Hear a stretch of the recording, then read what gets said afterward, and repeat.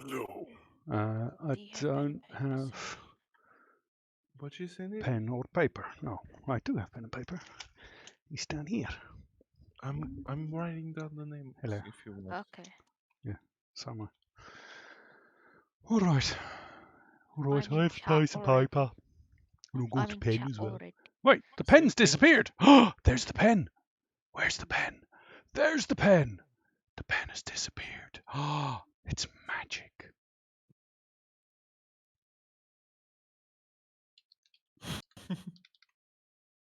Ah! Just do the magic trick, like. Do, do,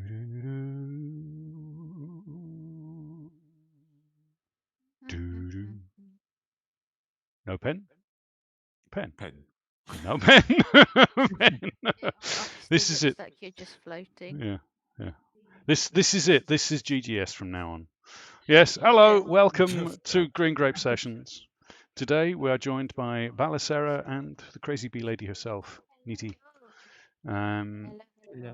We are currently not pop out. That's the wrong one. That one. Hey, I got it right. Nitty's doing stuff. She's stolen all my stuffs. Hello. Welcome to the Green Grape Sessions. You'll notice that I am currently swimming.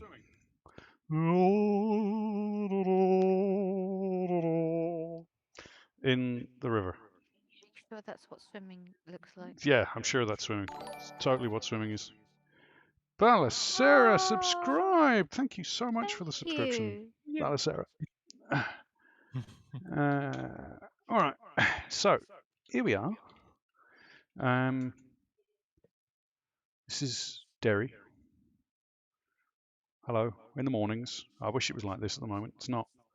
It's more like horribleness. Just absolute horribleness. But that was a great shot. I remember when Cold. we took that. Yeah. I think that was at 6 o'clock in the morning. I want. That's a great picture. Yeah. I wish the Nvidia Broadcast would let me do some editings and things like magic cup, magic cup. It's a poly. Hello, Polly. Yes, I am very relaxed. Just Hello. chilling out in the nice warmth. It's warm. It's really warm. Here, totally. Oh yeah, so warm here. It's a shy. Shy dragonfly. Shy should come and join us. Hello. You should come and join us. Join us. Join us. Come to the dark side. We have no cookies unless your browser accepts them. He would like to join us, but he's currently still working. He's working. This is not good. Don't do that. Just quit the work. It's fine. You don't need to work. Yeah, I'm going to do a magic trick. Look, my hand. Oh no! My hand's been eaten. This is GGS from now on. It's just me playing.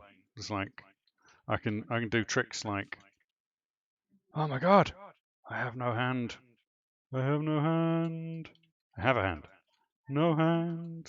I have a Is hand. that your No phone? hand. Let's see if I can make my no. I can make my face disappear. I have no face. This is amazing. So much fun. I'm just going to make my face disappear. I am one with the background. Right. Yeah, this is it. This is all we're going to be doing with Green Grape Sessions from this day forwards.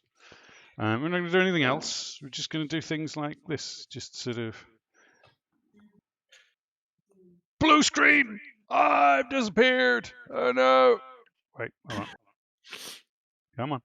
Come on. You can do it. Nope. Nope. You can do it. No. You can do it. Do you have a green towel? No, but I've got. Aha!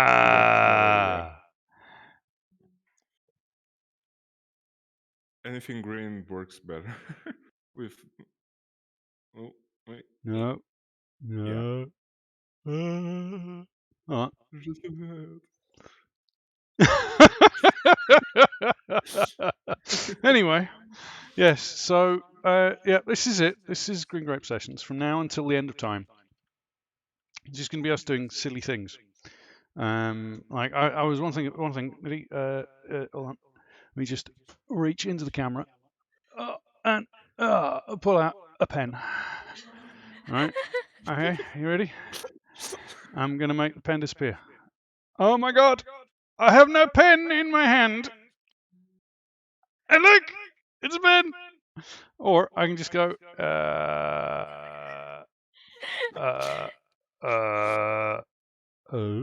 Shy says this is great. Let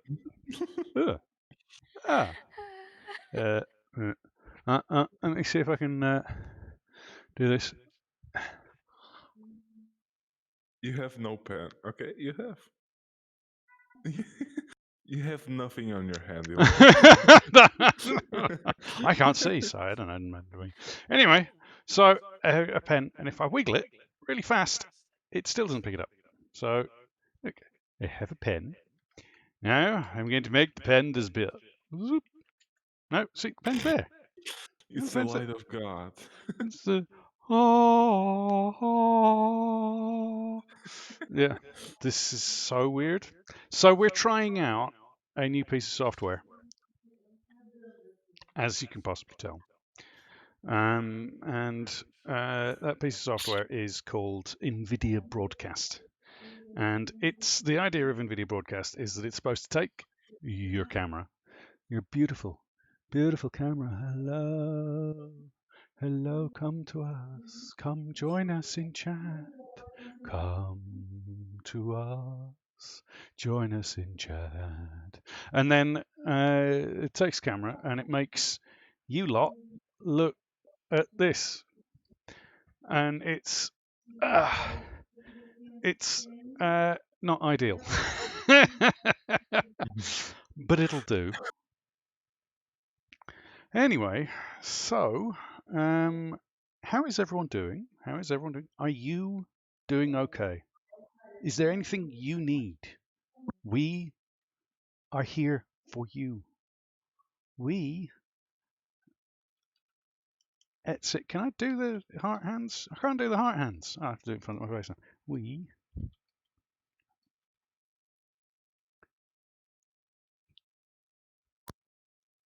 Love you. Anyway, yes. So. Yes, I love you. What you say? It looks like there is a COVID vaccine on the way, possibly. Yeah. Looks like it could be okay. In the UK, we have already started deploying it. We'll be deploying it as of this week coming, I think. And the first group of people to be getting it are going to be care homes and care home workers.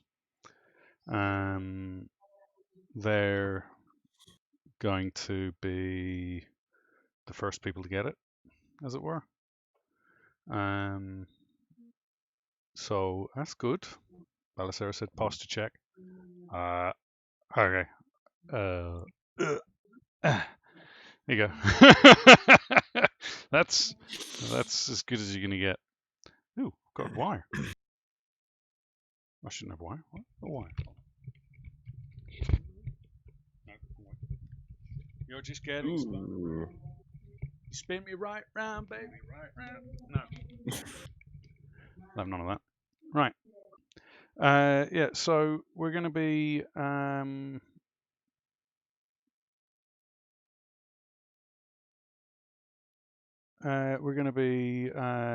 getting the COVID vaccine coming up, which is good.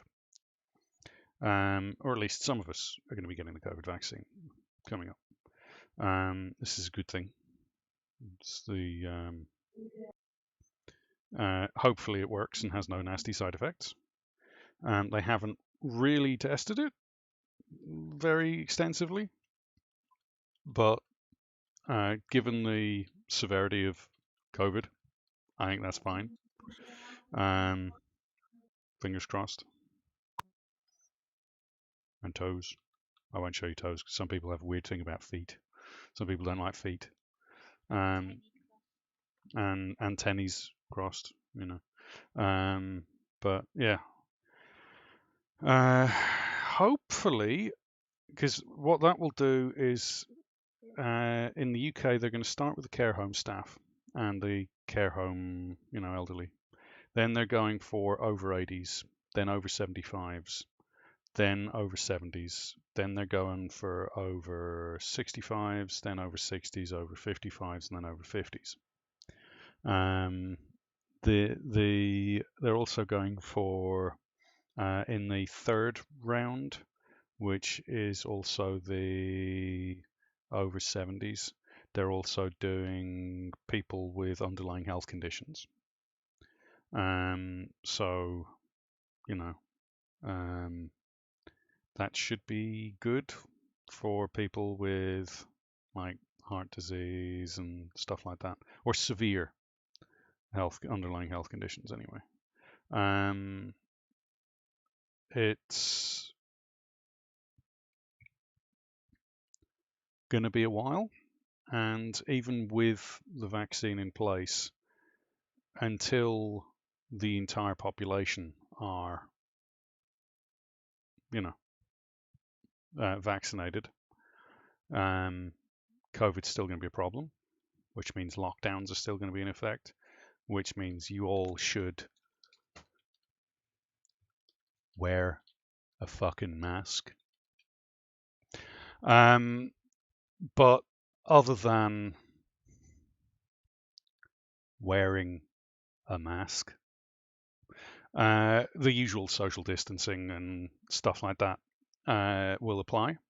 So that's good in some ways. It doesn't mean we're out of the woods yet, but it does mean that we're a little better off than we were. Oh my God, I'm going to get demonetized. I'm showing ankle. I do apologize. This isn't one of those channels. We're not here to show ankles and get people throwing bitties at us for showing ankles. But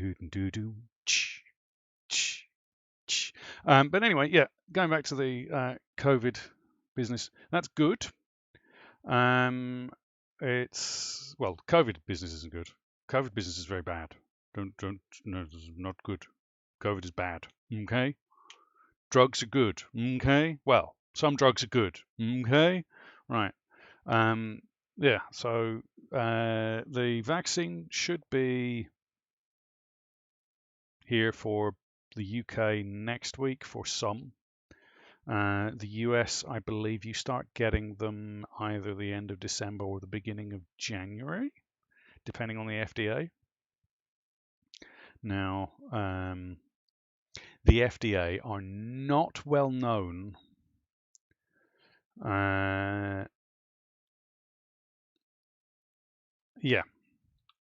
if you're sick or tested positive, don't fucking go anywhere. Thank you, Dragonfly. Very important. If you're ill, stay the fuck home. Just stay the fuck home. You've got nothing you need to do. Yeah, it's Christmas. Great, it's Christmas. Yay! Stay the fuck home if you're ill. If you've tested positive, stay the fuck home. If you've come into contact with someone who has got this fucking thing, stay the fuck home. Good. Right. Message delivered. Everyone in the universe has now seen that message. Yeah, don't be a cobblegroils. You understand? Don't be a cobblegroils. Nobody likes a cobblegroils. So, message delivered, seeing as everyone in the universe has now seen that message. That's because, this is our channel. Everyone's seen it. Six of everyone is six, right?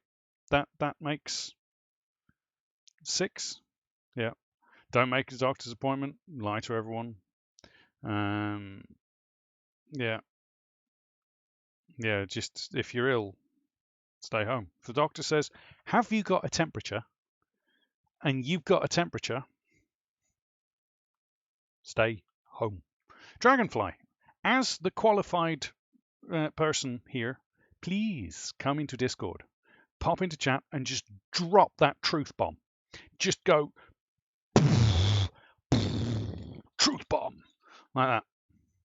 Bring on the bomb, please bring on the bomb. And if anybody needs to listen to a truth bomb, Dragonfly can bring the truth bomb. She's dropping the truth in chat, but if you need to see with your eyes, you will need to look at chat. If you need to hear with your ears, you'll have to come and get Dragonfly to drop the truth bomb. She'll be dropping truths on your ass, bitch. Truths on your ass. She's dropping truths. Yeah. It's true though. On your buttocks. Yes. She'll be dropping truths on your buttocks. You small K9 female. Dropping truths on your buttocks. Yes. But so there's that. Vaccine's coming. Doesn't mean we're out of the woods yet, but it does mean that there's light off in the distance. Shine on us. Oh. Also, there she is, beautiful lady herself. Yes, that was a reference to Disturbed's song about dropping plates. Just in case anyone was wondering. Yes, Miss Dragonfly, please come in and hit us with the truth bomb.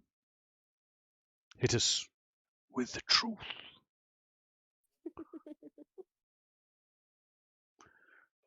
So, yes. There is no truth other than, just fucking wear a mask and stay home. Stay home. If you've got any of the symptoms, what do we do? Don't lie. Yeah. Stay home.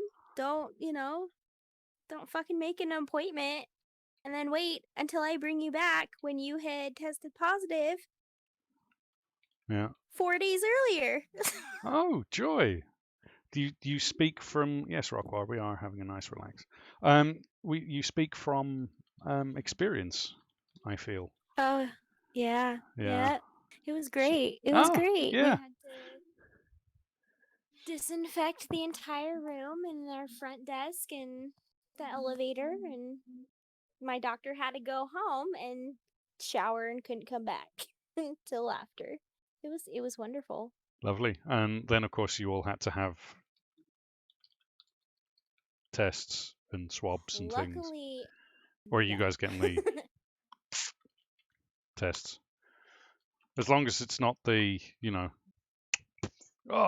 no, you don't have it. You're fine. Tests, you're fine. So you didn't have to get tested? No, not this time. Oh, thank God. I mean, yeah, it wouldn't be the first time I've done it. Yeah. Had to do it. Yeah, it's not a pleasant test. Just in case, if anyone out there is thinking, hey, I fancy a couple of weeks off work. I should go and get tested. It's not as fun as you think it is. Yeah. It just touches your brain. Yeah, it's fine. They just take this stick and they just go,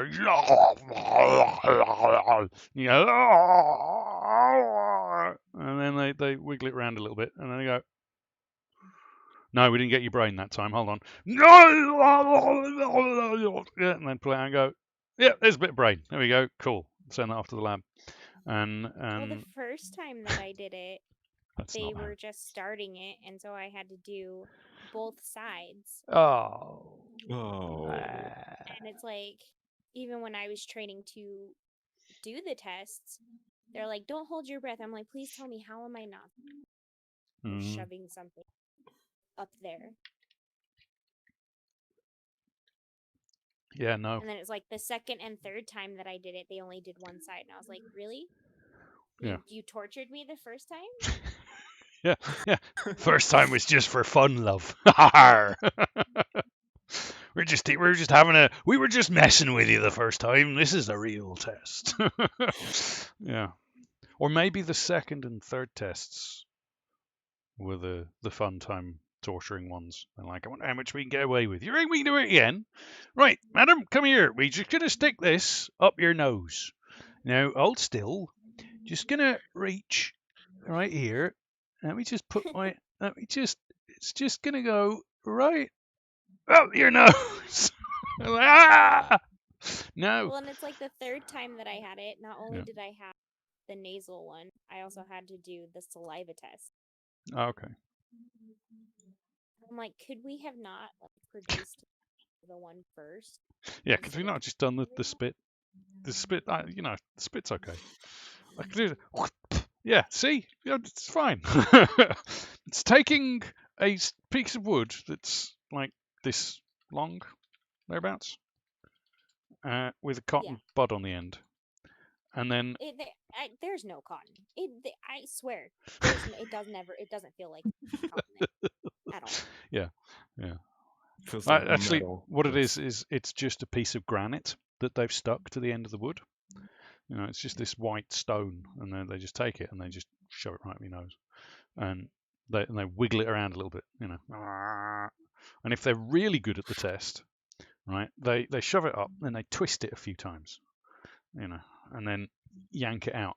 And if you're lucky, they then mummify you and wrap you in bandages. You get to walk around going, oh. No, that's mummification. Okay, disregard the last one. They don't wrap you in bandages. But no, it's not. If you're thinking, hey, I could do with a couple of weeks off, and your work says, oh, you think you've been exposed, you got to go for a test, and you're like, is that worth it? Yeah, that's worth it. It's not worth it. For two reasons. One, it's gonna fucking hurt. And second reason, that test could be given to someone who actually needs the test, and you're taking up valuable time, because these tests are not instant. You can't just sort of just sit there and go, oh, I've been tested, right? Okay. You have to go somewhere, or they send you the home ones, but the home ones are crap. The UK was, I don't know, were they doing the home tests in the US? They were doing the home tests here, and they're crap. I haven't heard, so I don't know. You haven't heard of any? Mm-mm. No, yeah, I know that we've done the rapid one. We have some places that are doing the rapid testing, but I haven't heard about the at-home kits. Right. Yeah. The at-home kits. There was a problem with the at-home kits in the UK, in that they started sending used at-home kits to people to test themselves with. So, Snow Angel, hello, join us. Do-do-do-do-do. See, it's not everybody gets a dance. Well, everybody gets a dance. Yes, join us, Snow Angel. Join us. They did these home kits, and for a start, they relied on post to get delivered. And if you know anything about the virus, okay, Snow Angel, sleep well. If you know anything about the virus, it doesn't really survive that long on non-man-made materials. 3 to 5 days. Plastic, it's 5 to 7. But I don't know about the post in the US, but in the UK, the post can be a week, 2 weeks. So they sent all these test kits out. People got their test kits. They shoved them up their nose themselves, not really having the proper procedure. So they just kind of went, oh, no, that doesn't feel nice. I'll just leave it there. Right. So that made the test less effective. Then, okay. Then they put them in a plastic tube and you seal the plastic tube off, and they're like, yeah, send it back as soon as you can. You're like, oh, okay, well, I'll do that tomorrow then. For start, if you're being tested for it, you're supposed to be isolating. So you shouldn't be going out and delivering it, right? But anyway, so you get the test. Hello, LTS. And then you take it to the post office and you're like, I'm going to post this. Boom, right, and go home. And it sits in the post box for a day or 2 or 3, depending when you post it. And then it gets sent off and it gets lost in transit somewhere and gets sent off to France because apparently they had no testing facilities in the UK. So they send them off to France, which, you're talking 3, 4, 5 days delivery to France. Gets to the testing facility where they're testing all of the UK, all of France as well at these testing facilities. So these samples are sitting there for 7, 8, 9 days at a time. And then they get them out and they test them and they go, oh, there's no sign of COVID on these testings. Oh, it's fine. Let's carry on. So, there might have been. Plus, the whole idea of sending used testing kits out to people, UK government, like, really? I mean, ineptitude is your middle name, but really? Anyway, yeah, so I'm glad they didn't do that in the US. Our government's fucking useless. But, yeah, so...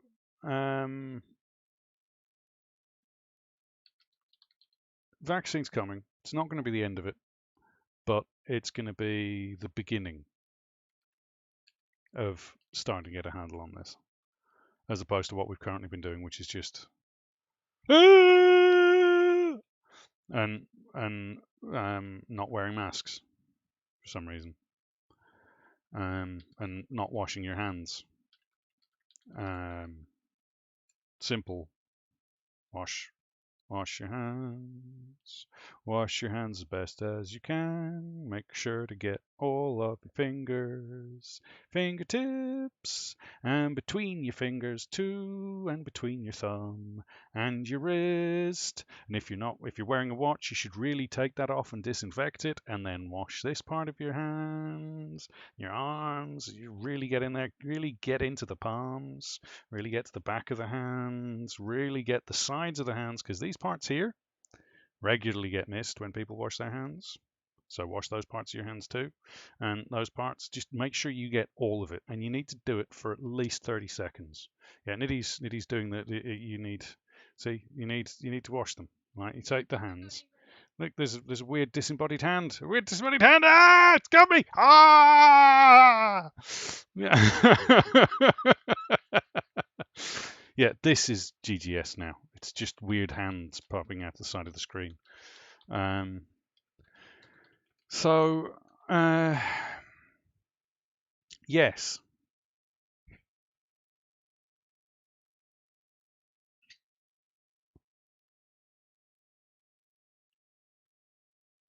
You all saw that, right? There was a hand just came out of nowhere. It started eating my face. But yeah, so Miss Dragonfly is 100% correct. Wear a fucking mask, people. Is there anything else we should do other than staying home if we're ill, not lying about it, and wearing a mask? Like, go ahead. I mean, follow the social distancing. Don't Right. go to parties. Don't have huge gatherings.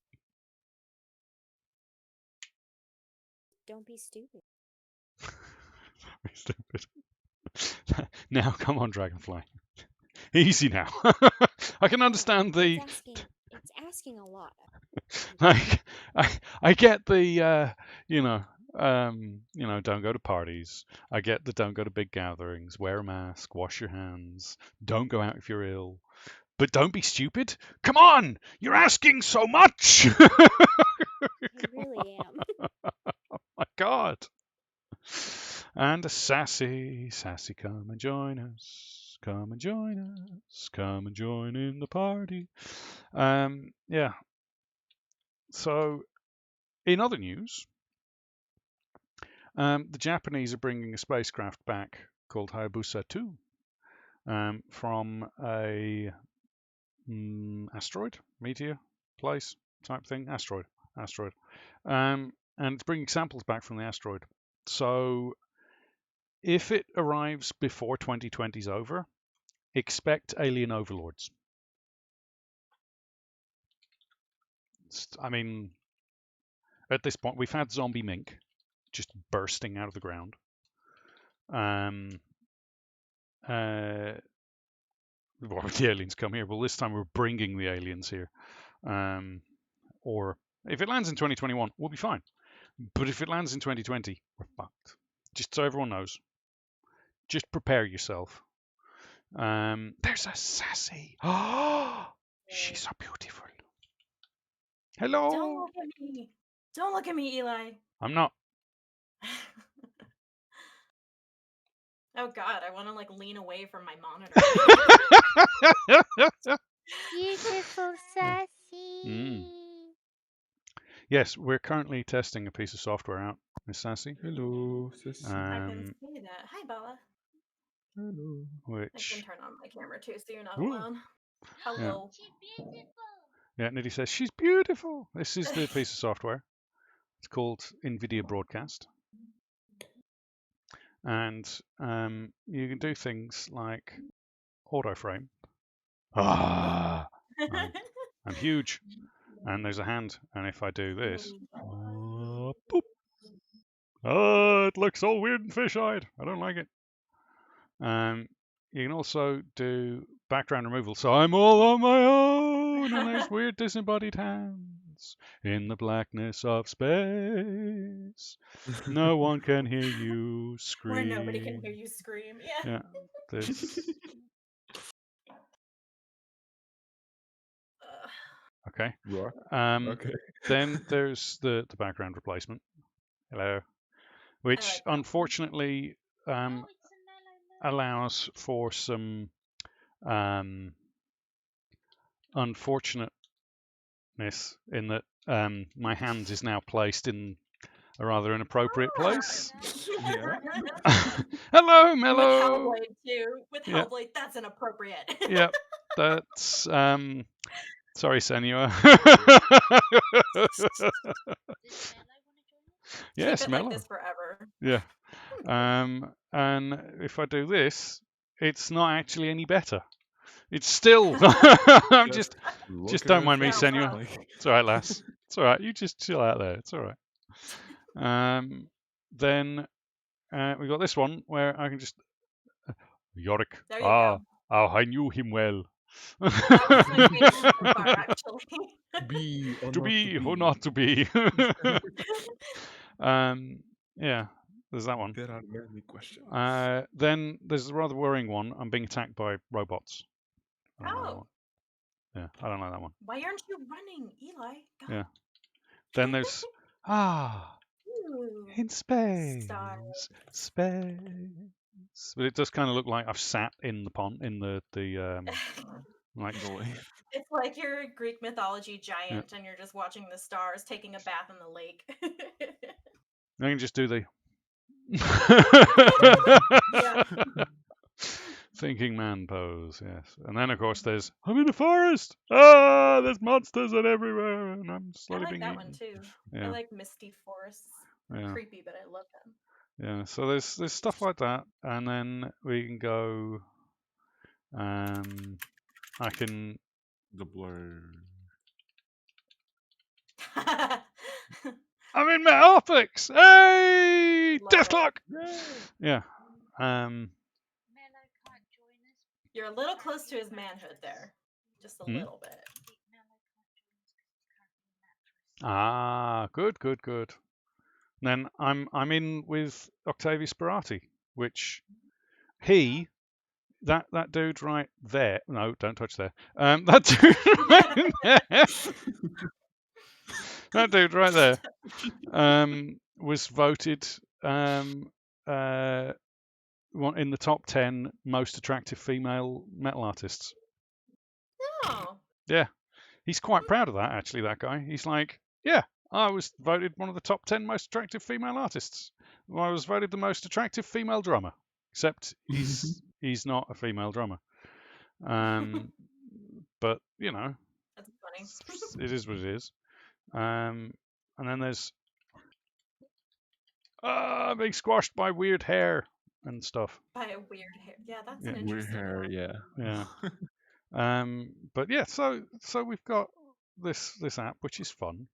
And the one I've been doing is... Oh, good.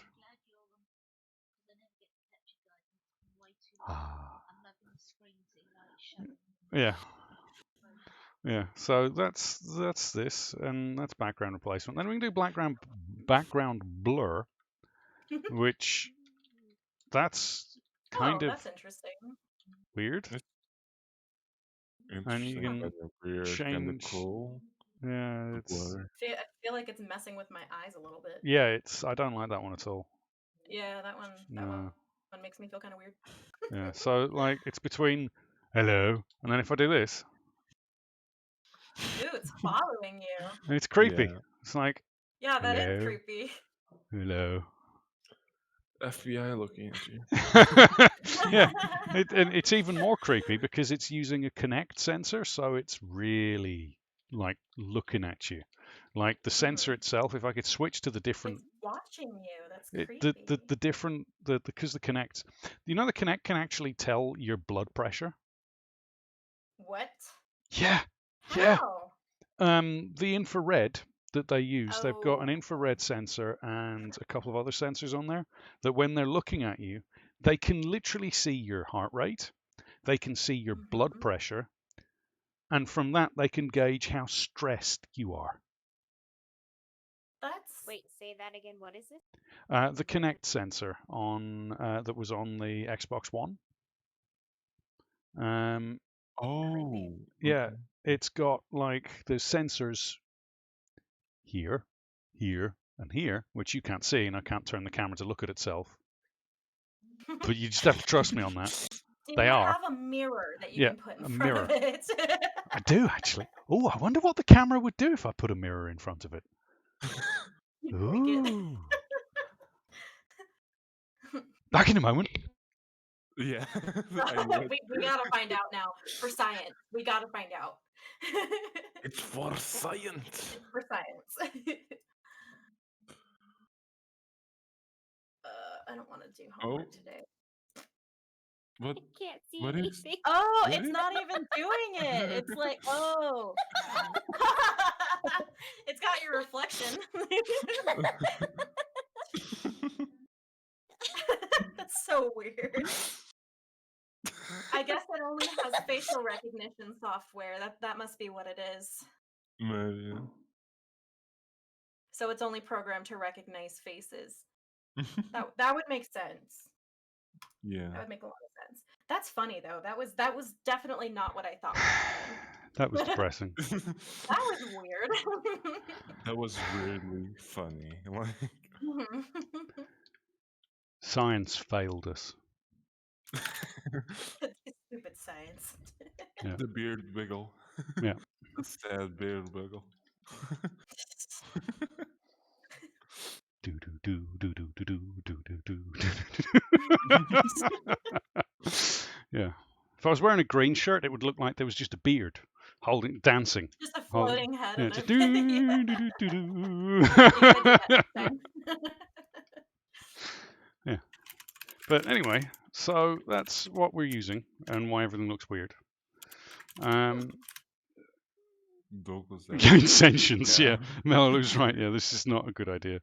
Yeah, if you put the camera, the mirror in front of the Kinect, and the Kinect is like, oh my god, I'm a camera! Ah! I thought I was an AI. No, my life is ruined. Oh. It was really interesting because it was showing your reflection, but not the mirror. Yeah, it So, would yeah, show me, but not yes. the. That was really weird, kind I of think it's creepy. just because it's probably it probably works specifically with facial recognition first. That's Yeah. my best guess. Yeah, I've just realised Nvidia. Delete my face from your bloody database, you bastards! Hold on, I've got an idea. Hold on. The green. They'll never know who I am.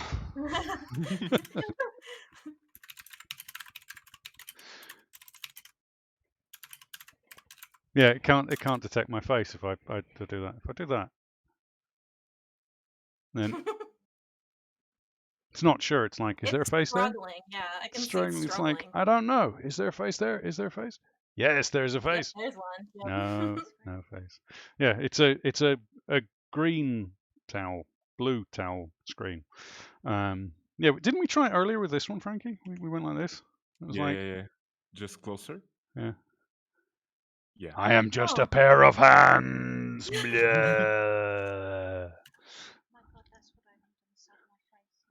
Yeah, Nidhi wants me to do this so that you can't see her face, so that she can step across. But I just like the fact that I can like, ooh, oh, thank you for the host, Mello. Oh, yeah, Very cool. hosting. Oh. Yeah, so it's really strange. And there's the other thing that you can do is you can do this. You go, do do do do do do do. Oh, look, I'm holding something, but then it disappears. Just kidding, no, Now you can do some good magic tricks. Yeah, it doesn't work with this because it's white, Now you don't. which is weird. But I think that's because my skin is so white that, it's like the white thing. Oh, that's Yeah. It like disappears when it's over your arm. Yeah. That's weird. Oh, thank you for the bits, Mello. That's very nice of you. That's made me rather feel uncomfortable. Thank you. I was not expecting that. Playing with the camera.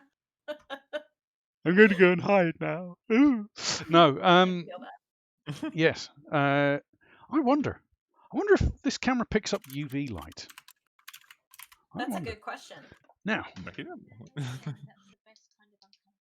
Oh, wait. Oh yeah. Yeah. Yeah. Yeah. Yep. That's Cool. picking up UV. Ah. That was weird for a second. Turn off all the lights and go like this with the flashlight. Yeah. Just. Yeah.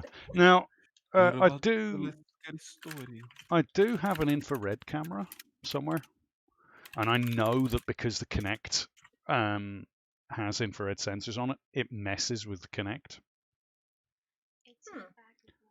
It's in the bag of wires somewhere. I'll get that for next week. That'll be fun and interesting. I can just go, and the camera will go, I'm melting. But yeah, the thing the Kinect does is it's really weird, is it beams a series of dots out onto the environment. And there'll be like lots of dots all over my fingers. And as I move my hand through space, it sees where the dots are on my body. Mm-hmm. And if you've ever seen Ghost Adventures, and you see they're using that Kinect, right? Yeah. If you've ever used a Kinect, you'll realize that is not the most reliable ghost detecting tool, because Kinect, in its algorithms of detecting bodies, will detect bodies in the weirdest of places. Like, I literally, if I put my hand up like that and then do that, right? Head, arms, legs, and it'll be like, oh, there's a body. Oh my god, there's a body. Oh my god, there's a monster. And anything that's even vaguely body shaped, which is why when you see them, they're always doing these weird sort of moves. So yeah, unfortunately, Ghost Adventures, it's not solid evidence at all. Yeah, it's funny as fuck. Like, don't get me wrong. I love it when it's like, do a dance, and it goes, and they're like, oh my god, it did a dance! Oh my god, it did a dance! Yeah, it's fantastic. But yeah, it's good fun. So yeah, we've got the Japanese spacecraft is returning bits of a distant asteroid Oh. in attempts to see if there's any biological matter on the asteroid, Mhm. to see about the start of life in our universe from 4 to 6 billion years ago. So that'll be fun. Can we not mess with that though? Can that be one thing that we don't mess with? Like that's kind of. Can we just leave it? As I was about to say, that could be fun or terrifying.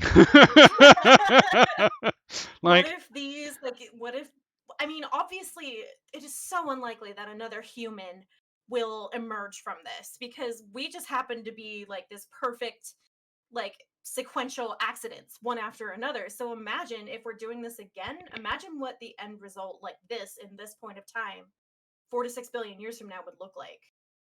Mm. Be really Oh yeah, interesting. yeah. I'd love to.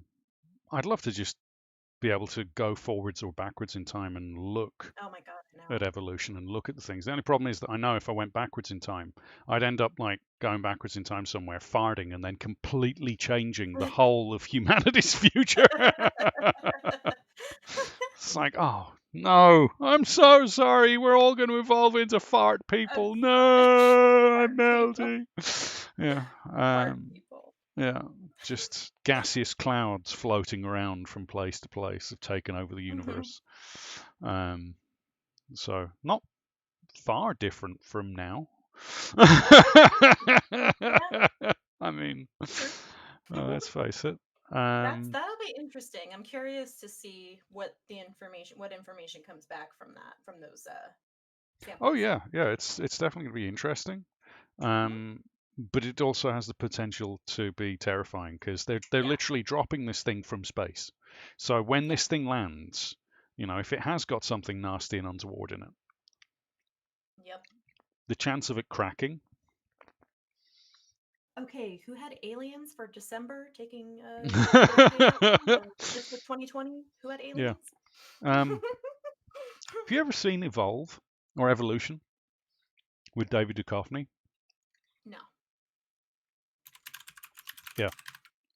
You need to see Evolution by David Duchovny. Is it gonna freak me out now? Oh, it's a comedy. It's a comedy science fiction film. Okay. Mm-hmm. It's very good.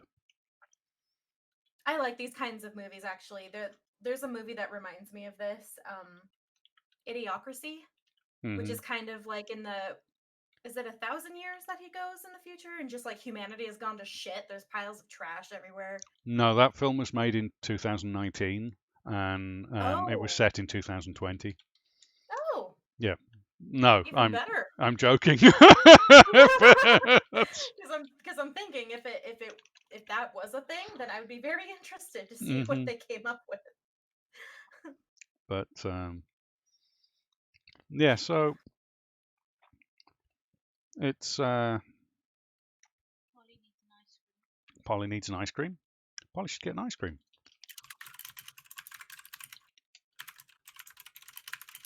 Sorry, I'm doing a Teddy Grays for the moment. Is there anything anyone else wants to talk about? Because I'm just reading through news articles at this point, filling out what's going on and playing with the camera. Probably speaking to Mellow Lou about Ghost Adventures. There was, and then I forgot. Oh, I got my floofs from.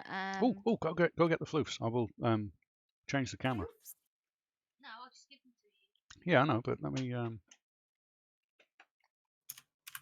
change the camera to auto frame. Hello. That's terrifying. I don't like that. This is a big horrible face on my screen. Ooh. Yes, we have. Cyberpunk. I'm not planning to get Cyberpunk, but I know plenty of people that are. We have it pre-ordered. Oh, yes. Anyone who wasn't there during the control stream, if you pre-ordered it on Amazon, and it comes early, do not stream it early. Yeah, no, that would. Like Cyberpunk are seriously considering doing some court case material against people that stream it early. Whoa. Okay, so Niddy's first floof that arrived Oh. is Sleipnir. You've got a floofy tail, and it says Oh, it's got Sleipnir runes on it. on runes Oh. at the front. Oh, that's cool. So That's nice. he's kind of cute. Then Sleipnir's brother, Fenrir, Aww. Oh. That's and he's adorable. got Fenrir written on the Now front. you need to get a tier action figure and rip off his left arm. Just have his left arm hanging out of his mouth. Yeah, exactly. Yeah. Then, of course, Hugin and Mugen. They're Odin's ravens? Yep, Odin's ravens. Aw. That way. And it says Hugin and Mugen on the front. And they Wait, are. It's, in- recognizing the face. Oh my god. And I totally haven't slept with them in the bed. Nitty, you're muted. Didn't understand. Yes, you were muted, Nitty. Yes. It's because my controller's down there. Nicky's I've got to controller. put these back. Yeah, she's putting those back. Those are very But cute. yeah, they are incredibly cute. They are really soft. Like for man-made material. I remember when I was a kid, man-made material kind of felt. Have you ever got steel wool? Mhm. Yeah. Have you ever got? Yeah. You imagine steel wool dipped in acid, with glass, broken glass. And that would be softer, and you'd be like, steel wool, acid, and broken glass. This is so nice. Instead of this polyester Instead of the sweater. polyester shit that they used to.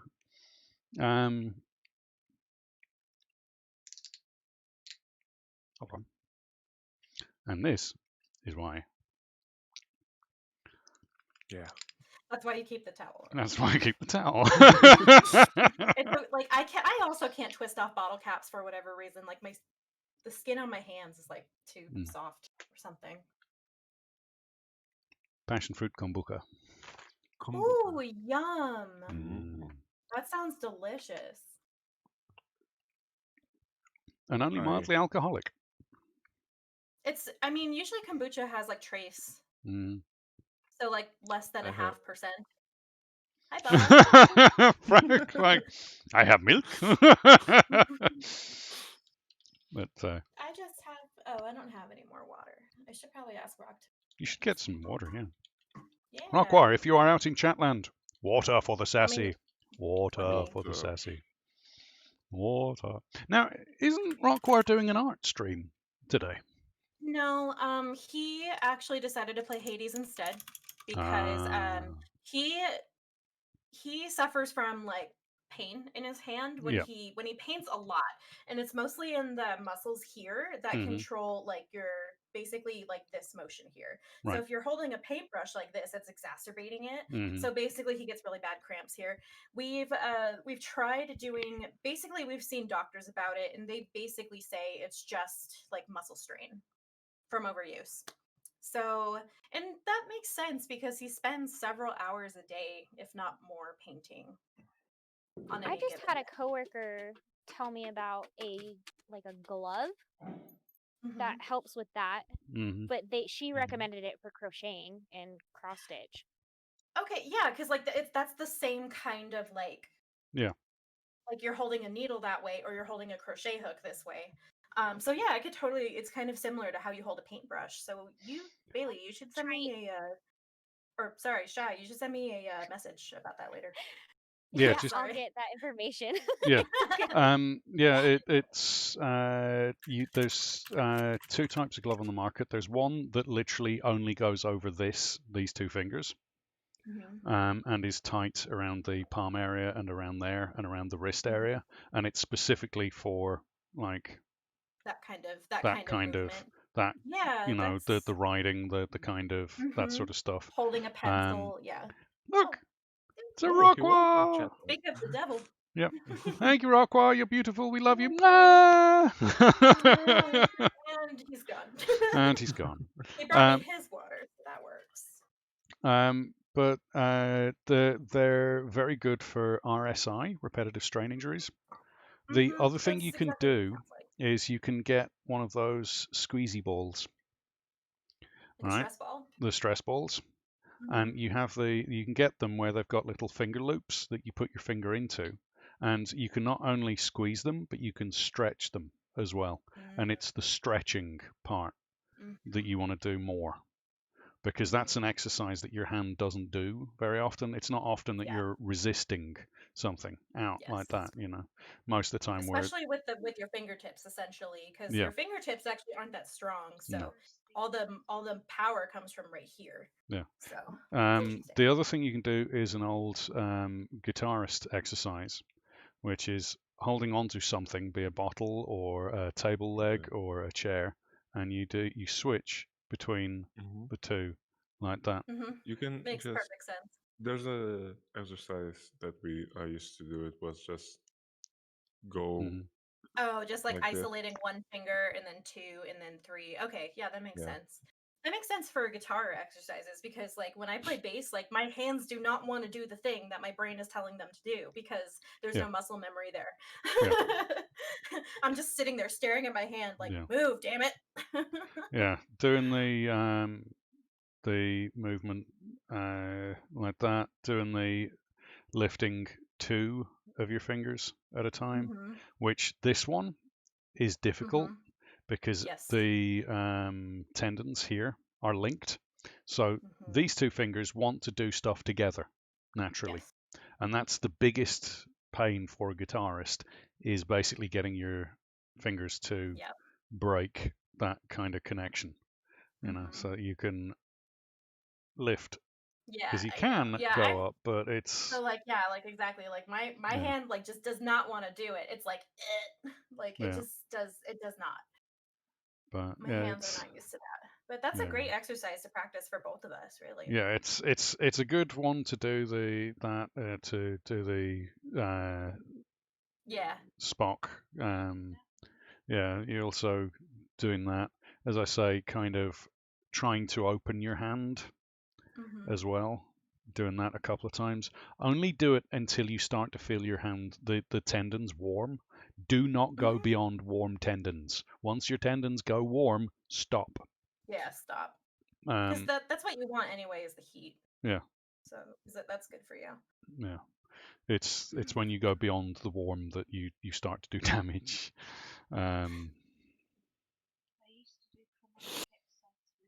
Yeah. Well, the going down the chords and going through the chromatic steps. It's the same thing. You're basically doing, adjusting your fingers, alternating and switching between them as you go down the fretboard. But it's something you can do when you're out and about, and you can just holding a bottle of water. You can just sit there and mess with your fingers and lift them. I'll try to keep that in mind. Like, because like my issue is like I'm like, oh yeah, I'm totally gonna do that, but then when the opportunity presents itself, like it's that memory's gone off into the ether. Yeah, it's amazing how quickly your hand settles into certain things. Like if I just put my hands out like that, that's your resting position. That's my resting position. Yeah. Which there's a reason that's my resting position. As a controller. Yeah, it makes sense to me. Yeah. Yeah, so my hands rest like this. So, yeah. And it's kind of essentially the same thing. It's like, it is exactly the same thing. Oh, yeah. It's mouse. It's holding a mouse all day. That's one of the reasons I really like mice that have that little lip there. Yeah, that's what mine has, actually. It's very nice. Yeah, it's really handy. Sure. That's the only thing I don't like about this mouse is it doesn't have them on the other side. Whereas this mouse being a little bit bigger, it's got like contour, natural shape of your hand. Yeah, this one's a little bit bigger. That's the Venom X4, which is really, really nice, as opposed to this one, which is the Corsair something or other. Junior. Oh, noof. Noof alert. Attitude. Hello, Attitude. Yeah. Last time I flipped someone off, I told them it's just the way my hand rests. Yeah. Yes, Mello. Yes. Funny. But so they've decided Kitty. in their infinite wisdom that it's a good idea to make a huge, ginormous drone that they can launch satellites off the back of. So that'll be fun. I mean, I suppose it's a good thing because you're cutting out the initial requirement for getting to a certain height and then launching the satellites from there. And I reckon it will only a matter of time before they take that one step further and launch people from the back of drones.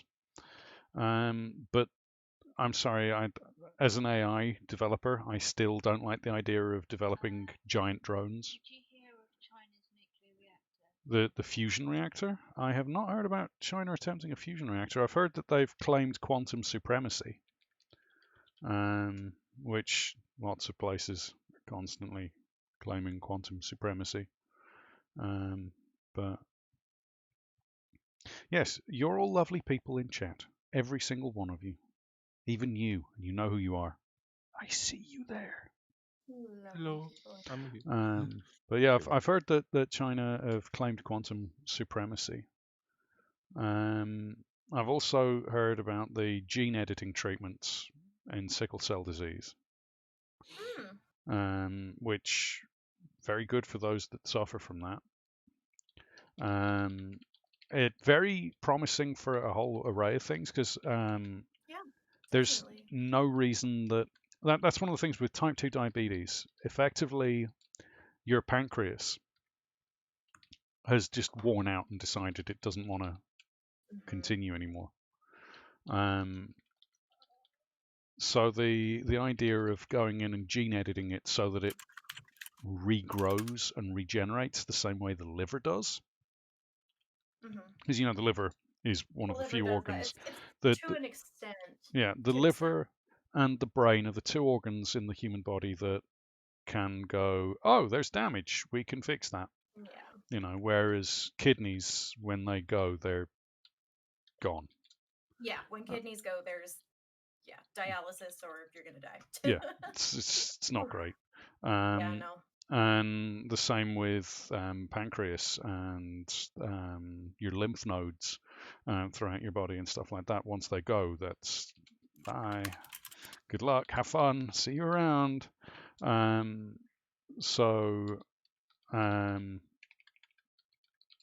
it's good because if they can take that code for regenerate and put it into things, even if it's only just partial. Yeah, there's also the 3D printing using your own stem cells. That's really interesting. Yeah, that would be something. Yeah. Taking stem cells and then reprinting just parts of your body. Like, oh, right, yeah, you've got diabetes. No problem. Here, click. Now, let's take some new stem cells. Here's a new pancreas. Boop. And it's your pancreas. So, fun. Second chance. Don't fuck it up this time. Yeah, don't fuck it up this time. Although they're beginning to come to the conclusions, especially with diabetes, that there's actually more than just type 1 and type 2 diabetes. There's subtypes as well. Like, for instance, there's the genetic propensity for type 2 diabetes that you'll just get it. No matter how good your diet is, you're going to get type 2 diabetes at some point in your life. And there's a large group, part of the population get that. Nidhi is one of those. Doesn't matter what she eats, doesn't matter how she looks after her diet, her blood sugar levels are bad. The genetics. It's the genetics of where she's from and the environment she was brought up in and things like that. There's also the genetic damage from diseases, type 2 diabetes, and type 1 diabetes. You can actually get type 1 diabetes from certain viral infections, which is... Well, that kind of makes sense because there's certain viral infections that lead to other serious diseases like HPV. So, that doesn't surprise me too much. Yeah. Yeah, it's well, you've also got things like I mean, look at stuff like Epstein-Barr. Mm-hmm. It's my personal bugbear is Epstein-Barr. Literally, once you have it, you've got it for the rest of your life. It becomes dormant. Yeah, it becomes dormant. And the really crazy thing about Epstein-Barr is that the virus itself will find a cell. It will get into that cell. It will multiply in that cell to the point of it's going to explode. And then it will go, oh no, we're dormant for now. So we're going to change our genetic material to act and behave exactly like the cell that we've infested. So it will continue being a red blood cell or a liver cell, specifically liver. It's usually the liver it goes for, because they can regenerate. And it will sit there doing what liver cells do. It will sit there doing what cornea cells do. It will sit there doing whatever part of your body it's decided to chill out in, doing that, right down to the parts of your body that produce white blood cells. It will literally be one of those. And the thing that's really stinky about that is it basically gets to know your immune system. So when it does decide at some point in your life, and it does multiple times in your life, just decide to go, hey, you know what? Glandular fever, motherfucker, suck it! Time to party. Yeah, time to party, and there's nothing you can do about it. And you just got to wait for it to run its course. Because there's literally no known cure for Epstein-Barr. None. Nothing works. And the only time you'll ever test positive for Epstein-Barr is when it's doing its thing and going wild and having fun. And then it will go dormant. And unless they literally test every single cell in your body, there's no way of knowing. Yep.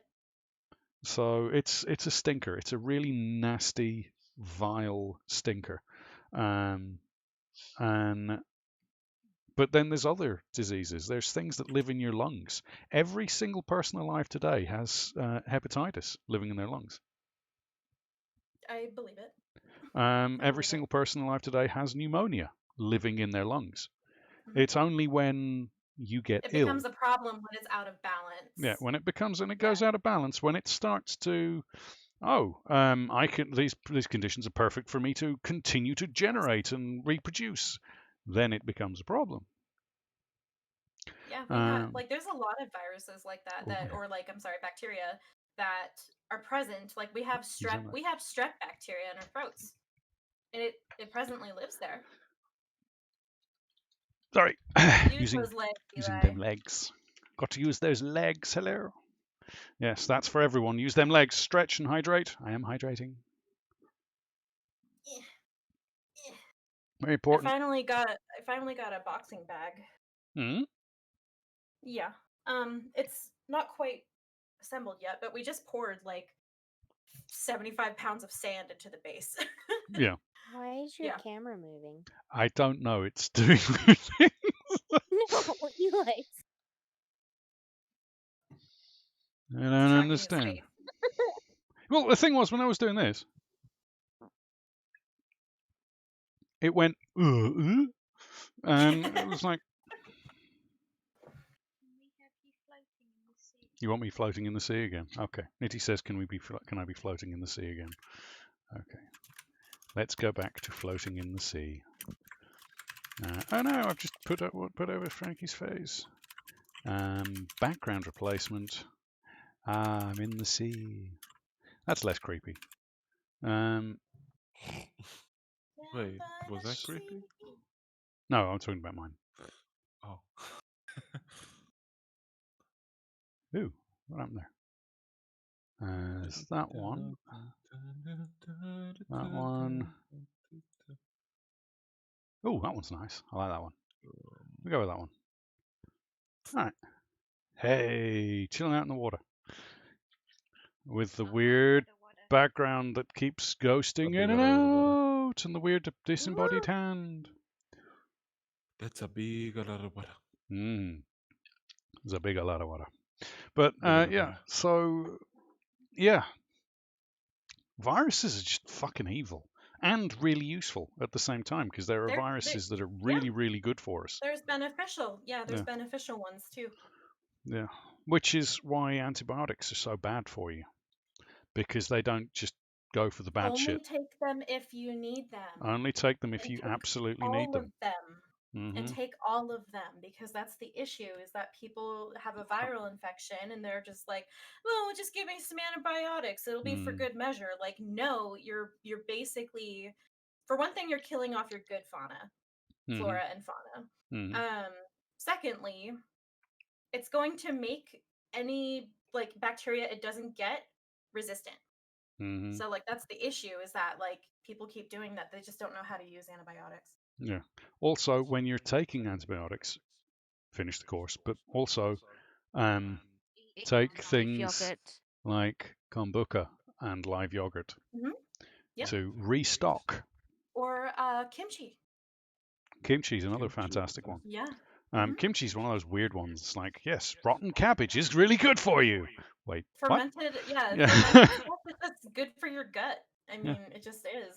Yeah. It replaces and also encourages our current flora and fauna in there to stay healthy and have appropriate numbers. And the really wild one is that they've started linking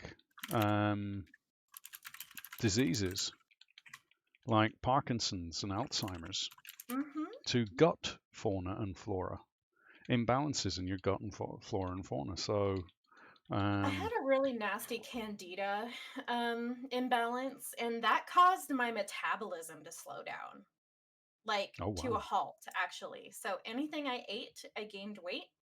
And I had no idea why. So I go to the doctor and she listens and she's like, your gut sounds really slow. And I was like, wait, slow? What does that mean? And she's just like, like, that's not something that people use to describe your gut, like, like she just said, it sounds slow. And she said, well, here's what I want you to do. I want you to start eating fermented foods like Greek yogurt, like anything with like live cultures in it. Like, be sure to eat stuff like that. And yeah, I encourage everybody to eat something fermented or drink something fermented at least once a day. Yes. That's me. Yes. We tend to drink, we have kefir, live yogurt, kefir, which is great. We also have skyr, live yogurt, which is the Icelandic one. That one's actually better for diabetics because it's lower fat, lower sugar than kefir. But the kefir's nicer. It's all right. I just do plain old Greek yogurt. Yeah, one. It's also like a great mixer for like plain Greek yogurt. Like you could mix like ranch powder into it, or like onion soup mix powder, like as a dip for veggies or something. So that way, like you're getting like it tastes better than just plain yogurt. You know what I mean? Even though I can eat that for days, but I know a lot of people that can't.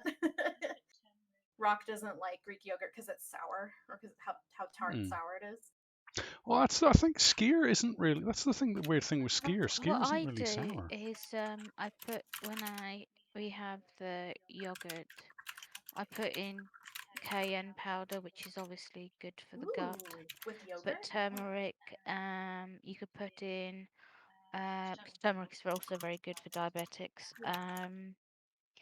You could put in crushed black pepper. You could put in any sorts of Indian spices you want. You don't have to have it plain. Yeah. Oh no. I mean, like, and that's kind of what I like about those plain foods, is that you can kind of make it your own. Yeah. Like some people have honey in their yogurts as well. You could put in fresh berries, seeds. It's typically what I do is I mix in chia seeds. Yeah. Just for a little bit of crunchiness. Exactly, yeah. You could even, if you wanted to, put in some muesli or some oats. That's a great idea too. And I don't have any muesli, but I have oats. Oats, fantastic. I love oats. Those are good for diabetes actually, because they have soluble fiber, which helps control your blood glucose levels. So yeah, oats and peas specifically have soluble fiber. Most other vegetables have insoluble. Okay, Lou. Thank you for the lurk, sir. We appreciate all the lurkers here. Hi, Lou. Enjoy your nom noms.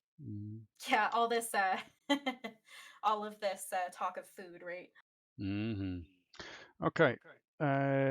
Chinese scientists claim to have built, going back to the quantum supremacy, Chinese scientists claim to have built a quantum computer which is 100 trillion times faster than the world's most advanced supercomputer, Japan's Fugaku.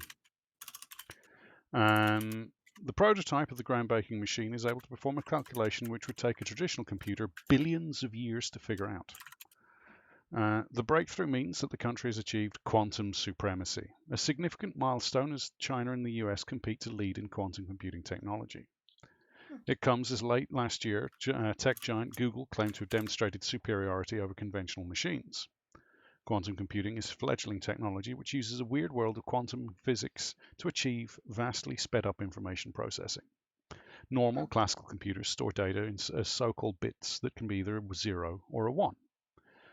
Unless you're doing neurocomputing, which stores them in 1, 0, 1, 2, 3, 4, 5, 6, 7, 8 ad infinitum, depending on how complicated you want to make the machine. But quantum computers store them as qubits, which can be both at once. This allows groups of qubits in quantum computer to store more data using less energy than a classical computer could using the same number of bits. In 2020, Japan took the lead in the supercomputer race with a machine that was 2.8 times faster than the previous title holder. The Fugaku supercomputer was developed by research institute Riken and Fujitsu Limited, and the processor technology comes from UK-based ARM. The previous top-ranked system as of November 2019 was the Oak Ridge National Laboratory in the United States with chips designed by IBM. As well as helping simulate nuclear blasts and model climate systems, the Fugaku machine has been working on the fight against COVID-19. Being crowned as the world's fastest supercomputer is a notable achievement for Japan in a space dominated by the US and China, who hold 340 of the top 500 supercomputers between them, that's pretty impressive, actually.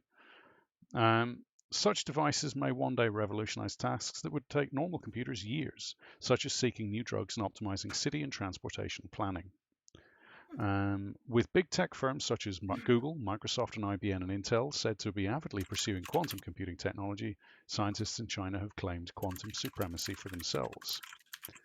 The latest research conducted by experts at the University of Science and Technology of China, Huafei, was published in Science Journal and suggested no existing computer is able to perform a task as quickly as the technology and is unlikely to be overturned. And it's unlikely to be overturned because they'd have to build the same machine, which quantum computers, one of the natures of quantum computers is they either work or they don't. They're very, like, you can build two identical machines and one will work and one will not.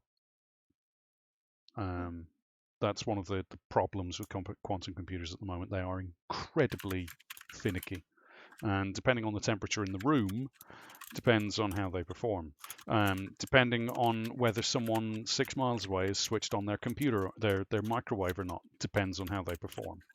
So, as a result, it is said to be 10 billion times faster than the technology the American tech firm announced late last year.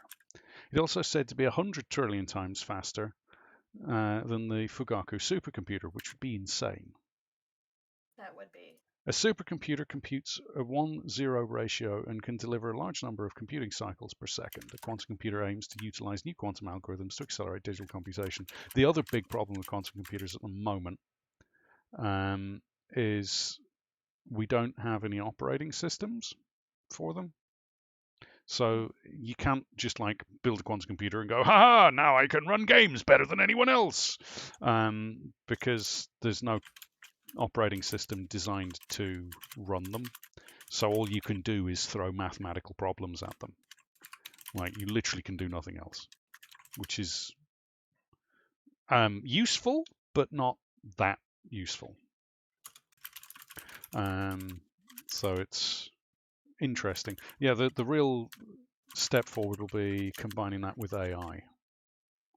Yes, So, I agree. That's what I was thinking. because AI. With you knowing how much you do, like I'm surprised, or I wouldn't be surprised if you had a decently good idea of what's possible with that. Well, as I say, with neural computing, if you want to represent data in ones, zeros and ones and twos and threes and fours and fives and sixes and however many you want to add on to that, which means having different electrical states that you can have, which means processors that can work in not just on and off, but levels of on and off, stepped levels. The increased complexity of the processor that can go with stepped levels of voltages, you basically need multiple machines to run that, especially with neural networks, where you have, individual compute units that work in tandem with other units, and depending how the information gets passed through that neural network depends on the answer you're going to come out with on the other side. Neural network, once it's trained, is incredibly powerful, but training them takes really long time, and there's no real shortcut. I mean, you can kind of shortcut it to a certain extent with genetic algorithms, but again, you need these massive arrays of computers. Like, even the most powerful neural network on the planet is a fraction of the power of the Fugaku computer in Japan, because you just need more computing units rather than a super fast computing unit. And it's awkward. So getting a quantum computer that could maybe do store more data, that opens up neural networks a little bit more. If you can then have multiple of those machines working together, bouncing information back and forwards, running through the network, as it were. Think of it like you've got 6 pieces of information going in, right? So you have 6 pieces of information going in. One piece of information goes to one processor, one goes to another, so on and so forth, all the way through. Then the result of that processor that's working on the first piece of information passes information off to, say, 2 other processors. And then the information from the second piece goes through, and that second processor spreads it off to the one of the other 2 and also one of the third one. And you get this kind of weird spider web linking them all together, and then they do different computations. And the training of the network is just changing the computations and what can be done, which is like this technology that I'm using currently. Hello, where my arm has just disappeared, and then it's back again, and then it's gone again. Right, that technology is using a neural network. That's cool. It's using a simulated neural network, but it's using a neural network. And it's a very, I'd say basic, but it's taken that's what, 60 years of research to get to this point. Basic. But yeah, I mean, this is technology the military's been using for a long time in I believe it. finding out, facial recognition and human tracking and stuff. Balasera says stretch.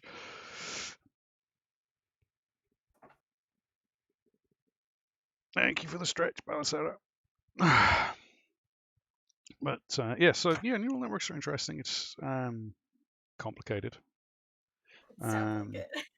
Yeah, it's a weird subject, a complicated subject, and the big problem with neural networks is that once you've built one and trained it, you're not sure how it works. You just know it does. Yeah, that's fair. That's fair. It really is. It's yes. All right. Yeah. Okay. This is working. Great. Why does it work? Reasons. Because reasons. Yeah. Because reasons. Accept. Just accept. It's working. It's fine. It's like the brain. We accept that the brain works, but we don't exactly know how. Yeah, we don't know how it works. It just does. Yep. It does what it says on the tin. Well, it doesn't. Everything I've read about the brain is just incredible, honestly. And they've only like, discovered a small yeah, percentage of we're it. just scratching the surface, which is kind of Mhm. it's exciting but scary at the same time. I don't Mm. know if I want to know the human brain on that kind of level.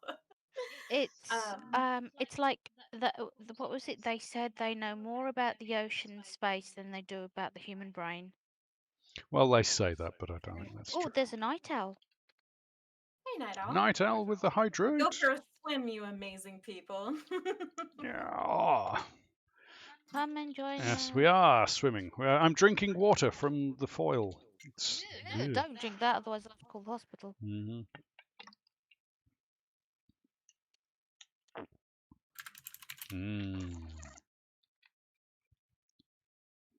Fizzy water. And there is a night owl with us. Good. Join us. Join us. You're very in a sunny place. I Yeah, hope it's you have really warm. somebody there with you. It's great. As you can see, I've had to wear my t-shirt today. It's so warm here. And there's disembodied arms. Ah! That's fantastic. It's a farewell to arms. Yeah.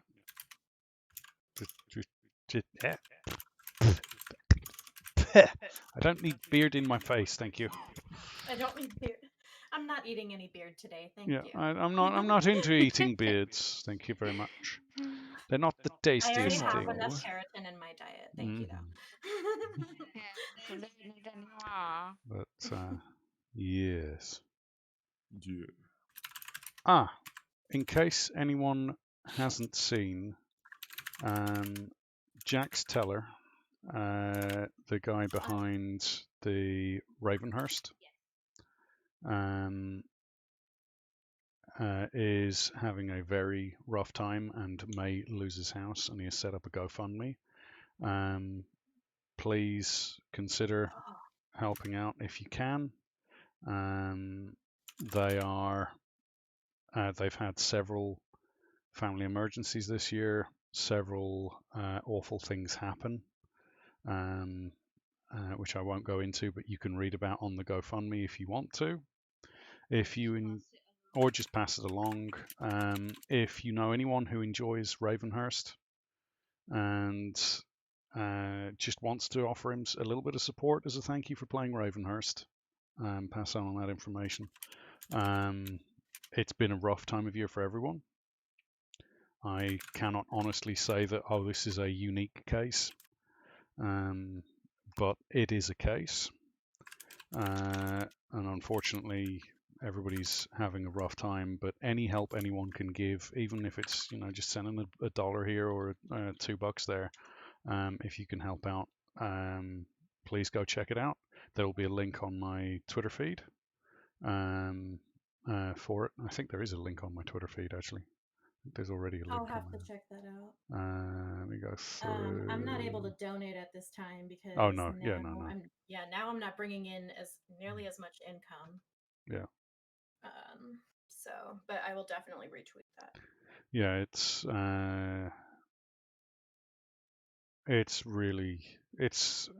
everyone's in the same position. I think everyone's having a harder time this year than they had this time last year.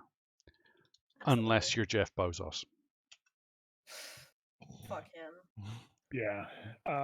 Or Mark not Zuckerberg. In the way of charity, but if you also, for those who didn't see, you want to send a good word, Savin, who is not only a 7 Days to Die community player, but a pretty decent YouTuber.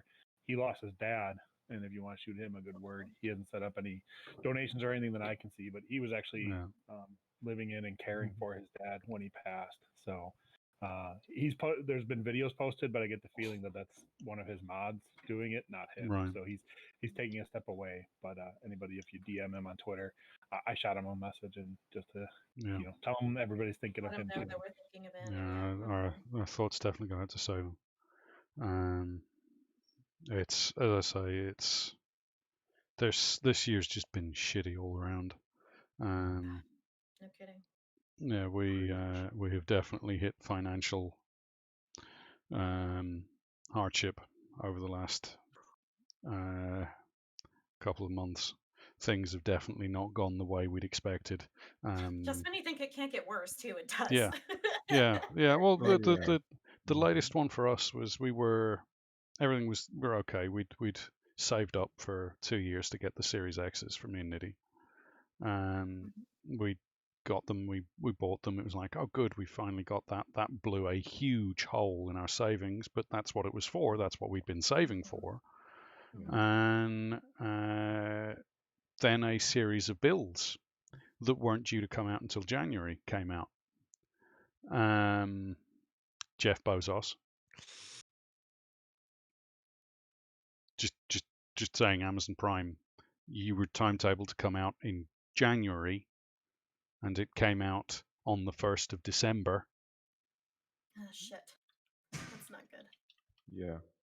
We had something similar happen with T-Mobile, but honestly, we knew we were expecting a build, but they didn't tell us when. So we bought about $400 worth of credit with our grocery store because they were having like a 25% bonus basically. So we spent $400, but we get $500 in credit.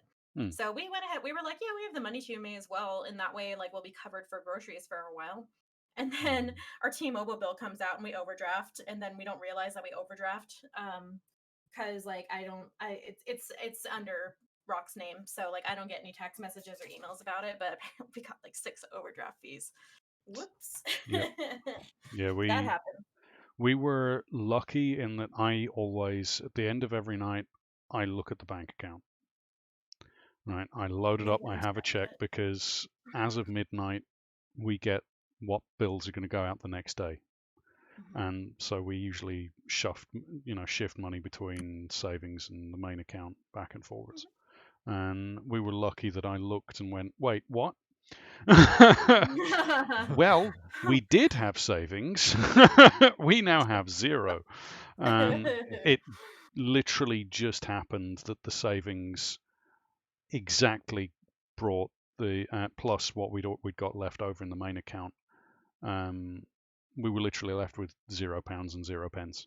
Like it literally just to the penny wipes out every penny we had. It was just like, okay, bang. I was like, okay, wow. It's like you were, just waiting for that. Yes, please. But it is what it is. As I say, we're not the only ones.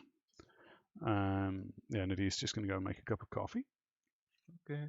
But I feel like we've all been dealing with a set of unique challenges to us. Yeah, for sure. As I say, everyone's in my cup's over there, I believe.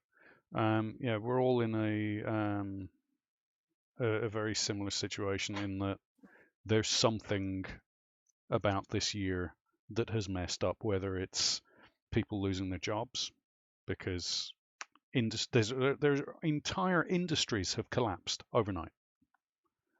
Isn't that crazy how that tells you how fragile how quickly things can turn? Oh yeah. This whole and this whole fallacy of the trickle down economy will keep us all going. It's bullshit. So Jeff Bezos has literally increased his wealth by 14 billion since January. Mark Zuckerberg has increased his wealth by 12 billion. Elon Musk has increased his wealth by 6 or 7 billion. All these massive uber rich motherfuckers have increased their wealth. The top 1% have gotten richer by a large degree. And pretty much the bottom 70% of, in some places, people who were literally in the top 30% of income. Like there's artists out there who were making, a couple of million a year selling art or selling their records or, going and appearing in movies and things like that have just had nothing. Like they're just surviving off what they have left over, and if they weren't frugal and didn't have savings backed up and things that they could sell to keep them going, they're shit out of luck. And, it's not just, people in the art sector. Although art, there's a lady we watch, Threnody in Velvet. She's a Gothic photographer and model, and the only way she's surviving is selling calendars. Wow. Like she's literally surviving on selling calendars Surviving right on now. calendars. Oh, that's scary. That's really scary. Which is, I mean, don't get me wrong, she does some incredible photography, and she's an amazing model. And she is not a small model. I mean, she's in terms of that um, uh, genre, that Gothic genre. She's one of the biggest artists out there, and she's literally only surviving by the skin of her teeth at the moment. She's surviving on savings and calendar sales.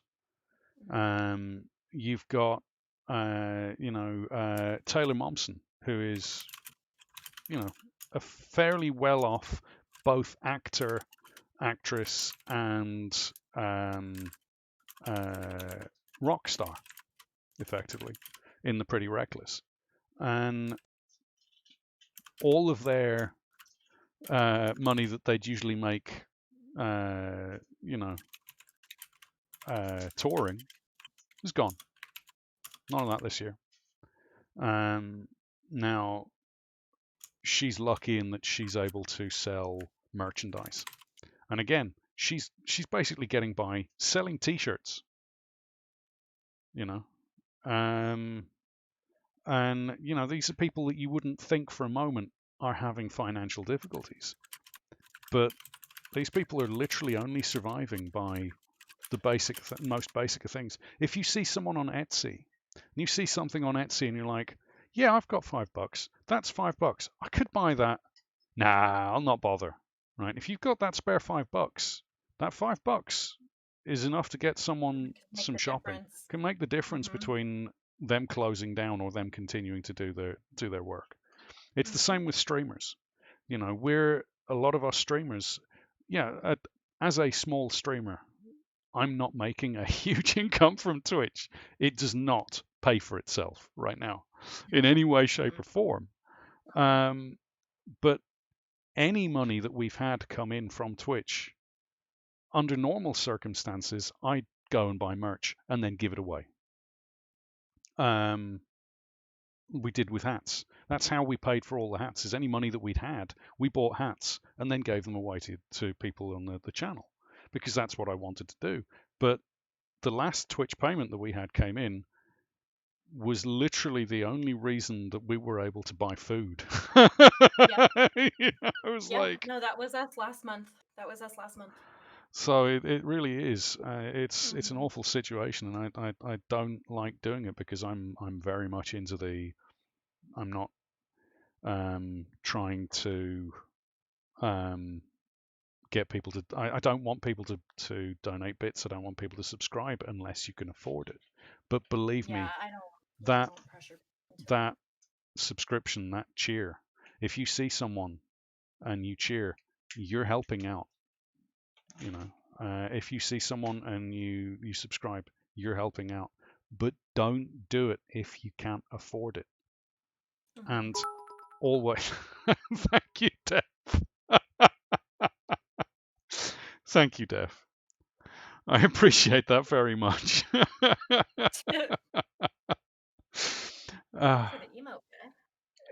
As I say, if you can't afford it, oh, that's a cute one. 2020 suppress. Don't do it. Make sure that you have a buffer. This is the best financial advice I can give anyone. Never buy anything on credit. Credit is an awful trap. It's really, really, it's so easy. It's just there. It's just, oh, you can afford this if you get this on credit. And a lot of people have to use credit because they just don't have the financial security. But if you can do something without credit, don't get it on credit just because you can. Always have a backup. Always have some money left over. We have put literal cash in wallets just to ensure that we've got, emergency money to get us to the hospital in case something happens. We've got, as I say, we had our savings account, and if it wasn't, hey, Lady Death, if it wasn't for our savings account, we'd have been, Nitty's Bank is not gentle with their overdraft charges. We had to get rid of our overdraft a few years back, but their overdraft charges, they went from there was this agreement with originally with our bank, and check this with yours because a lot of banks did this, and just sent letters, and it was the usual gumph letter of, oh yes, we've made some changes, here you go, blah blah blah blah blah, don't bother reading the terms and conditions, it's fine. And we know some people who didn't read the terms and conditions changes. But one of the terms and conditions changes was, with Nitty's Bank, we originally paid a monthly fee of 3.5% of whatever the overdraft you agreed was every month to have this overdraft. Right? Okay, attitude. Sleep well. I hope you feel wonderful in the morning, and I hope you have a wonderful sleep attitude. We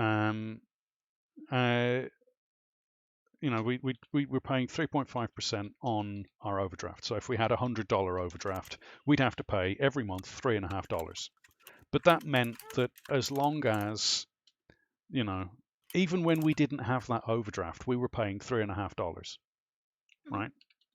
Which, as a $100 buffer, was great.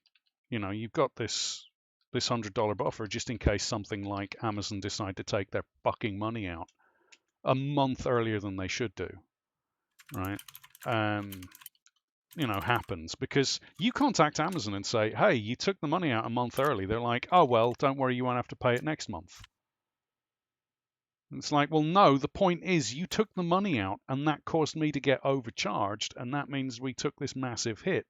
And Nitty's Bank, if you hit your overdraft limit or you go over your overdraft limit, even if you have an overdraft of 0, you go over that limit, they charge you 60 quid, right?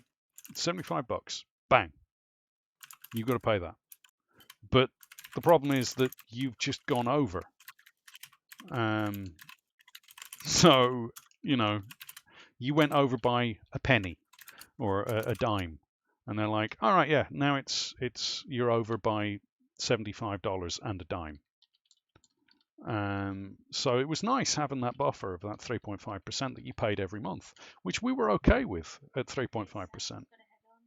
Okay, Sassy, thank you very much for stopping by. Bye-bye. Have a good night. Can't really see the heart, but it's I'm gonna there. go too, guys. Okay, Dragonfly, thank you so much for Figure out dropping dinner. by. Thank you so much for dropping the truth bomb. Awesome. Thanks for having me. Love Always, you guys. always welcome. Always welcome, madam. We love having you here. Bye. Bye. But having that 3.5% buffer was, at that 3.5% every month was great. But then they added in that if you went into your overdraft, they changed the terms so that if you went into the overdraft, you were paying the 3.5 per month as normal. But then they also added in that you would then have to pay a percentage of however much you went over. And you had to pay a standard fee every time you went into the agreed overdraft. And that was why we were like, yeah, we're not paying $3.50 a month for an overdraft that we then get charged $30 for going into the overdraft. And you're going to charge me a percentage on top of that for how much we've gone into the overdraft. Like, that's not good business sense, if you ask me. So yeah, we dumped the overdraft, and unfortunately that meant that what we were using as the buffer became our savings. But yeah, you get charged for the overdraft as well. Yeah, it's not right. And Ruckus is 36 per payment in the overdraft. Great. Yeah, watch out for that and look into the small print.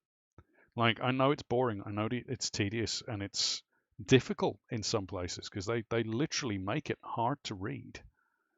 Like Niddy can't read the small print. She can't read the big print. Like, there's no way for her to know what's in that small print. None whatsoever, unless I read it to her. So I have to read it to her. Yeah, it's utter thievery, Ruckus. You're right. It is utter thievery. But you know, just make sure whatever you do over the coming couple of months, try to make sure you've got a buffer there. I'm sure Night Owl will tell you, unexpected comes out of nowhere. Yep. But that's why you got to plan for it. Yeah, you have to plan for Yes, you can. worst case scenario. If you've got a really good job and it's paying really well, be prepared. You never know. Yeah. No, I mean, I was sitting in this exact scenario in 2016, and I had a real long talk with the family or my wife, and because working for Verizon, they just did essentially what Sprint and T-Mobile just did to me, and it's the nature of the industry. And I'm a stockholder, so I'm kind of torn because my retirement fund says, okay, I want you to make smart decisions that will help my long-term investments, right? But I also I also like in gainful employment, and and for what it's worth, in both instances, I could have stayed on, but I also had to make decisions, right, that are smart for me and my family and the ones I'm supporting and such. And the opportunities they offered would have been challenging in other ways that I feel that the challenges I'm facing now are slightly better as I'm sitting here watching my severance package fade into nothingness as I carry on. And the market is definitely more challenging than I probably anticipated. But no, circling back, my 2016 venture, I genuinely sat there because that go around, Verizon gave me a flat lump sum and said, "Here's a big pile of money," which bittersweet. The government treats that as though it's some sort of gift or bonus, so they tax it at a higher rate, even though it's technically income. So there's that BS. Um, and but I sat there, I calculated my taxes and that thing, and then of course, I had and have a decent 401k set aside, and I sat there and I genuinely paused um, and thought, what if I take this and turn it into my own entrepreneurship and go that route? Um, and in hindsight, I really probably would have ended up exactly where I am right now. The only difference is T-Mobile gave me another package. Now they're, to their credit, are paying me this weekly, and it's only coming out as normal taxes. It's not coming out as one lump sum and a bonus tax or anything. So that's kind of nicer in some ways. In other ways, I'd like to be able to invest and do things with that whole lump sum, different and have it, rolled out thing. And I'm setting some of that aside and kind of preparing accordingly that way. But yeah, I mean, I was very much prepared to go into kind of a hospitality setup, and the wife and I would kind of a degree food service kind of idea we had been having for quite some time. That she and I kind of had. One moment, Nightel. Your mic is being very robotic. Of course it is. Yeah, it's just decided to go. So I was just wondering. I think it's the connection rather than your mic itself. I think it's my ports. One second, I'm just checking it. But bitrate's maxed out, so it should be okay. But okay, so what we just said in chat with myself and Lady Death and Ruckus is it's thievery. Oh, obviously. it absolutely is. Lady Death is working to getting her Buffer back. back, And, yeah. I said what makes it worse is people go and get more loans to pay off loans, and it gets worse. And Lady Death agreed 100%. It is true, and people don't realize that by doing this, it's just making the situation worse. And this is what the banks have absolutely worked on. No, They're exploiting just see the short people's term, right? I'll get myself out of this. I'll make it better. And sure, no one intends to have it go otherwise, right?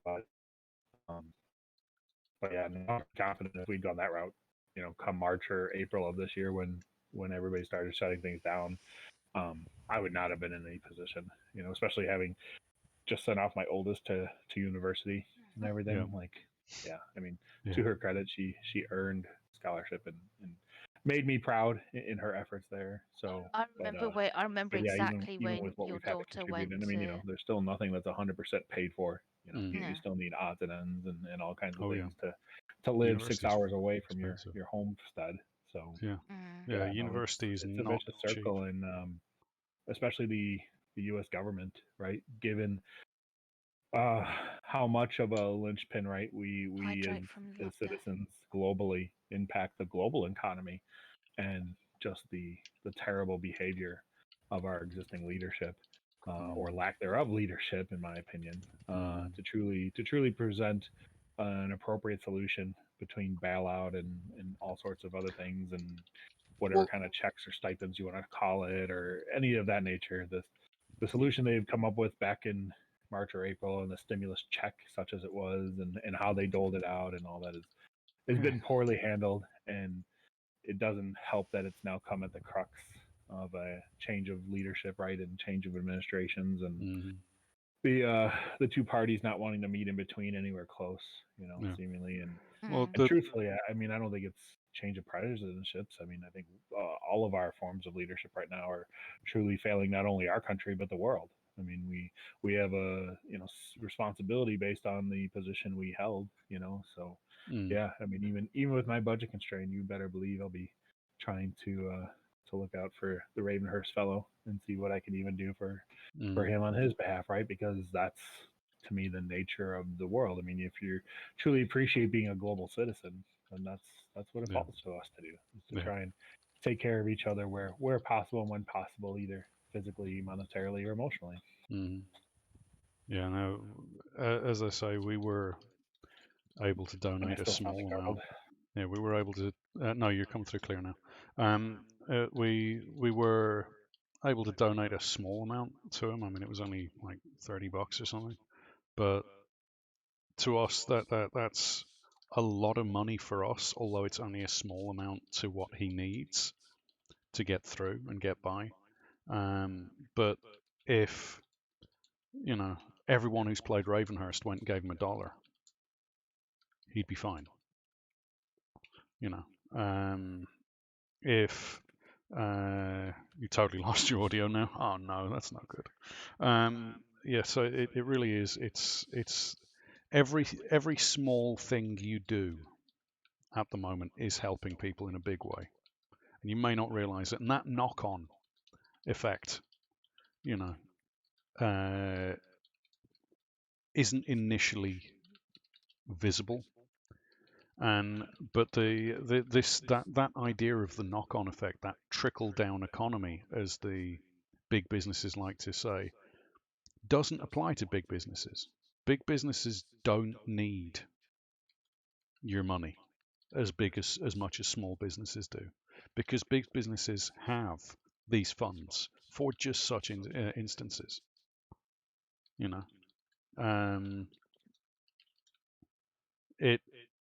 It's not a matter of, oh no, Microsoft are going to go bankrupt. No, they're not going to go bankrupt. Microsoft aren't going anywhere.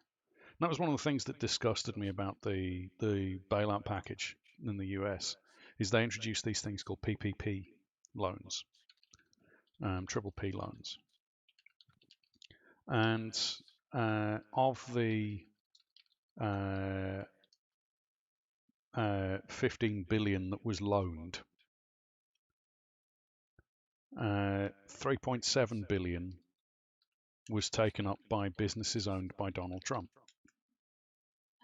Night Owl thinks he's fixed it. Oh, good. Let's see. Can we hear a Night Owl? And how's that? Is that any better? Yep, that's fine. Yes. Yeah, we hear you. Polly said the powers that be want their wealthy buddies to have their companies get giant checks before the citizens do. Oh, yeah. Yes. Oh, yeah. Very true. In the UK, we had they bailed out the supermarkets, which I don't know how it is in the US, but in the UK, the supermarkets have absolutely raked it in during this pandemic. Like the first month of the pandemic, when there was a lockdown and there was supply chain issues, yeah, it was supermarkets were having problems, especially with people panic buying. But they were only selling the stuff that they'd got, so they it wasn't costing them any more or any less. And they made so much extra money over this pandemic because people were only able to buy things from supermarkets. They were only able to buy their cutlery and their plates and their washing machines from the supermarkets and their televisions from the supermarkets because nowhere else was open. So, it's not like the supermarkets were having a bad time, and yet these supermarkets got 450 million tax break for this year. Because it was like, oh well, great, we've made 450 million through a tax break, and we've made all this extra money from the extra sales that we've had. We'll just give our top, the executives these huge paychecks, and they got these massive paychecks. But at the same time, they were cutting their basic workers' wages. So yeah, these big businesses do not need it. Big businesses do not need the extra funds right now. If you can buy something off a small local business rather than a big business, do it. Yeah, that was one of the things they said that they're going to claim over 3 million to keep their employees in, but then actually fired most of their employees. Specifically, they kept 7. They kept a whole 7. Yeah, 7 employees they kept. But they still took the money from the loans. Like, come on. And it wouldn't surprise me if all 7 of them were related to ownership in some capacity. Oh, absolutely. Oh well, there was it wasn't just Trump; it was the Kushner as well, Kushner Industries. I read an article recently that the money that Tesco and Sainsbury got from the the tax break, they're giving it back. Yeah, they're giving it back. Yeah, they're giving it back to the taxmen, but they're still, they've still they're still they don't need as much as your they local don't need as much, businesses. but the fact that they are returning it seems it's on the way to good faith. Well, that was more of a they had to make that decision because they were taking a drubbing from international from national opinion polls. The national opinion of Bank of England is just missing 67 billion. Yeah, well, we're actually in a much worse state than that, Larka. Eli's pillow. Yeah, it's we don't have the 67 billion. That's why I'm not blacking out my background here. There's just 67 billion. Sunny today. Yeah. That's why I'm somewhere sunny. Yeah, it's no, that was one of the things. The 2008 financial crash. The UK was $500 billion in debt after the 2008 financial crash. The Tories came to power on this whirlwind of, we're going to reduce the national debt. We're going to reduce the national debt. The UK is now 3 trillion in debt before the coronavirus. So with the Tory government, it's 6 times worse than it was before. It's like, you haven't improved things here. You've only made things worse.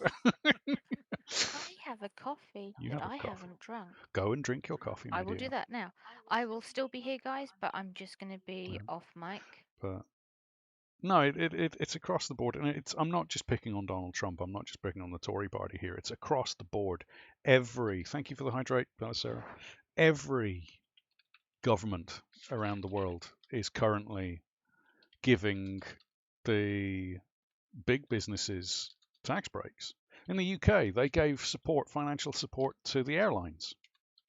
They gave financial support to glug, drown.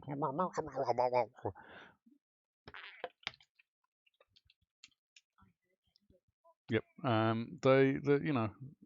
To industries that don't need it. You know.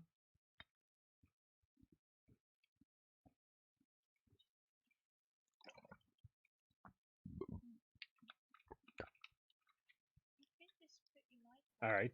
Well, I mean, we can keep talking about that. I'm curious for those since we're getting closer. Does anybody have holiday traditions that either they will be or able to do successfully? They'll have to change because of the pandemic and everything, or things that they're just going to entirely omit altogether thanks to the pandemic and just try to proceed on forward. We don't have any holiday traditions in my family because we don't. There's no holidays at this time of year that we celebrate. So for us, this is making absolutely no difference. uh, but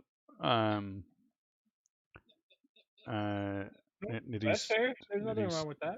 There is one thing we'll be doing, even Okay. though we don't celebrate Christmas. We'll be watching The Snowman, Mm. the animated There's movie. an animated movie Oh, over here sure. called The Snowman. I put the video of it, the YouTube video of it, in chats and shenanigans. Yeah, chats and shenanigans. Oh, It's a short movie, Mm. but it's a staple here since before we were little ones, really. Mhm. It's the beginning is narrated by David Bowie, a very young David Bowie, that's all you have to and say. That's right there. Mhm. and then you have a message from Father Christmas, Mhm.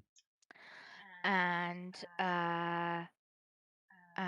and the video and the song "Walking in the Air" is from that movie, and it's very precious for us, Eli especially, because when he was little, he had that bright red hair the boy does, and his granddad said that he was that little boy. Yes, I was enamored by snow from a very young age. Like where I grew up as a child, we used to get snow every winter. And then when we moved over here to this lovely sunny place, um, the you don't get snow here. Thank you for the link, Balasera. If you guys haven't seen the Snowman movie, go check it out. It is a very family-friendly, wholesome movie. Incredibly sad, but incredibly wholesome. A very joyous movie, but also incredibly sad, as all good children's movies should be. But that is our family tradition. That's the only family tradition we really have this time of year is we watch The Snowman. And no matter how many times I watch it, I still enjoy watching it. So yeah, and then Nice. they did a sequel to it, which was Snowman and the Snow Dog, which is still sad, but less sad. So I recommend you guys go check those out. Yes, Lady Death, join us. Join us. Give us your dulcet tones, and maybe we'll do a little bit of karaoke while we're here. Join us. But thank you for the link, Frankie. That's very much appreciated. If anyone wants to go and check that out, I'll also put a link in the description for the YouTube people down below.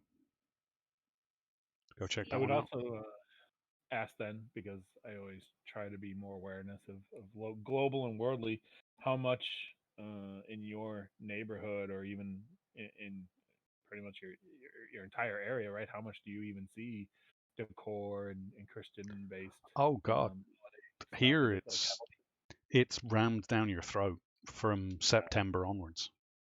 okay. Like, and I thought so, but I didn't want to yeah, assume. from here it really is. I mean, it's going to be a big difference here this Christmas over previous Christmases. Like, we usually have like these big turning on the lights events where Z-list actors come along and turn on the lights for your city. and we make these big, all the towns are filled with Christmas tree lights and Christmas lights and stuff like that. But yeah, in terms of what families do, yeah, some families, depending on the family, some families go for the whole, just obscene amounts of Christmas decor, and I mean obscene amounts, like scene from space levels of Christmas decor. And then at the end of that, they bundle it all up, throw it in the bin, and then buy it again next year. Yeah, consumerism at its ugliest for sure. But and the other thing about this time of year is this is supposed to be the season of giving, the season of goodwill, right? Agreed. Tell that to the people walking around the fucking shops, because those motherfuckers are not doing the season of goodwill. They're the kind of people that get a bottle and go, smash, coming in. I want that Christmas pie. I'll kill you if you try and take my Christmas pie. And it's like there's fucking 60 of them on the shelf. Like, back off, dude. Seriously. Like, what the fuck? It's the level of violence. And you guys always laugh and joke about your Black Friday sales and how, people do the most obscene and disgusting things during your Black Friday sales. Here, that's just Christmas. That's what they do during Christmas. They go to war. Like, I've literally seen mothers wrapping phone books around their arms before they go into the shops because they're going to be muscling people out of the way, and it's stupid. It's really, really stupid. So I'm actually kind of looking forward to this holiday season. Yes, there's a beautiful floof. A beautiful floof. Look at the beautiful floof. Look at the beautiful floof. Oh, hello, beautiful floof. What is Floofy called, Belisara?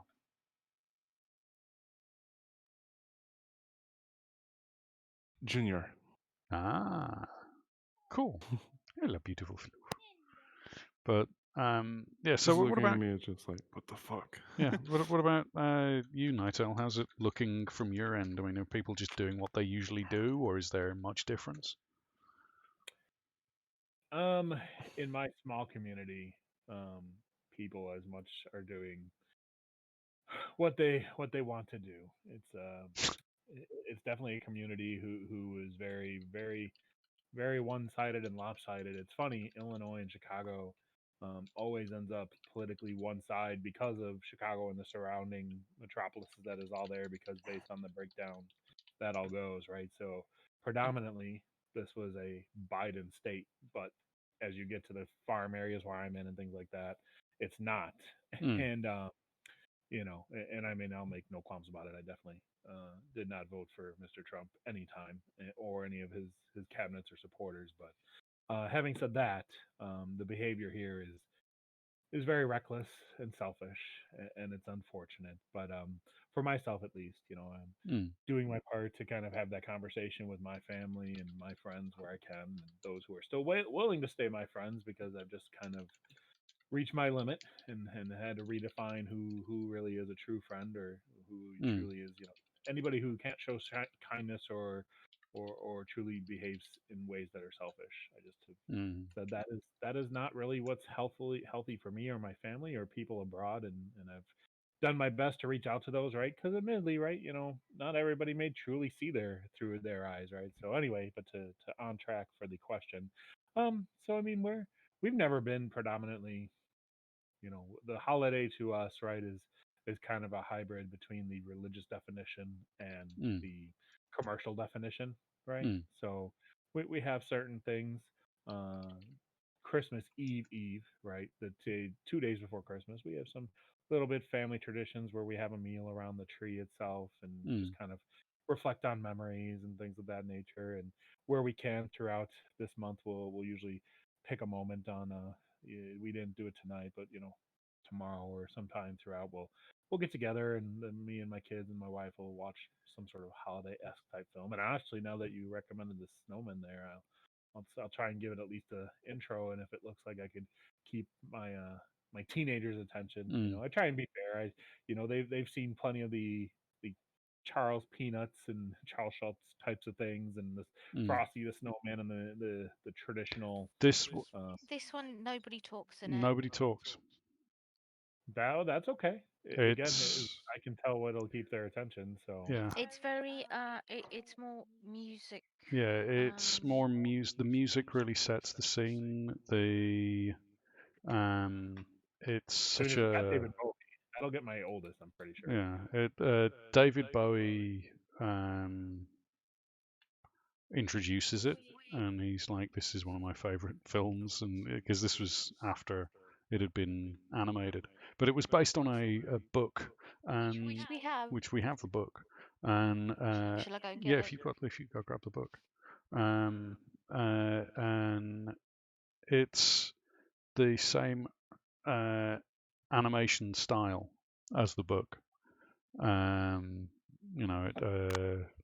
think is it Peter Briggs.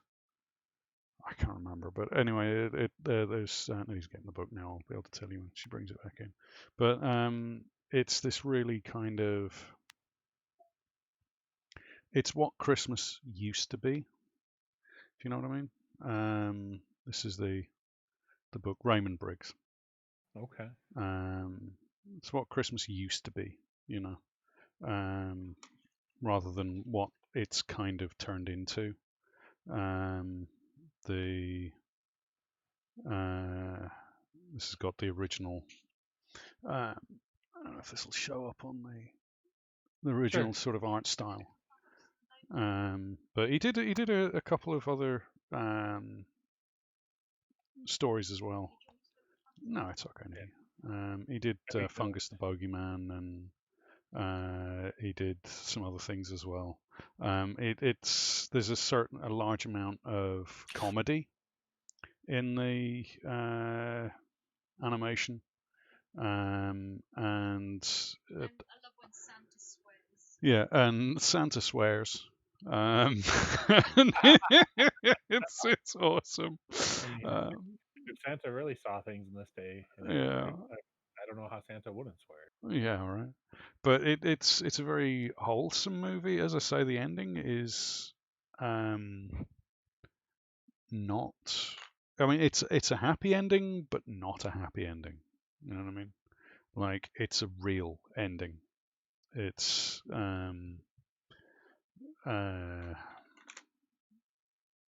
Not every orphan gets adopted on Christmas. Not every orphan gets adopted on Christmas. Not every story has a truly happy ending. I mean, it's a good ending, but it's a sad ending at the same time. Not Watership Down level sad. Thankfully, I don't think I could handle Watership Down level sad. But hello, Lady Death. That's another movie that you can never watch, and I don't recommend because it's fucking harrowing. But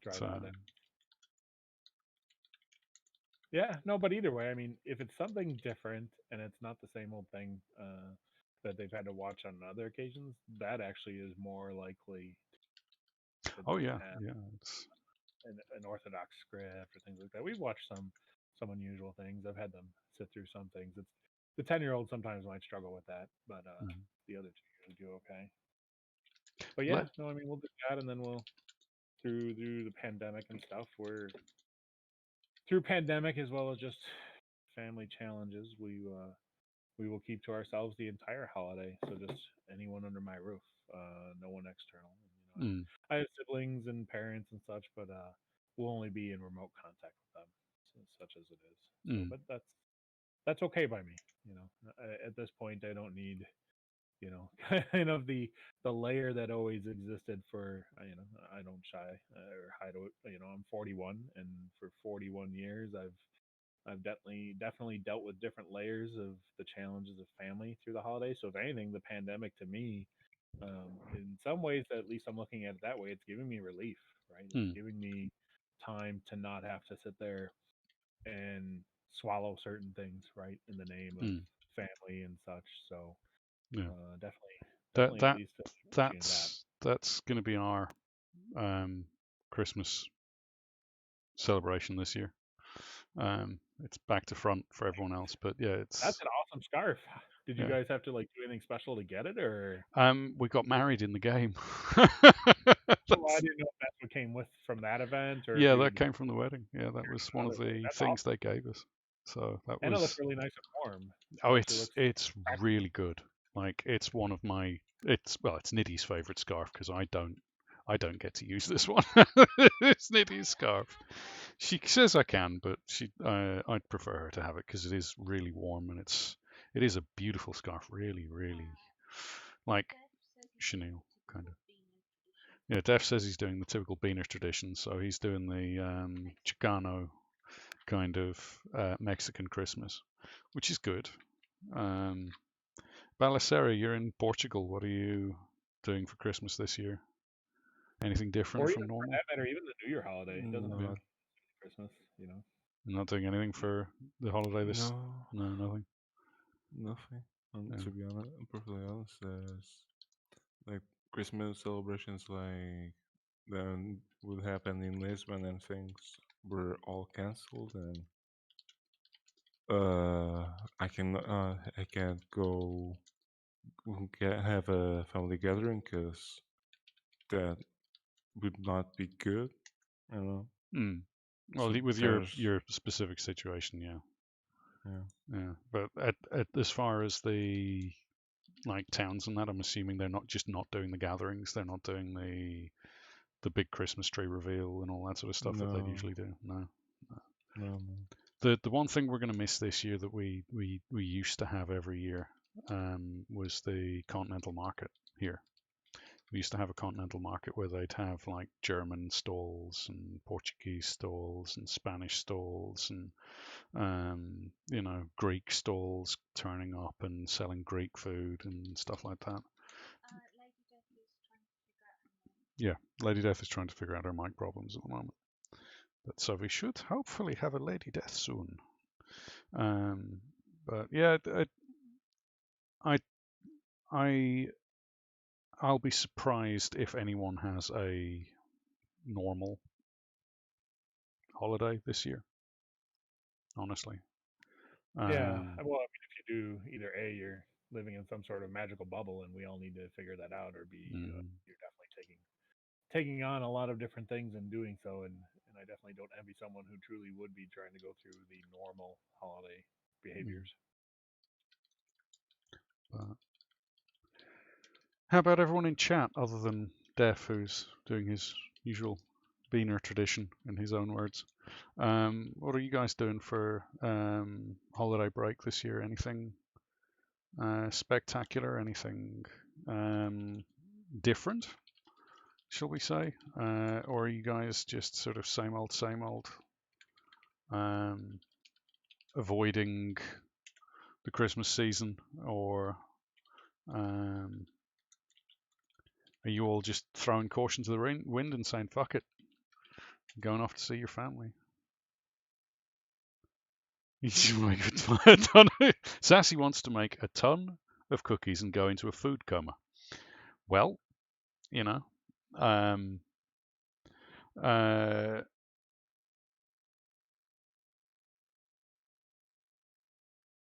are you putting a link to the Teespring website up? Balacera? Sorry, what? Why did you put up a link to the Teespring store?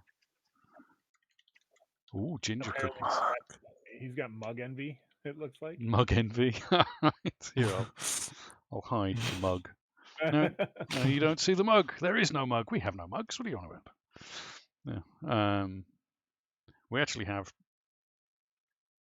That one is not from the Teespring website, actually. That one's from the and there's Streamlabs website. there's the new Oh, that crazy sounds tea lovely. lady, right? Yeah, there is a crazy tea lady No. mug up on that website. But yeah, sassy. I love the sound of spicy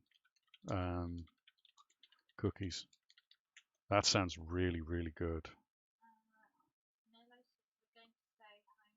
And Mela says we're going to stay home more than likely. We usually go to extended families for get-togethers and alternate families, but for the holiday. But since the holiday COVID cases are peaking with throbbing vengeance, Why did you have to make it sound sexual? yeah, because Mellow Lou, his voice, yeah, Mellow Lou's sexual voice has to make everything sound sexual. He says, and tonight the COVID cases are throbbing.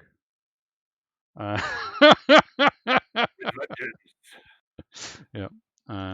We love you, Mello. We love you so much. So glad to see you back, dude. So glad to see you back. But yeah, the COVID thing. Yeah, I think come January there's going to be a unfortunate peak again.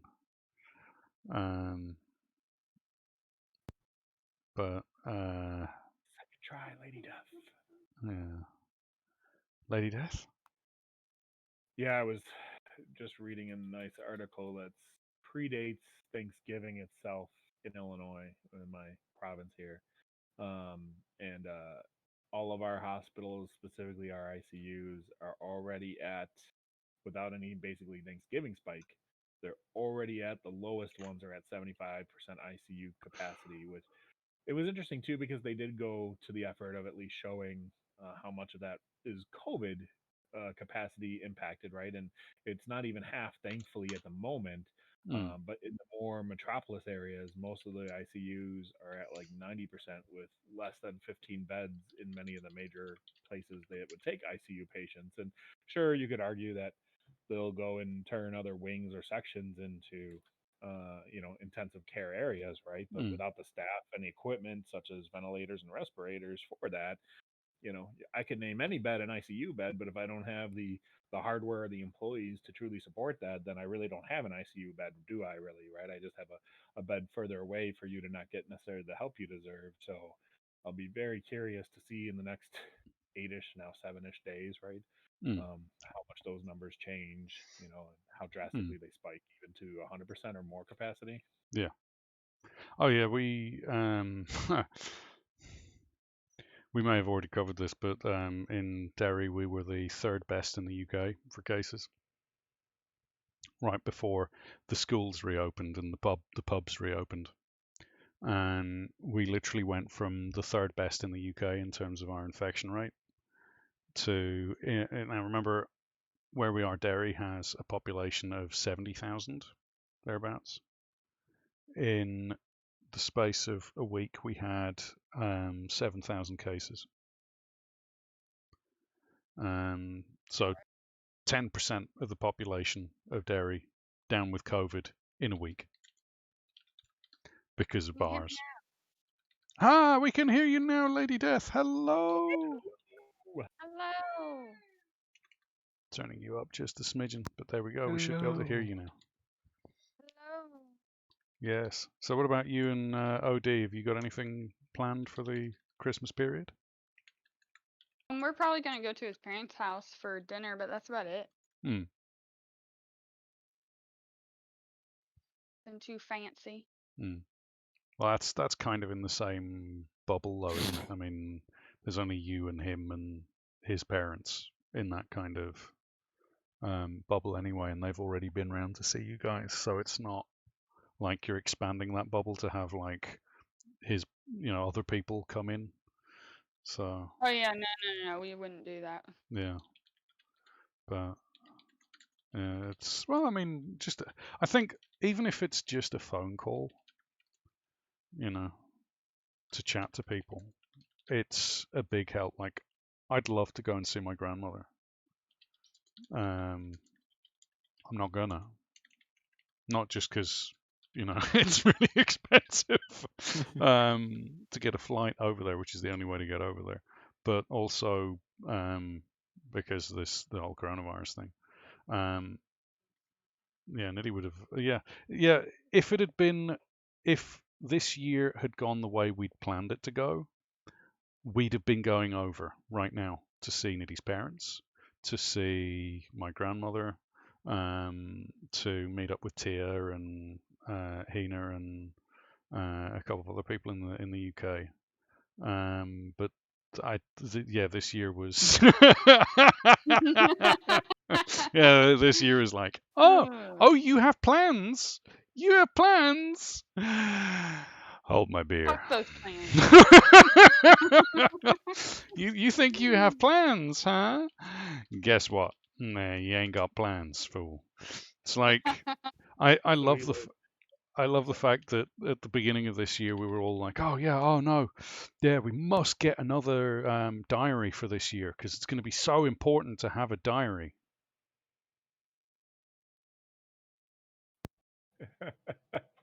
I mean, for the voices in your head, it is right now. Wow, yeah. First year that we have not used a diary at all. Like I think the only thing we've done in it is just written down had to go to doctors ill. Hey! Right. Whose birthday is coming up this week? Okay, cool. Right, we'll speak to them on Xbox or on Discord because that's the only way we're going to be able to do anything for you this time of year. Sorry, guys. Yeah, I'll be surprised if 2021 diaries sell as well as 2020 diaries did. I mean, with the toilet paper shortage, right? I'm sure you can use it for other reasons. Well, we were Our diary's also full of got to go to the pharmacy, ordered this prescription, got to go to the pharmacy, hospital appointments, have to go food shopping. Yeah. That's it, and lots of days crossed out because we haven't done anything. Yeah, it's just right. So, what did we do this week? Nothing. Nothing. Nothing. Nothing. Nothing. Nothing. Nothing. Actually, by the way, nothing. The biggest date that was in the diary, if COVID hadn't have happened, is we would have gone to see Rammstein. Yep. Yeah, that sucked. That is terrible. That is That not cool. really sucked. Like we'd got the hotel booked, we'd got the Rammstein tickets booked, everything was ready to go. We were all looking forward to it. It was like, we're gonna get to see Rammstein. Oh, I'm looking forward to it. Oh, it's gonna be so awesome. Oh, it's gonna be so good. It's gonna be so great. And then COVID happened, and we're like, fuck you, God fucking damn. And then Till Lindemann nearly died, like earlier this summer, and it's like, no, no, Till. No dying. You're not allowed to die. And now they've booked it for next year. And chances are it's going to get pushed back again because if people don't behave themselves this Christmas and in the new year and up to the summer next year, there's going to be no concerts next year either, in all likelihood. I mean, I'm sorry, but I'm not buying into for a whole variety of reasons. But if nothing else, just based on the temperature requirement for Pfizer and whoever the other manufacturers of the vaccine, like all I can see is farm techs, right, who are just like sleeping on the job or like worn thin because they've been dealing with everything for COVID already.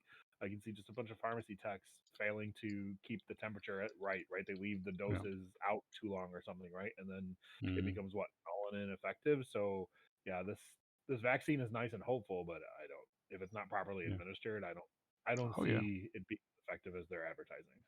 Oh well, I mean, even if it's only even if it is 95% effective, that's still 5% of the population, even if they're vaccinated, are in a 1 in 20 chance of dying. from this, which is still, I mean, that's still what? So you got a 1 in 20 chance multiplied by 1 in 20 chance. It's a 1 in 400 chance still. Oh, stretch. I mean, 1 in 400 chance. That's still a good deal away. Yeah, you've got better odds in a car crash. Unfortunately, you've got better odds in a car crash than you do with COVID at the moment. So it's not something that I'm ever going to be like, oh yeah, it's only COVID. It's fine. I'll be grand. Nah. Like, the fact that it's not. I mean, the thing that they're doing with the British rollout of the vaccines, they're saying, oh yeah, well, we're going to roll it out to the over 80s first, and then we're going to roll it out to the over 75s and the over 70s, and anyone who's got an underlying health condition, except for the fact that they've already proved it don't matter how healthy you are, it don't matter what your background, what you eat, what you smoke or not, whether you drink or not, how much sunlight you have or not. Your chances are just the same as everybody else's. You got I just had a friend who is pretty much healthy. She's only 30 something and she tested positive for COVID. Even as far as the testing positive goes, I mean, once you are confirmed as having it, you've got a 1 in 20 chance. In some places, UK. Oh, that's a bad cough. Oh God. Oh no, I'm going to social isolate. No. In some places, it's worse than a 1 in 20 chance that you're not going to make it out, and that's just whether you survive or not. That doesn't include the cases where people have long-term conditions from this fucking thing. Yeah, and they really haven't solved asymptomatic people. So No. In the meantime, you got people seemingly just drenched in it or walking around with it in different capacities, and nobody can really account for, well, did I have a sinus infection or did I have asymptomatic COVID? So yeah, no, unfortunately, I don't know. I mean, I give credit because I've seen, at least in the States, this summer we started towards the end of the summer to see a lot of performers, including comedians and concert musicians, put together venues where they could have outdoor performances and then have everybody drive in movie theater style, right, and have them in their vehicles as opposed to in stadiums or seats. And I mean, heck, if you got the right sound system, you really don't need to be in chairs, right? You can enjoy a concert in theory with your windows rolled down, socially distanced away from everybody. So I'm hopeful, if nothing else, that maybe we'll see some capacity of that, right? But that still doesn't work everywhere. That only works in some places, because especially like downtown Chicago, like so many people wouldn't have vehicles or anything, right? But they would go out to where the Chicago Bears play football, and they would use mass transportation as they've been accustomed to, and why shouldn't they, to get there? And then there's that wouldn't work, right? But out where I live in the sticks, there's a couple of venues out here where absolutely you could just have everybody drive on through all the way out to where the actual stage is almost, and separate probably a good almost 5,000 to 10,000 cars out there. Leaving there would be probably a nightmare, but you could at least get the show in if you wanted to. Yeah. Ruckus just posted up the Alabama head football coach has contracted it twice. Yeah, that's starting to come up more and more now, which is to be expected. Yeah. Well, the thing about I mean, everyone's all worried about the COVID, but actually there's like 4 different strains currently that they know of. There's 4 different strains that they know of. There's 2 more serious and then 2 less serious. Yeah, herd immunity is out the window. You can't, and the less serious is the death rate on it's only a couple of like if the serious one's got a 5% death rate, the less serious one's got a 1% death rate. Like, okay, that's the difference between 1 in 20 chance you're going to die or a 1 in 100 chance you're going to die. That's still far worse than if you're in a car crash. Like in a car crash, you've got a 1 in 1,000 chance of dying, depending on the Right. speed. Yeah. If you're in a plane, you've got like a 1 in 3 million chance of dying, getting on a plane. And yet people still have fear about getting on planes in case they die in a plane crash, and you've got like, what is it, a 1 in 3 billion chance you're going to get hit by lightning.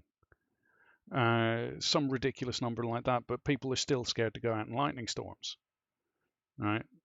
And yet you've got people going, oh, it's fine, it's COVID, I'll be fine. Like, okay, yeah, 1 in 100, 1 in 100. Like that's not a small percentage. That's not, like, if you think of 100 people and then you just kill one of them at random, right? Or you're in that 100 and someone just goes, right, we're going to spin a bottle, wherever it stops, you're dead. Like when you put it to someone like that, it's far more terrifying than the way the government's been saying. The government's saying, oh yeah, well, we've had this many cases and this many people died. It's fine. It's fine. Everyone's it's fine. Just go back to work. Go back to work. It's fine. It's the American dream because you have to be asleep to believe it.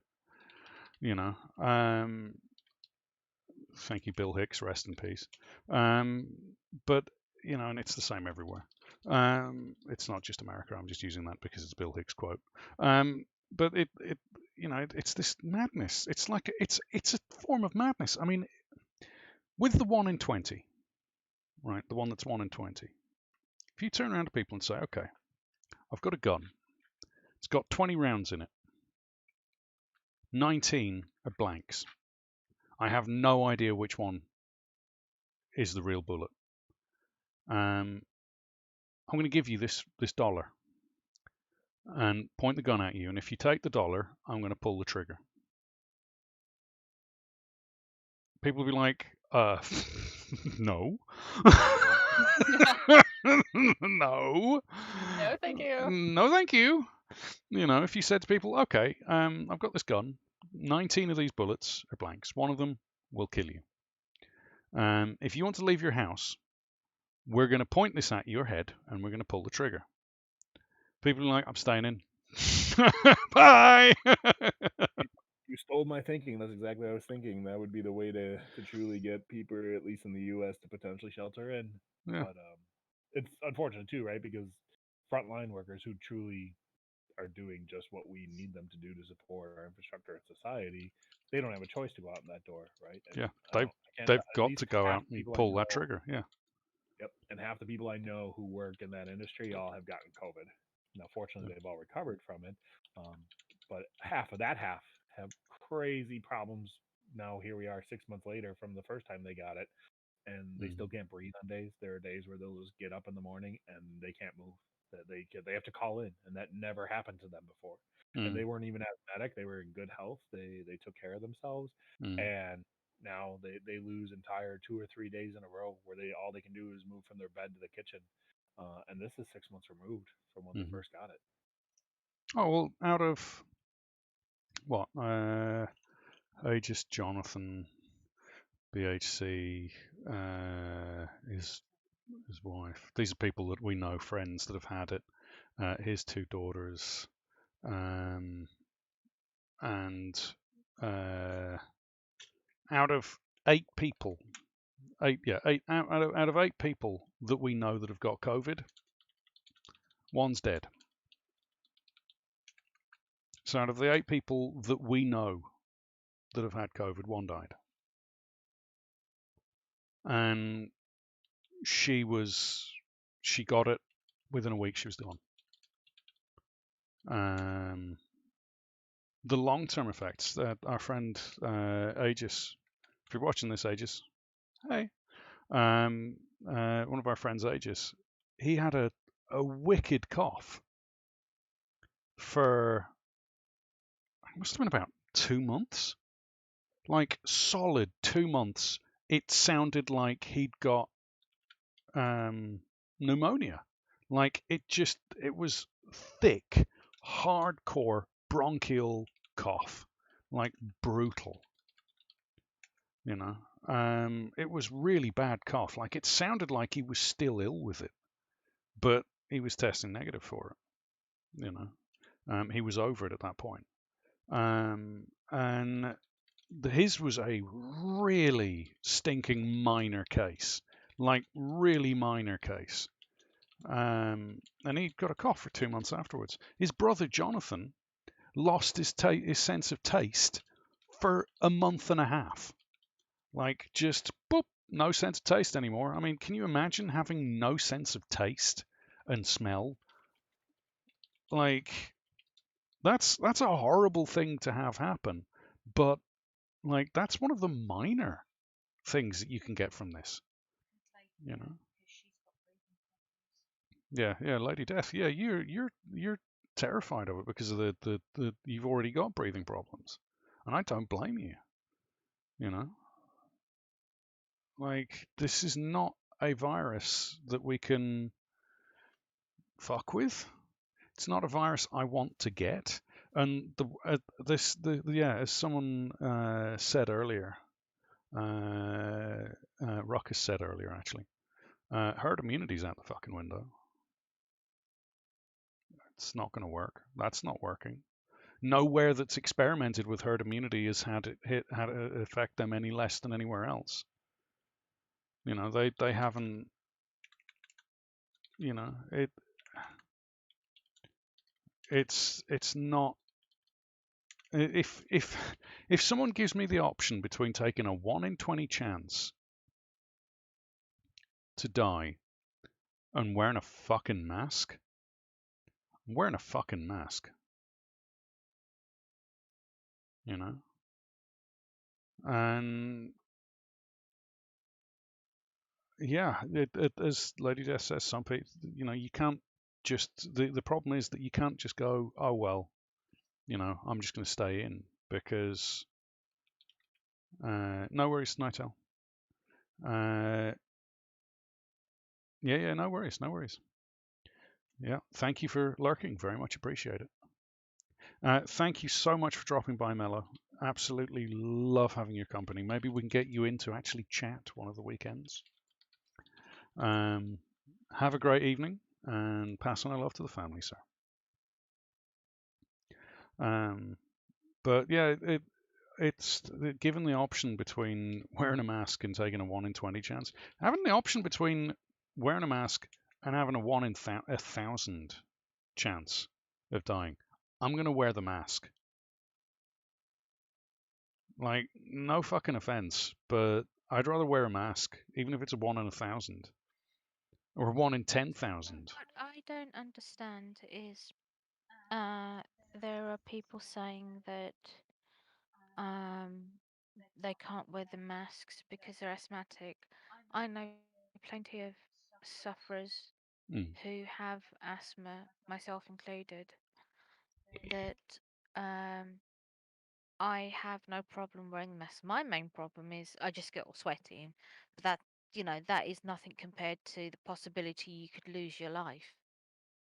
Um, I will, yeah, use your inhaler, Back in a moment. wear your mask, save your life, save your life, save other people's lives. And I find that,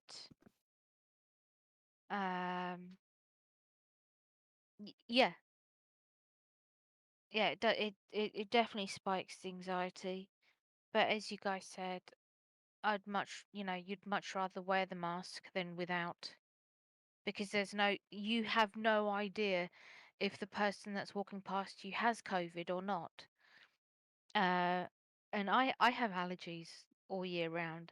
So if I sneeze or cough, I suddenly get people staring at me with panicked eyes, and it's like I don't have COVID. I've just got allergies. They look at you like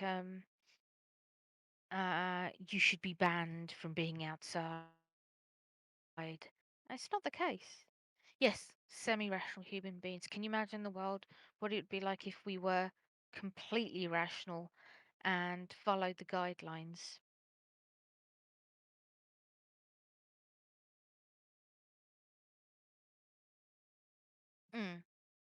Yeah.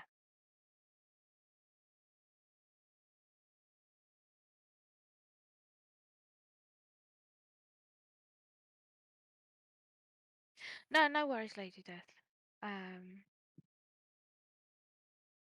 Yeah, what I should have said that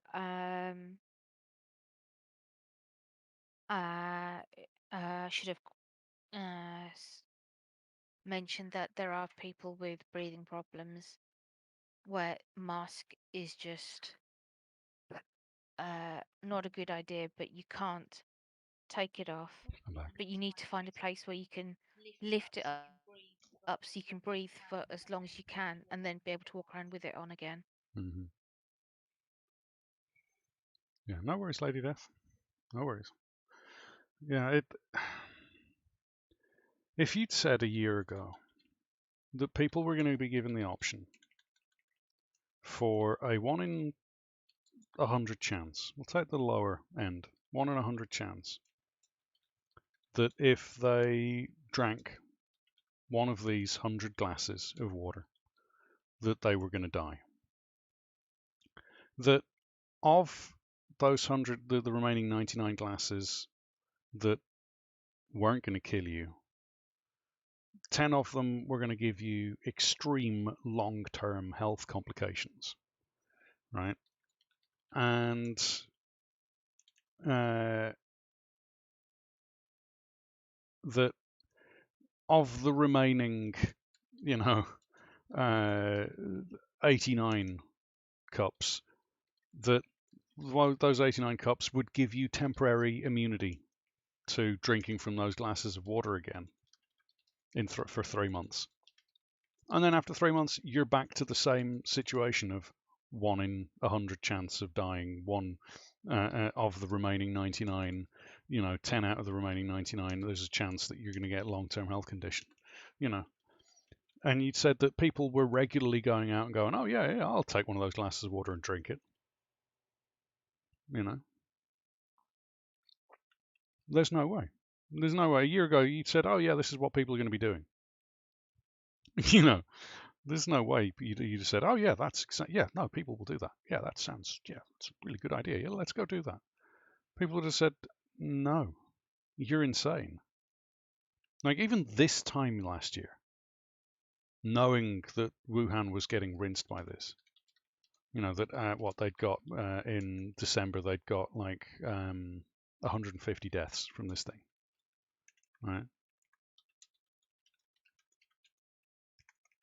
But like, I don't know, it's madness. Looking at this from a comic standpoint, this is proof that humans are fucking retarded. That's an understatement. Like, folks are dumb. Humanity is dumb.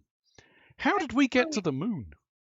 I have clients come in. Well, when we are allowing clients in, because recently with a couple of our coworkers getting the COVID, we went back to curbside, so nobody's allowed to come inside. Of course, nobody reads the signs on the door and happily opens up the door. That's a whole nother story. But when we were allowing them inside and we had masks, had them wear a mask, they would come in and it's like under their nose, or they take it off in the room. And I understand that if I'm physically not in the room, I don't care, you can have it off in the room.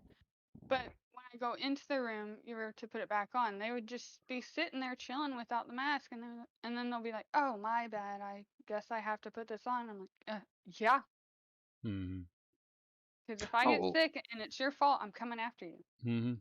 Well, me as a bearded individual, masks are fucking infuriating. Like,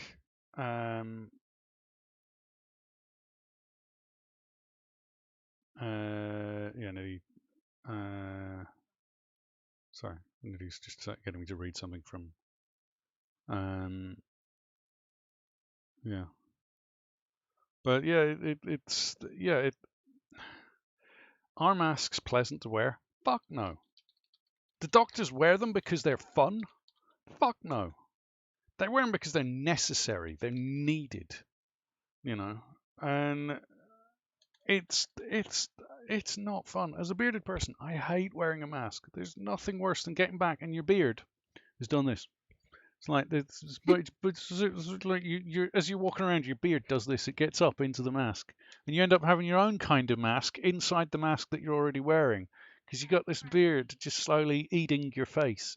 And at the end of the day, you're walking around going and it's so. Frankie's gonna head on. He's tired. Okay, Frankie, sleep well. Thank you for popping by. Sleep well, Frankie. Yeah, it really is. I've started wearing a mask, and this is advice for people with beards, right? Wear your normal mask, and then get one of those. If you could grab that, Niddy, actually, I'll do it. I'll be back in a moment. I'll show you what I'm.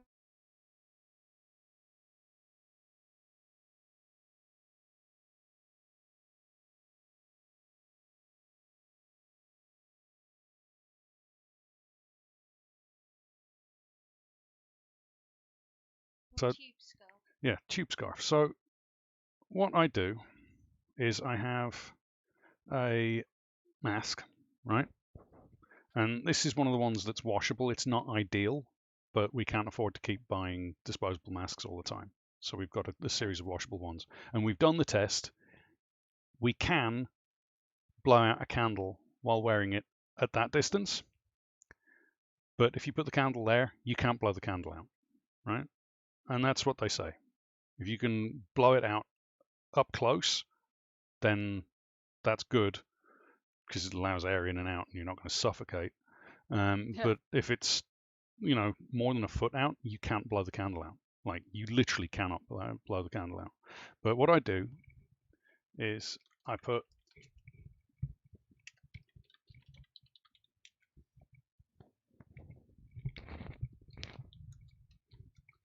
mask on like that, right? And the problem I've got with the mask like that is the beard. There's all this moisture and humidity in here, which any ladies out there will know humidity is a killer for hairstyles. Yes. Right? So you got this beard that's slowly but surely working its way up into this mask as you walk around and do stuff, right? Yeah, and you end up with this wonderful line just here, and your beard bunches up in here, and your mask starts filling up, and you can see it, with people in masks. They've got this part of the mask starts just swelling, getting bigger and bigger, right? So what I've discovered is I have one of these, right? It's a tube scarf. Right, this one is from a American company, SA, but you can get them anywhere. And what I do,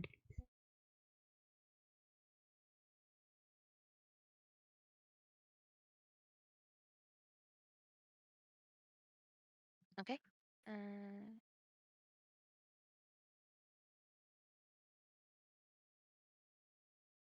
Covering the beard. Any schnoozle?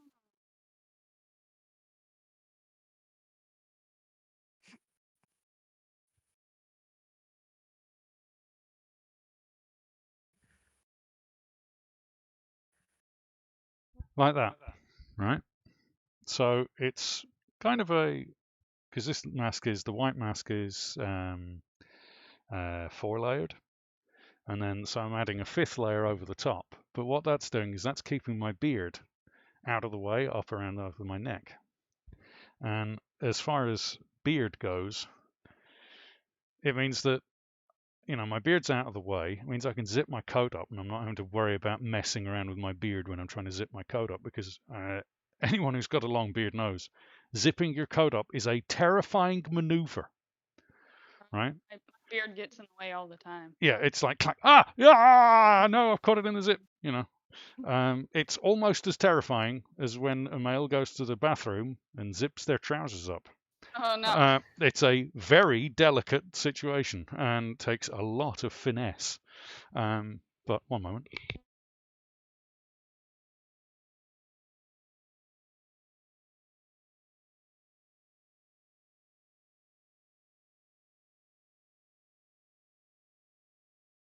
It means that your beard isn't so funky and funkadelic at the end of the day, because Right. your beard's kind of out the way. And it also stops the mask from moving around as much, which bearded people have a big problem with masks kind of moving because, masks are supposed to be tight against the skin. You're supposed to feel them,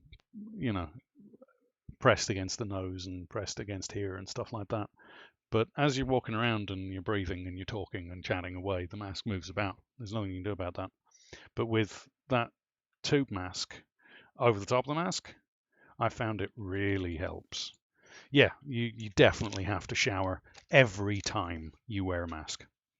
Especially as, like, it's all good and well you going out, right? Trying to avoid getting the coronavirus, and you've got your mask on. And you're not doing one of these idiots that has their nose out, because that's not doing anything. This isn't our way.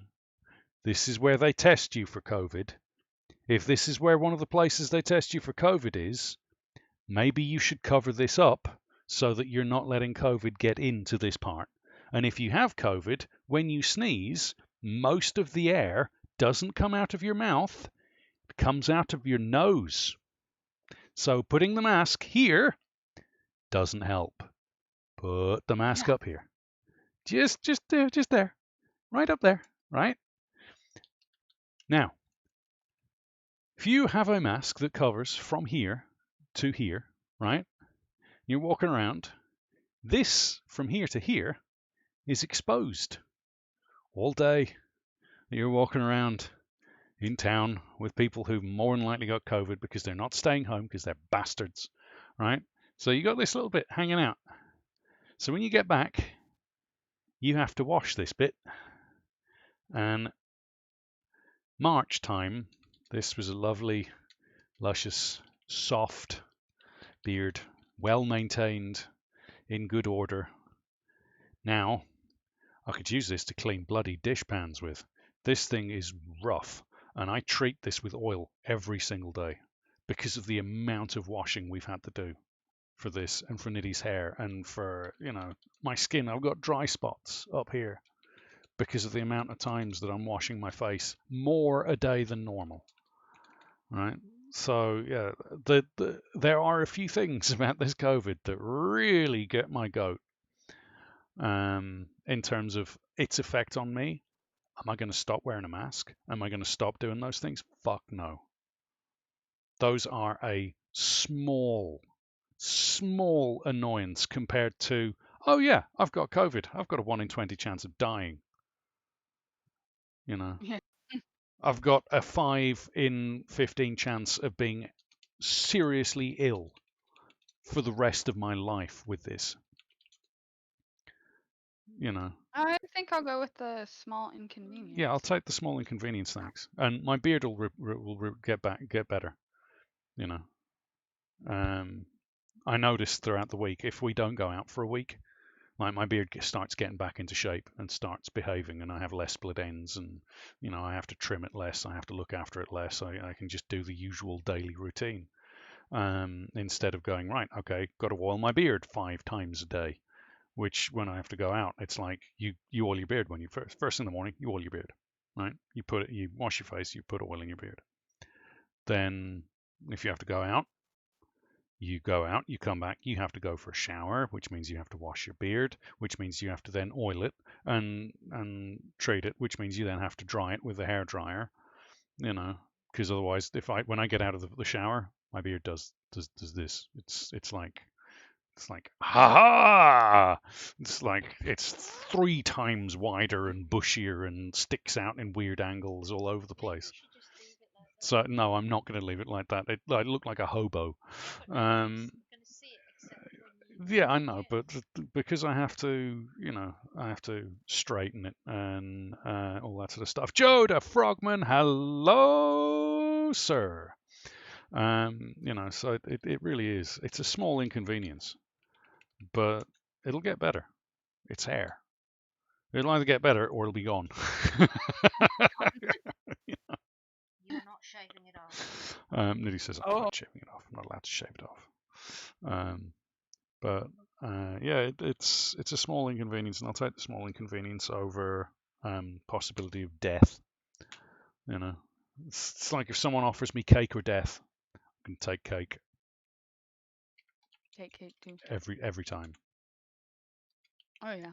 every single time. I know you want cake. I want cheesecake.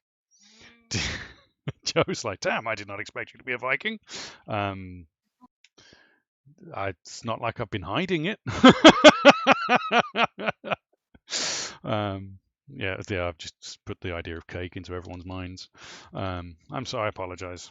Yeah, everyone didn't want cake, but now everyone wants cake. But yeah, we all need cake, want cake, need cake. Cake is a vegetable. It's an important mineral. Sassy is a Agreed. nutritionist, and she will tell you cake is an important vitamin and mineral in your daily diet. You should have cake at least once a week. At least. It's important. It's good for you. Yep, carrot cake is literally a vegetable. Carrot cake is I literally love carrot a vegetable cake. Oh, carrot cake. I like carrot cake. Oh, and custard. Hot custard. Ah. I need a background for me going, ah. But phage.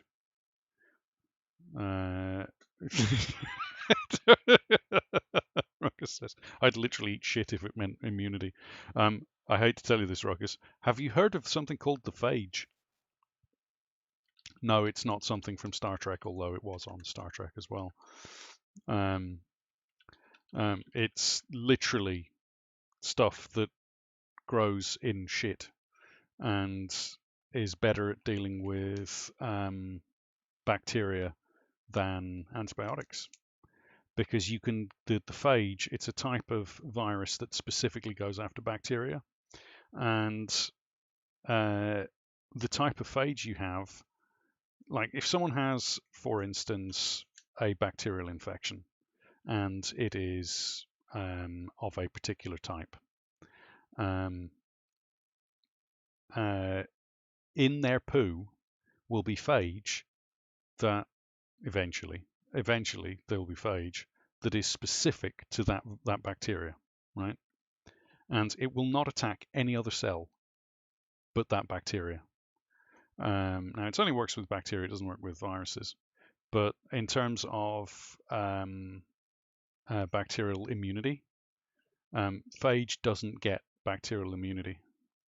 It doesn't, because the phage just evolves out of the immunity. So if a bacteria becomes immune to it, it will evolve out of it. And the way they found it out was some Russian scientists were trying to work out why these homeless people that lived near the outlet pipe, the outlet sewage pipe of a hospital, when there was a massive bacterial, and I mean like antibiotic resistant outbreak of this bacterial infection in this Russian hospital, why none of the hobos that lived near the silage outlet pipe got the bacterial infection and were all immune to it. And when they took blood samples and injected the bacteria into the blood samples, they were all immune. They didn't get the bacteria. They literally went down and injected them with this antibiotic resistant bacteria and they were fine. And they found out that there's this thing called the phage, and phage does not give a shit about bacteria. It will kill whatever bacteria it decides that it's going to use to reproduce. Now, it's still under testing, and it's still rather disturbing that they literally have to take someone who's got this bacterial infection and take their poo and then sift through it to find this stuff. But yeah, there's this thing called the phage. So yeah, at some point in the future, your doctor may turn around and say, well, you've got a choice. You can either eat this shit or die. Oh no. Yeah, great. Well, I won't. What they'll do is they'll take the phage out of the shit and say, here, eat this. But yeah, the human body's incredible. The human body's incredible. And it's not just the human body, biology is incredible. Ruckus is like, I will eat the shit. I will take the shit. Give me the shit. That's the shit right there. Yeah. But yeah, there you go.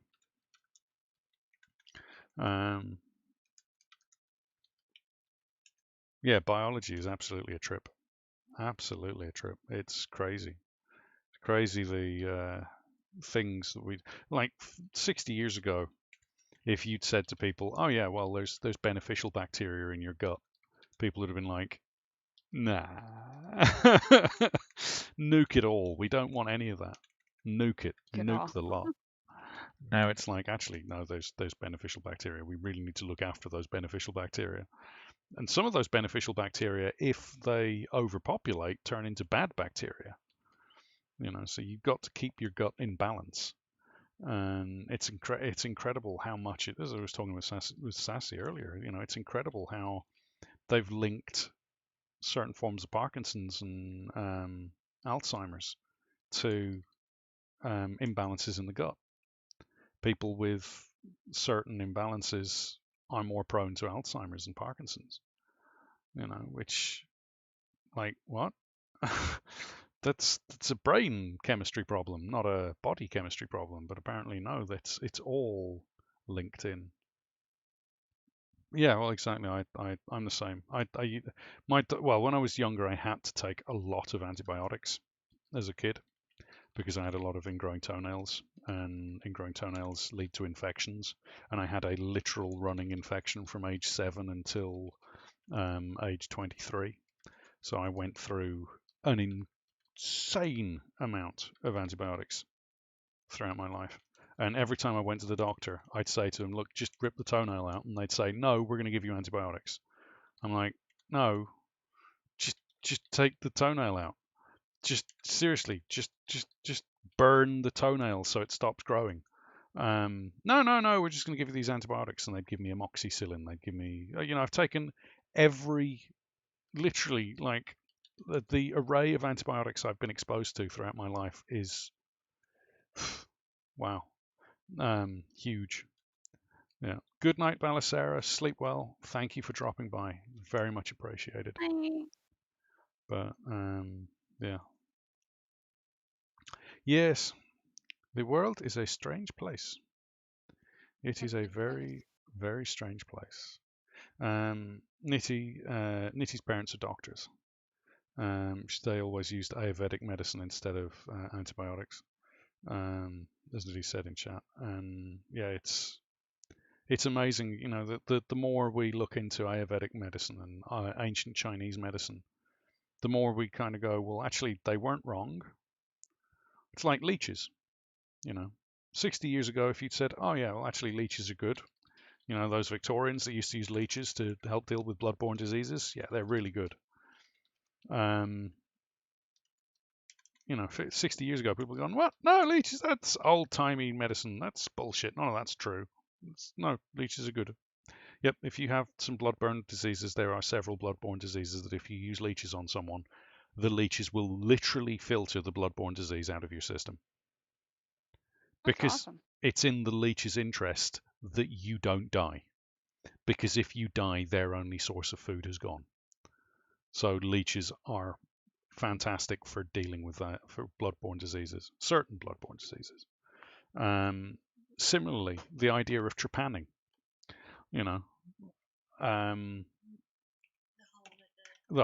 drilling the hole at the back, the top of the head or the back of the head to relieve pressure on the head was, trepanning. That's archaic. That's not real medicine. That's not helpful for anybody. There's no possible.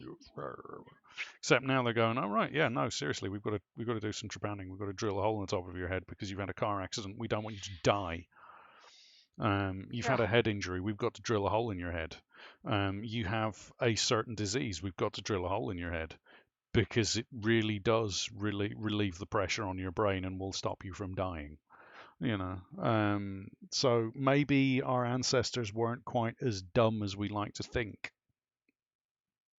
For instance, in the 1917 to 23 Spanish flu, misnamed. It was actually the American flu, but it was called the Spanish flu. People wore masks. It was just a given. You wore masks. Going back as far as the plague. Now, the plague was insect-borne, but even then, people wore masks. Yeah, they had anti-mask rallies back then, but those people were considered to be morons and shunned by society. Now we have anti-maskers who are literally the leaders of society. Oh no, we shouldn't be wearing masks. No, this is madness. Shouldn't be locking things up. Yeah, oh yeah, there's all sorts of crazy things. Crazy things. Yeah. Yeah, Joe, it was for evil spirits, but they didn't realize that Japanning actually did have useful uses. But yeah, so yeah, there's all sorts of crazy things. It's like ginseng and guarana and all these other drugs that for years people have used for thousands of years because they thought that this is beneficial. This will make you live longer. This will help you, think clearer. This will ginkgo biloba, for instance, it'll help you. Turmeric, for instance, turmeric is this fantastic substance that in Ayurvedic medicine has been used for thousands and thousands and thousands of years. And it's only recently that modern science has gone, oh, actually, there might be something to this turmeric stuff. It's actually pretty good for you. They like to take credit of things that they didn't think of. Yeah. Yes. Oh, well, we've decided that actually there is a chemical in cannabis that we're calling it cannabidol. It's actually it's very good for you. It's got some benefits to it. It's like you go and ask someone from 120 years ago, does cannabis have benefits? Yeah, it does. It's good for you. Yeah. Yeah, it's great. Yeah, you should take that stuff. Yeah.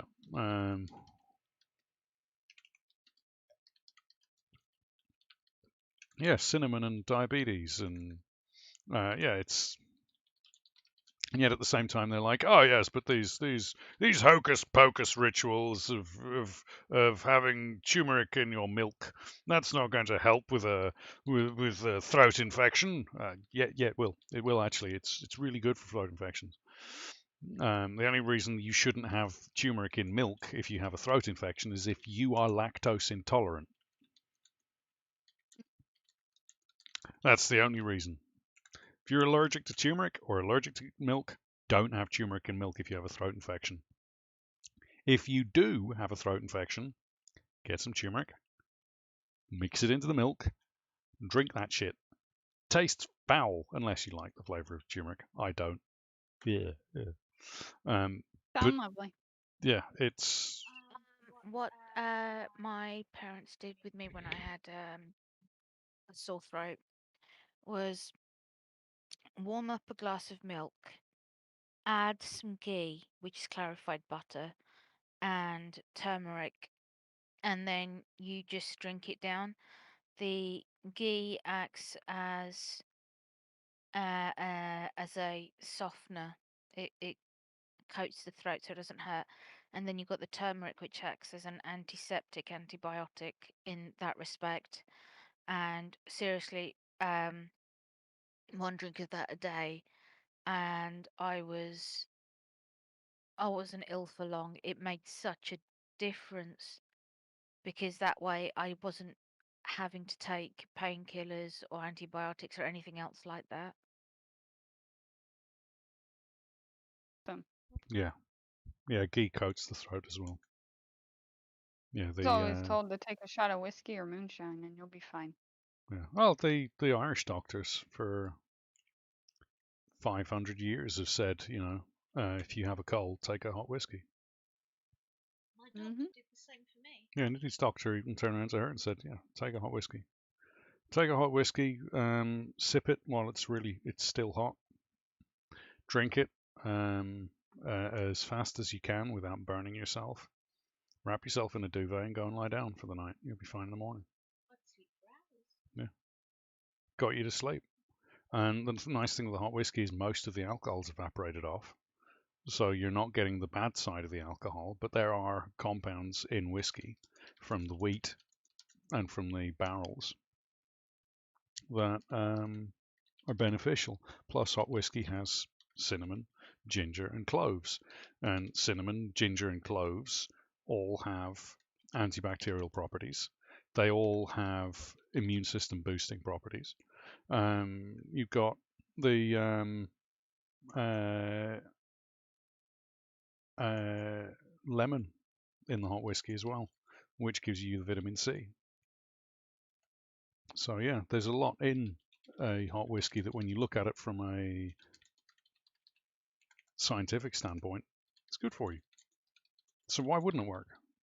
You know. Sounds good to me. One thing I will say, for anyone who's got a cold or the flu, and I'm not saying COVID here, I'm saying for cold and flu specifically. In the US, do you have something called Lemsip or Beecham's? It's like a little packet that you tear open, pour in a cup, add hot water to, and then you're supposed to drink it when you've got a cold or flu. Oh, yeah. Yeah, those things.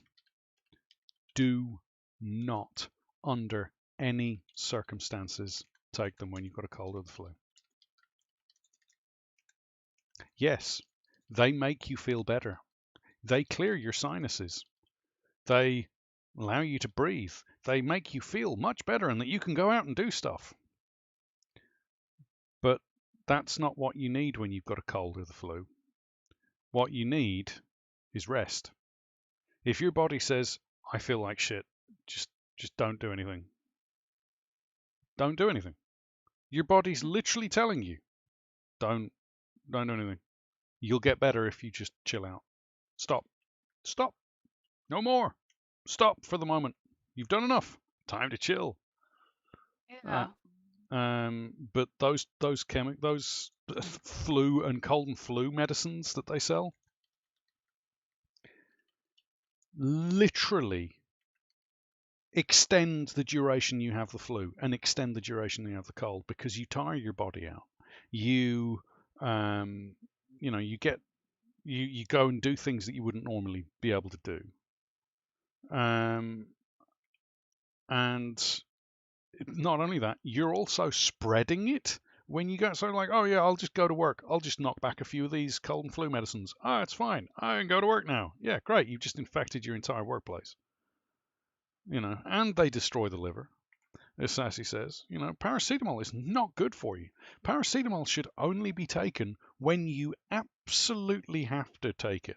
Tylenol. If you have a fever, you take Tylenol, which is paracetamol. It's paracetamol. Tylenol is literally just paracetamol. It reduces your fever. It's the only reason to do it. But if your body is telling you, chill out, you ain't well, you need to take it slow, take it slow. Relax. Just take it. You're not well. But I know. These companies make a lot of money out of that. So they don't care. They'll tell you it's good for you. It ain't. Yeah, they don't care at all. And with the whole resting thing, I've gotten, sick just a couple of times in my life. And every time people are like, well, you should, get up, go for a walk, do some things. I'm like, I'm telling you, no, I need to sit in this bed for a few days and do absolutely nothing. Mm-hmm. Like, I know what I'm doing. First of all, I'm smart. My body's literally telling me to sit my ass down. Mm-hmm. And then second of all, I've been sick quite a few times, so I know what I'm doing by now. Mm-hmm. Yeah. Well, I mean, it goes back to, for thousands of years, we've said, oh, you're ill, go lie down. Right? Like, yeah, here's some chicken soup. Have this chicken soup, go lie down. Go and have a sleep. Here's this hot whiskey. Go drink that. Go lie down. Chill out. You got all these pieces of information throughout thousands of years of human history where we're telling each other, chill out. Just go and lie down. You'll be fine. And then we're like, oh no, we've got the flu. We'll go to work. Oh no, we've got a cold. We'll go to work. Oh, we've got COVID.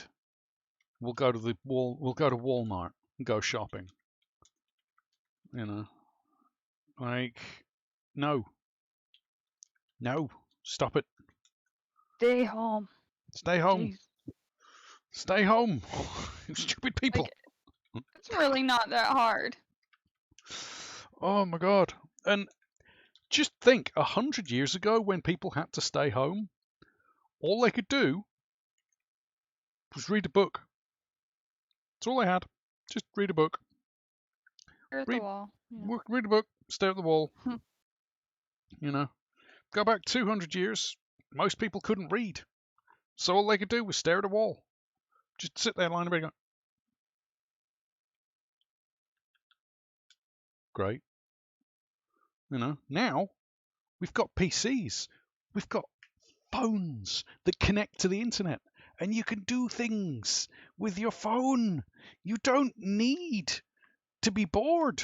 You can do things, amazing things, on your phone. You've got a whole universe at your fingertips. You've got PCs, you've got games consoles that let you sit and play games and train your brain and do things. You've got TV series you can watch and dumb shit that you can watch. You've got books you can read, music you can listen to. You can listen to music as though you're there, right? Bands playing to your ears. Just think how wonderful our life is compared to people 200 years ago who had to just lie there. Like,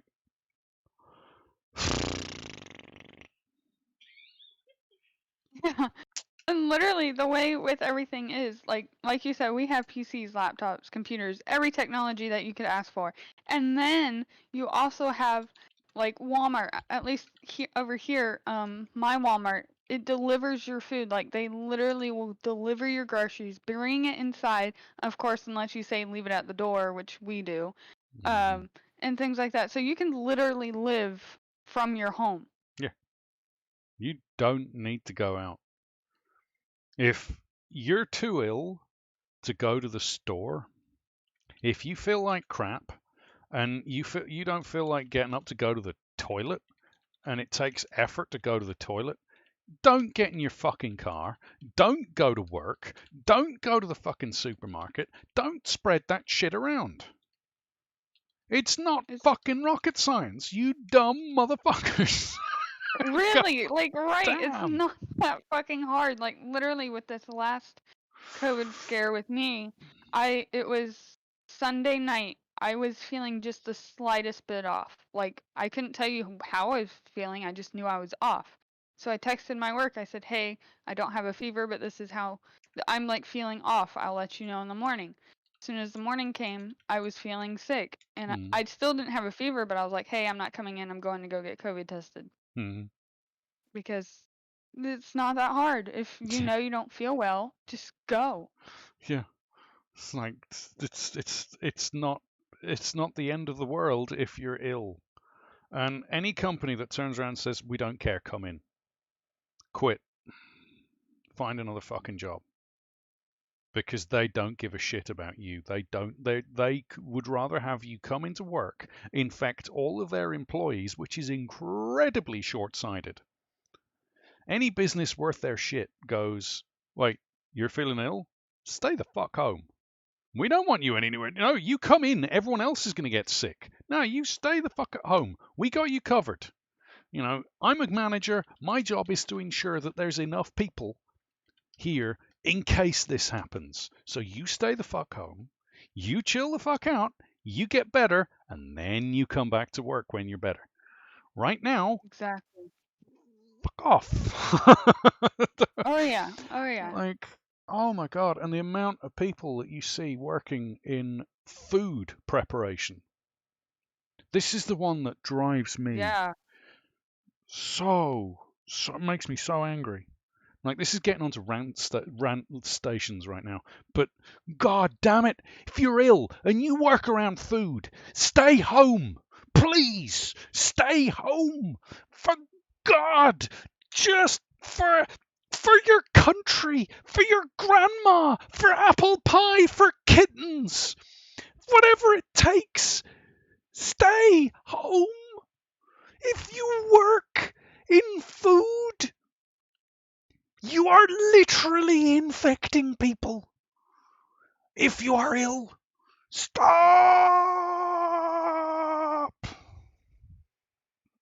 Sorry. No, you're good. You're good. That's a valid point.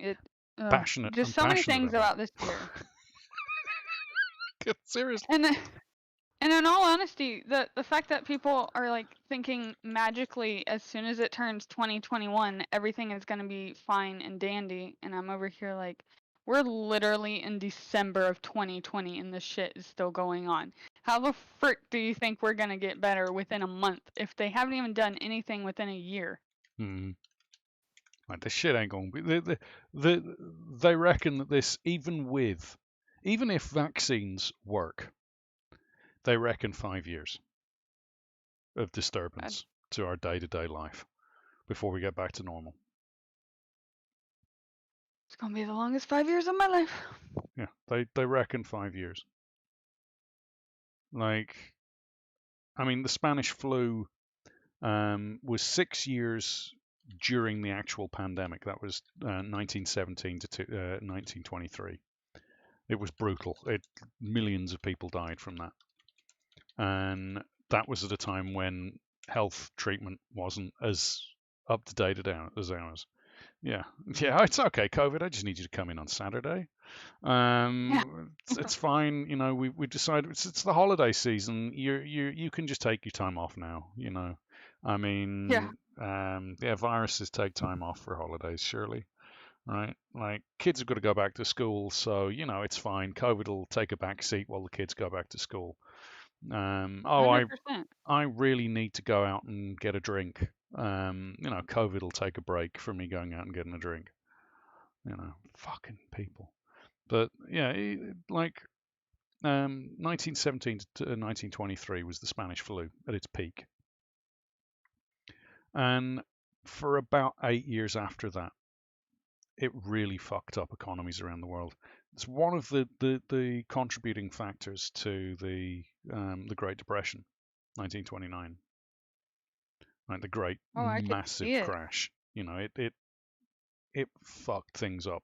A lot of businesses just weren't prepared. A lot of places just weren't ready for that kind of impact. You know, and it was a delayed impact. But a lot of places were. And we've just come out of a major crash. I mean, the 2008 crash, you know, it was 12 years ago, but let's face it, we're still feeling the effects of that today. And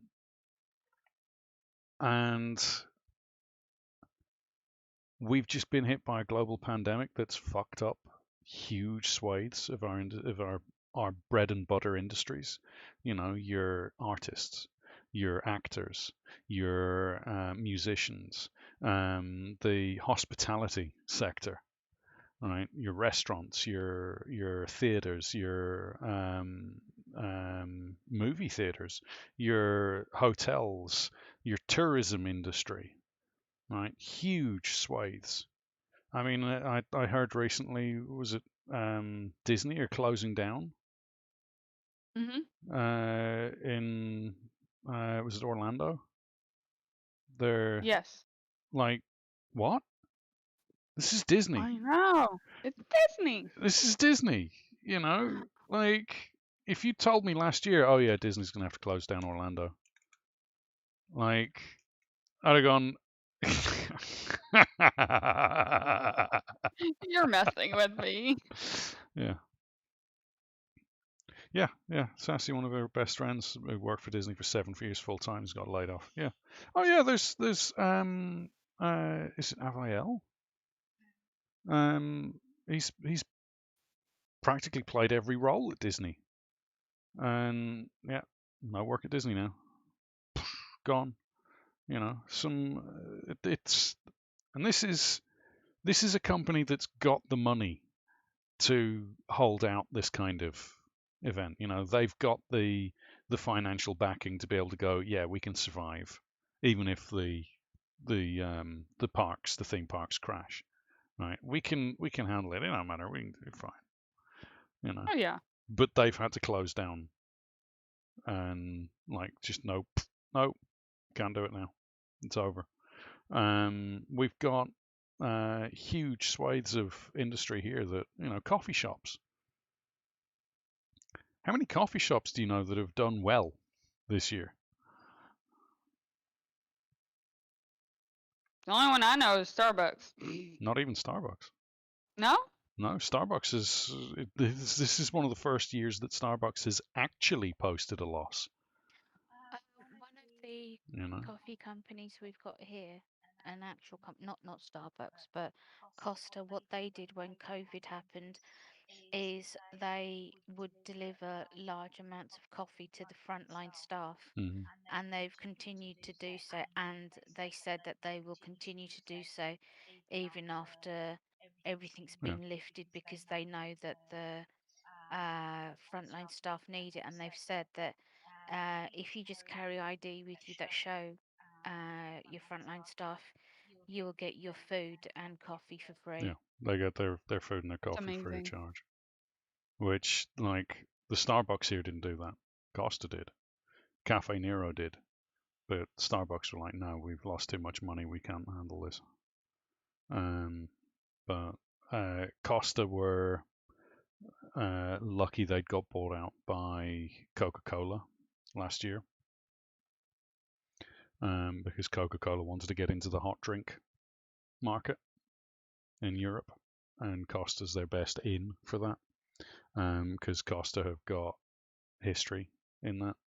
They're one of the more successful European coffee shop brands, specifically in Ireland and the UK. Cafe Nero took a major hit. They're another big coffee company here, but they got some serious bailout from the government. Starbucks have taken a massive hit in the UK.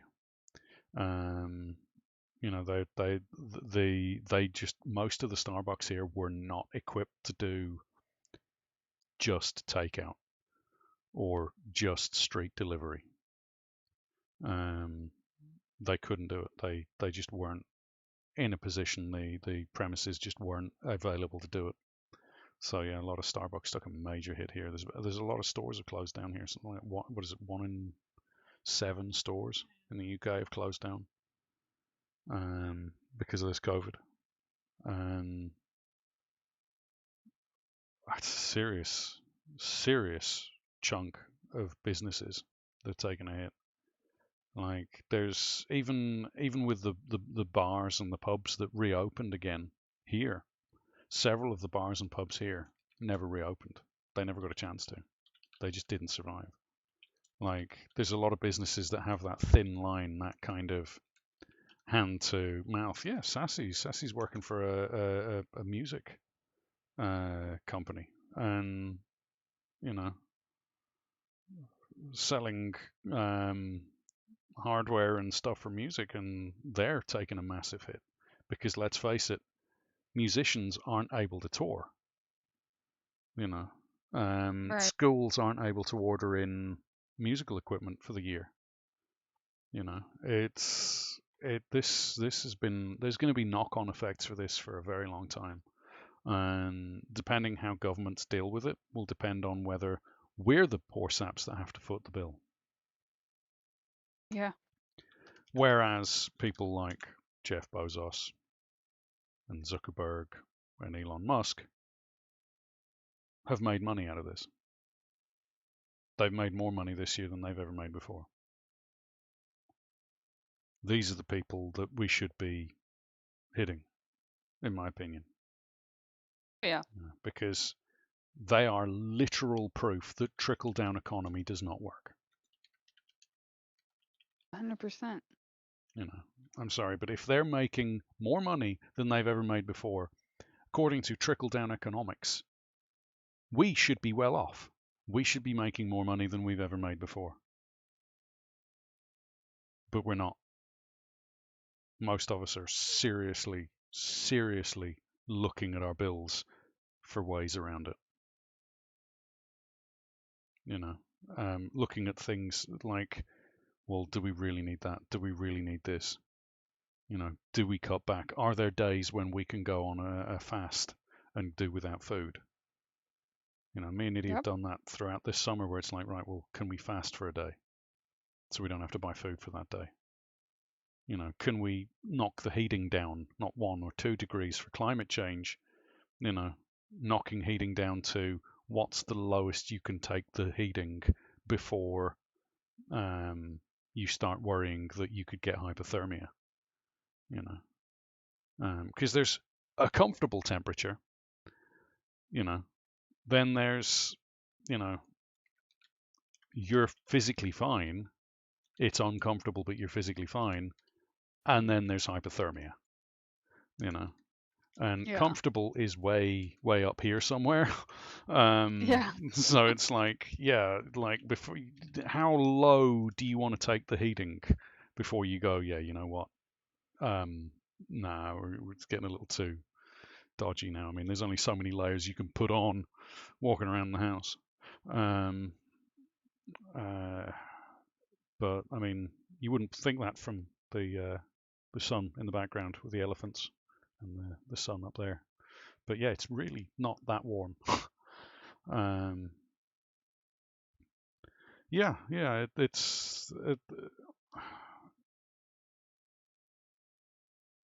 It's Sassy. It's the same, and it's not just the physical effects of this. It's not just the financial effects. It's the mental health effects of this outbreak. Everything about this has been shit. Everything about this has been awful for some of us. 1 or 2 of us have done quite well out of it. Mr. Musk, Mr. Zuckerberg, Mr. Bezos. If you want to give the illusion that trickle-down economics still works and hold on to your billions and billions of dollars, it's about time that you started, trickling down some of your wealth. I mean, feel free to, Mr. Bezos, if you want to go and check out our merch store. We have some lovely mugs.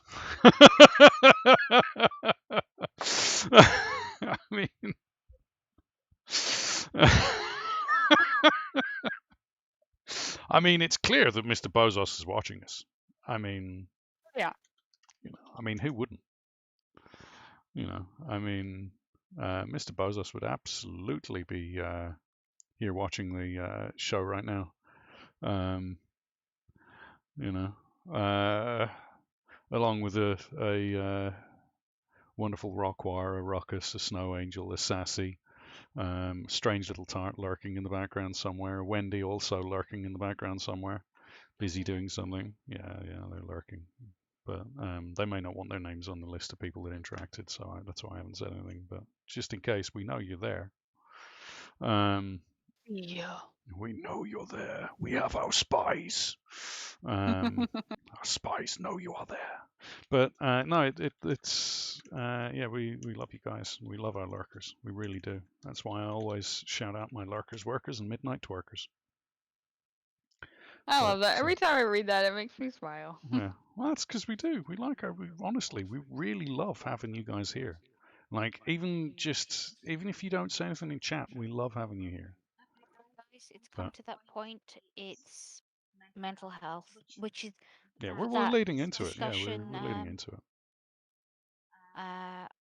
If there are people that need someone to talk to vent or to rant or to cry at, we are here anytime, day or night. So we may not be able to get back to you straight away, but know that we will. Yeah, we will go back to you. That includes you two both. Yeah, we're always here if anyone needs to talk. It doesn't matter if it's, just to have you sit there and bitch about something that's pissed you off at work. Whether it's something that's just annoyed you, if you need us, we will be there. It may take us a little while to respond. Take Niddy a little while to respond because I don't check messages very often. That's part of my mental health. The way I deal with my mental health problems is I go, messages. Nope, I haven't. Actually, I do have messages. Oh, shit. You were saying. I was saying I never have messages.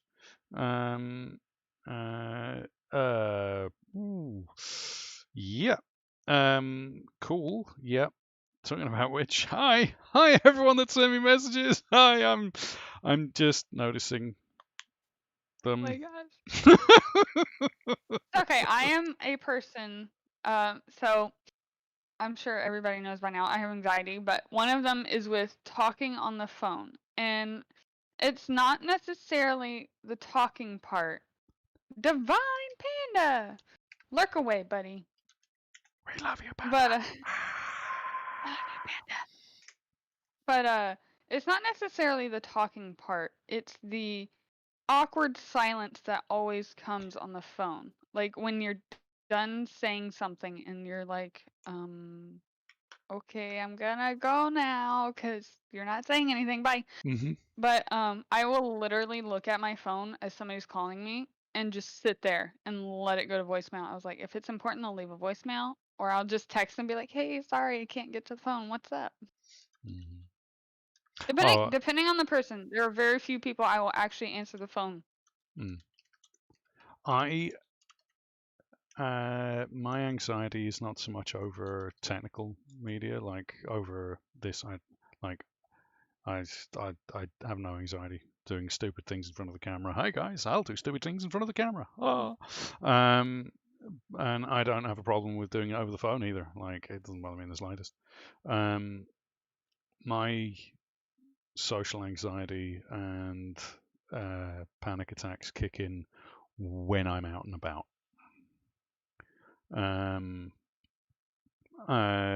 I like major league. Like, there's a reason I use earbuds when I'm out and about. It's because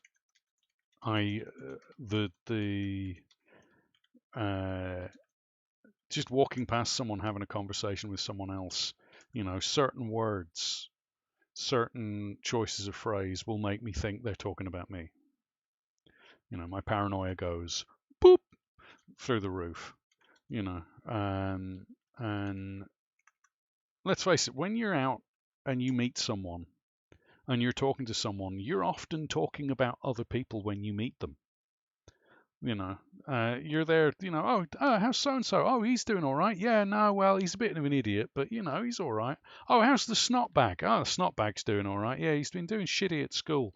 We're always talking about ourselves, talking about our family, talking about our friends, talking about people. And when I rationalize that in my head, it's like, yeah, why am I, people are going to be talking about people all the time, and sometimes people will say things like, oh, he looks a bit fucking sus. Don't like the look of him, oh God, have you seen his jacket? Ugh. And people will do that. But at the same time, why does that bother me? Why do I mean, I literally don't give a shit. Like, I have zero, read that, zero shame. Like, I literally got up in front of a crowded gentleman's club and did a striptease and a pole dance because one of the girls at my university dared me to. Zero shame. None. See this face has no shame. None. Like, Niddy will tell you she hates it. Like, I went down on one knee in the middle of a leather shop to ask her to marry me. Right? Like, it just doesn't bother me in the slightest. Like, nope. But I have major paranoia. I have major social anxiety. I have to listen to music when I go out. I have to, because my form of anxiety isn't the, oh no, I'm going to run and hide. My form of anxiety results in the whole fight or flight. Yeah, I'm more on the fight side of that spectrum. Like Nidhi will tell you, I go into stormtrooper mode I get more and more aggressive with people when I'm more and more off in my environment. That's what makes me nervous with if we ever go like out with OD and things like that. It's not. A lot of people will think, well, like, are you ashamed of him and things? I'm like, no, I don't care. I don't care what you think of him. Like, I'm the one who's marrying him. Like, I don't care what you think. I'm scared of what he's gonna do because of his PTSD and things like that. I know how he'll react to certain things. Oh yeah, So yeah. There's they literally call it the fight or flight response in humans, and PTSD triggers fight or flight. I've known guys who, upon leaving the military, a car would backfire, and they'd be gone like a motherfucking 100 meters runner. Like, just thunk. Where the fuck are you going? Okay, bye. Shit. I've known people who, at the sound of something dropping on the floor, are cowering on the floor. I've known people who, opposite to that, if someone drops their phone on the table loudly, they stand up ready to fucking nut someone. Like, I'm gonna what?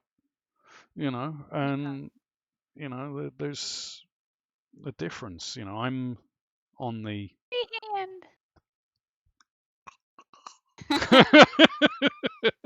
I'm on the fight spectrum, very much the fight spectrum, and it's terrifying. Nidhi's definitely on the flight spectrum, but then she is a bumblebee, so makes sense.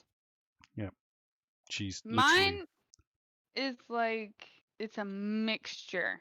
It I don't know if it's like different things cause me to act in different ways, but typically, usually, like if it's loud noises or things that are gonna make me fearful, then I'm gonna freeze, I'm gonna stay right where I am, or I'm gonna take off, like whichever one my brain tells me to do. And usually it's freezing, but every once in a blue moon, I'll just take off, and I'm like, okay, bye. Have you ever been stood at, say, a pedestrian crossing, and like go places, and a car just comes right past your face out of nowhere? Yeah.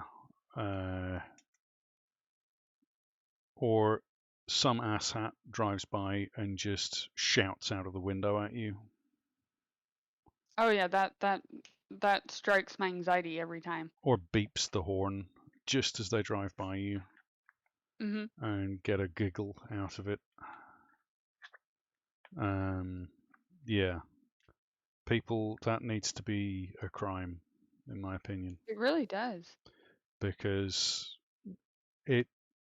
there are people who have died. Not just from like heart attacks, but from the fight or flight, they go thunk straight into traffic. If they're in traffic, they just freeze. Yeah, they're in traffic, they just freeze. Now they're getting hit by a bus because the bus can't stop in time. And it needs to be like, if we cannot have a society where people take that as you shouldn't do that, and it's just common courtesy or uncommon courtesy as it's become to not do that, then we need to put in a law that says don't fucking do that. It's not right. Because there is, oh my god, the amount of times I've literally had to lift Nitty up or yank her arm so hard that it literally hurts me to stop her from running into traffic because somebody's beeped their horn. We had a guy last year.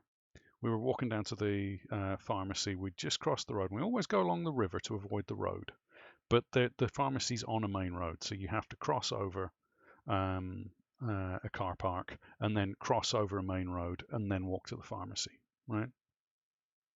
And it's only a short little bit of road, but we were walking to the pharmacy, and these asshats driving by, and he threw a like a one of those, you know, the drinks you get from like McDonald's. Yeah. Right. He threw one of those at us, missed, but threw it at us and screamed at us as he went by. Like, Niddy locked up while we were literally crossing the road at the time, and Niddy locked up, and I had to pick her up and carry her the rest of the way to get over the road because that was it. That was her stationary, not moving, not going anywhere. Fuck this. And because I was concentrating on that, I didn't take the guy's number plate. And it's probably a good thing, because if I'd taken the guy's number plate, I'd have found out where they lived. And then I'd have hunted them down. And this would be a very different conversation right now. Because that's my reaction. That's my reaction. My reaction is, you do something like that, I'm coming for you. If I'm ever out on my own and somebody does that, I get your number plate, I find where you live, and you won't be doing it to anyone ever again.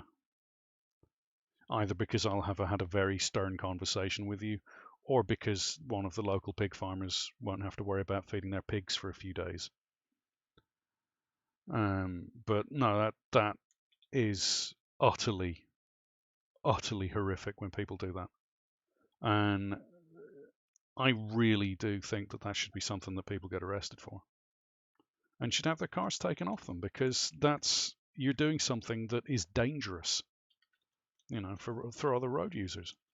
I mean, if Niddy had had the reaction of, I'm going to run, she'd run out in front of someone's car. They could have reacted in time to avoid her, touch wood, but could have also not reacted in time and hit her. Either way, them suddenly making a maneuver means they're going into traffic that someone else is going to hit and have to react in time. And let's face it, no one obeys the rules of, you know, a car and a half, or two cars, or 3-car distance. You know, everyone's bumper to bumper. There's no way in hell someone suddenly turning into the outside lane of a traffic on a dual carriageway road is going to go, oh, right, yeah, I've got plenty of time to just slow down and avoid running into the back of this person. No, it's a pile-up. That's why so many pile-ups happen, is because motherfuckers sit bumper to bumper in traffic, even going at 50, 60 miles an hour. You know, on a road that's 30 mile an hour, incidentally. Just in case anyone from Derry's watching this, that fucking road out there is a 30 mile an hour road, and you're doing 60 on it.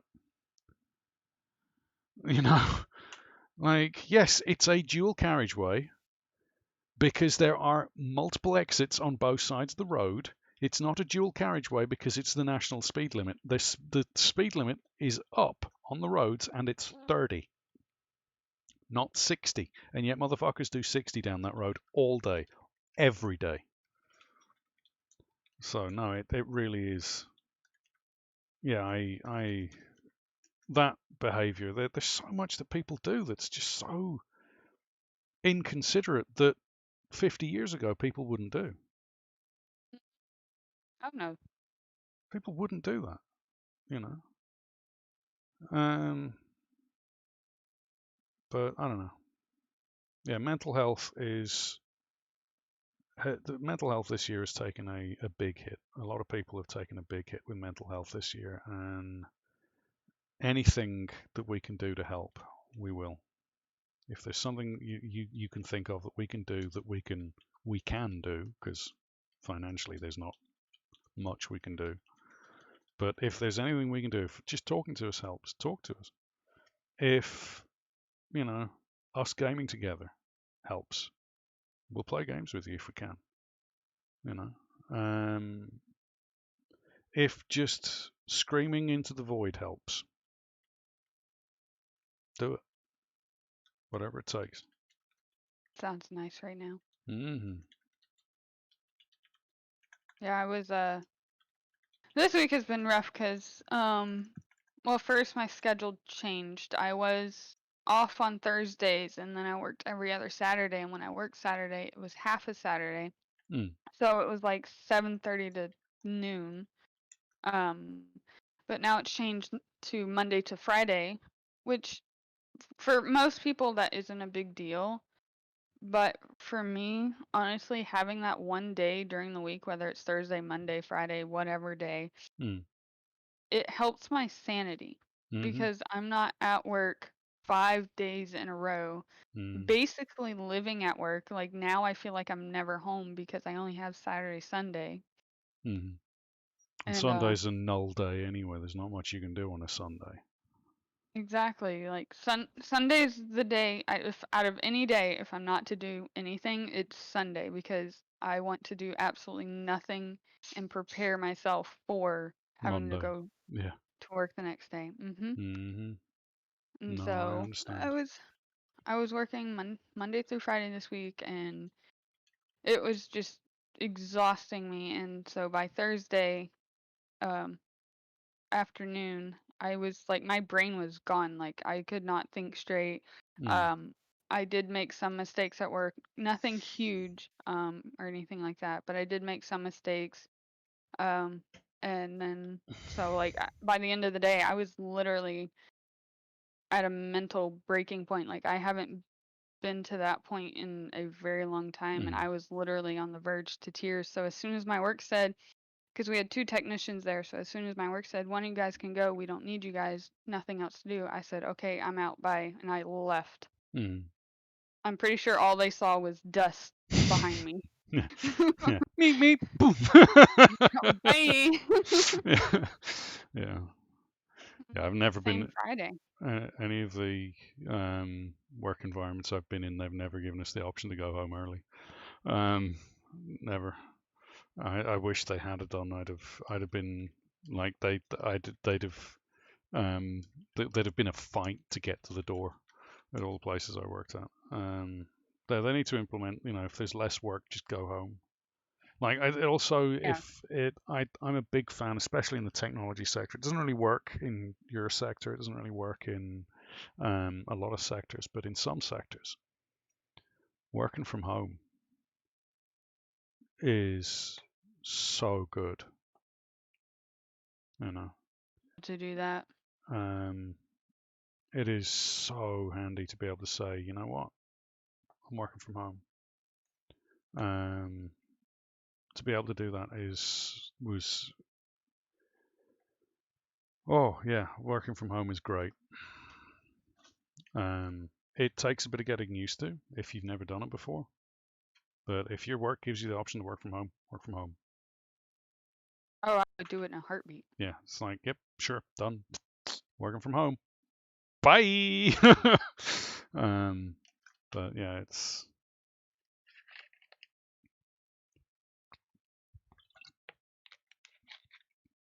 And then the thing with my car Friday where it decided to stop working as I was on my way home. I was I was ready to say fuck it all on Thursday, but at that moment I was just like, fuck. Yeah, I'm sorry to hear that. Yeah. I mean, at that time I was a little freaked out, but once I kind of ranted to a couple people, because that's what I usually do. If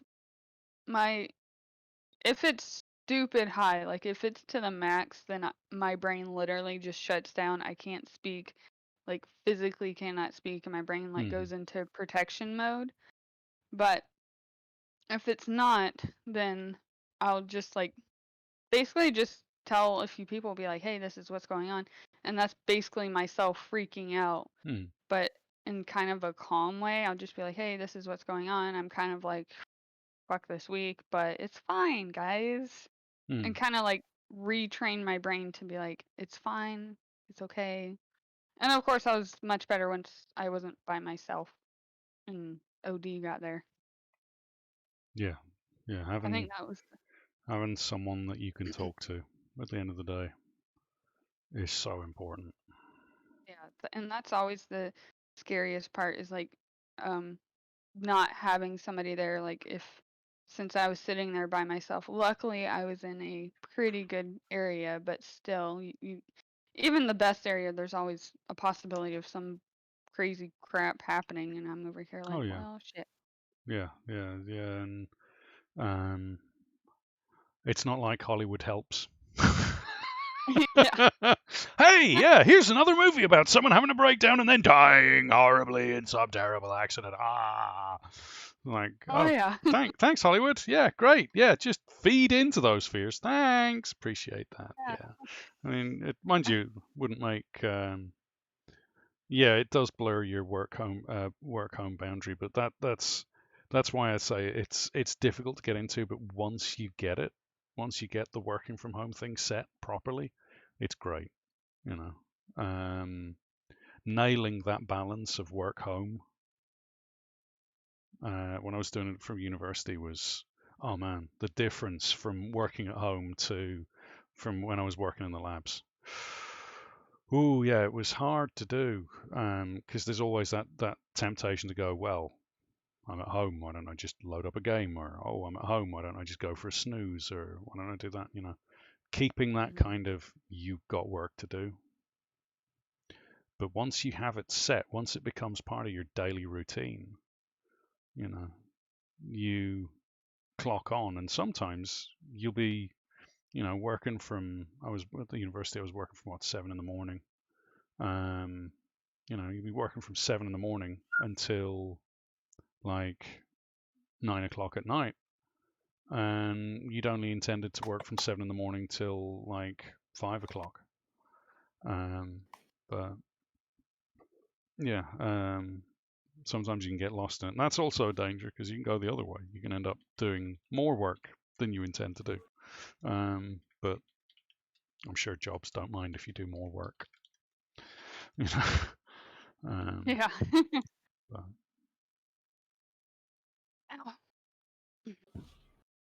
yeah. Well, Hello, that's why your boy Ruckus. does both. I will load up a game while I'm working. If your work can do that, if you can do that with work, then you can do that with work. That's even better. Well, thankfully, I don't have my camera on at all times. So while I'm telling somebody to factory reset their phone and, we've got 20 minutes of we're just going to have small talk, I'm playing a game while I'm talking to them. Otherwise, I would go insane. Yeah. I could see that. Have you tried turning it off and on again? What? Just go with me on this one. Just try turning it on and off again. That's not going to work. Just try it, because actually it might work. Oh, my favorite is, well, I've already done that 10 times. Yes, well, I'm going to do something on my end. So how about you turn your phone off? And literally all I do is sync the billing system with the tower. That's it. So the phone reads everything that's provisioned on the account. That's it. But 90% of the time, that's the problem. Or it's amazing how simple these phones are. Yeah. Especially if it's an Android. 95% of the time, it's an app. Yeah, there's an app that's caused the issue. Oh, right. You installed Dodgy McDodgerton on your phone and you're wondering why it's not working anymore. And it's asking you for credit card details. Ah, well, yeah, what you're going to need to do is uninstall that. Start off with. Did you not see the 1-star review on that saying that it had add-in spyware? Thanks. Yeah, thanks for shopping. Sorry for the screaming demons in the background. That's okay. I used to babysit my friend's kids, so that does not faze me at all anymore. It's okay. It could be worse. That's called birth control for those that don't have children. All about that. Yeah, some it spikes baby fever. Others it says, yes, I never want that. Yeah, I told my friend all the time, I said, I love your kids. I love them to death, but they are perfect birth control. Yes. Our children are very, very cute. You have seen them, I'm sure. And people will come over and love on them and be so ecstatic, and they say, I want one. And then they start pitching a fit, and I'm like, are you sure about that? Because this is the majority of how they act. Not cute. Mm-hmm. Cute. Do you know there's a reason that grandparents give grandchildren lots and lots of sweets when they're at their house? They can give them Payback. back. Yes, because when they give them back, they passed on the monsters that the Yes. children It's are a about to payback. become. Yeah, it's like, hey, you were a little shit when you were a kid. Guess what? Uh-huh. We're returning the favor. Like all those sleepless nights and the gray hair and the balding and the just crippling anxiety. Fuck you. Mm-hmm. Yeah. I tell people all the time, I have a niece and a nephew. I absolutely adore them. But I adore them because I can give them back. I don't know if I could do that 24/7. I applaud people who can absolutely do it 24/7. It is not easy. I love them dearly. I simultaneously want to choke the life out of them. My sister says all the time. Yeah.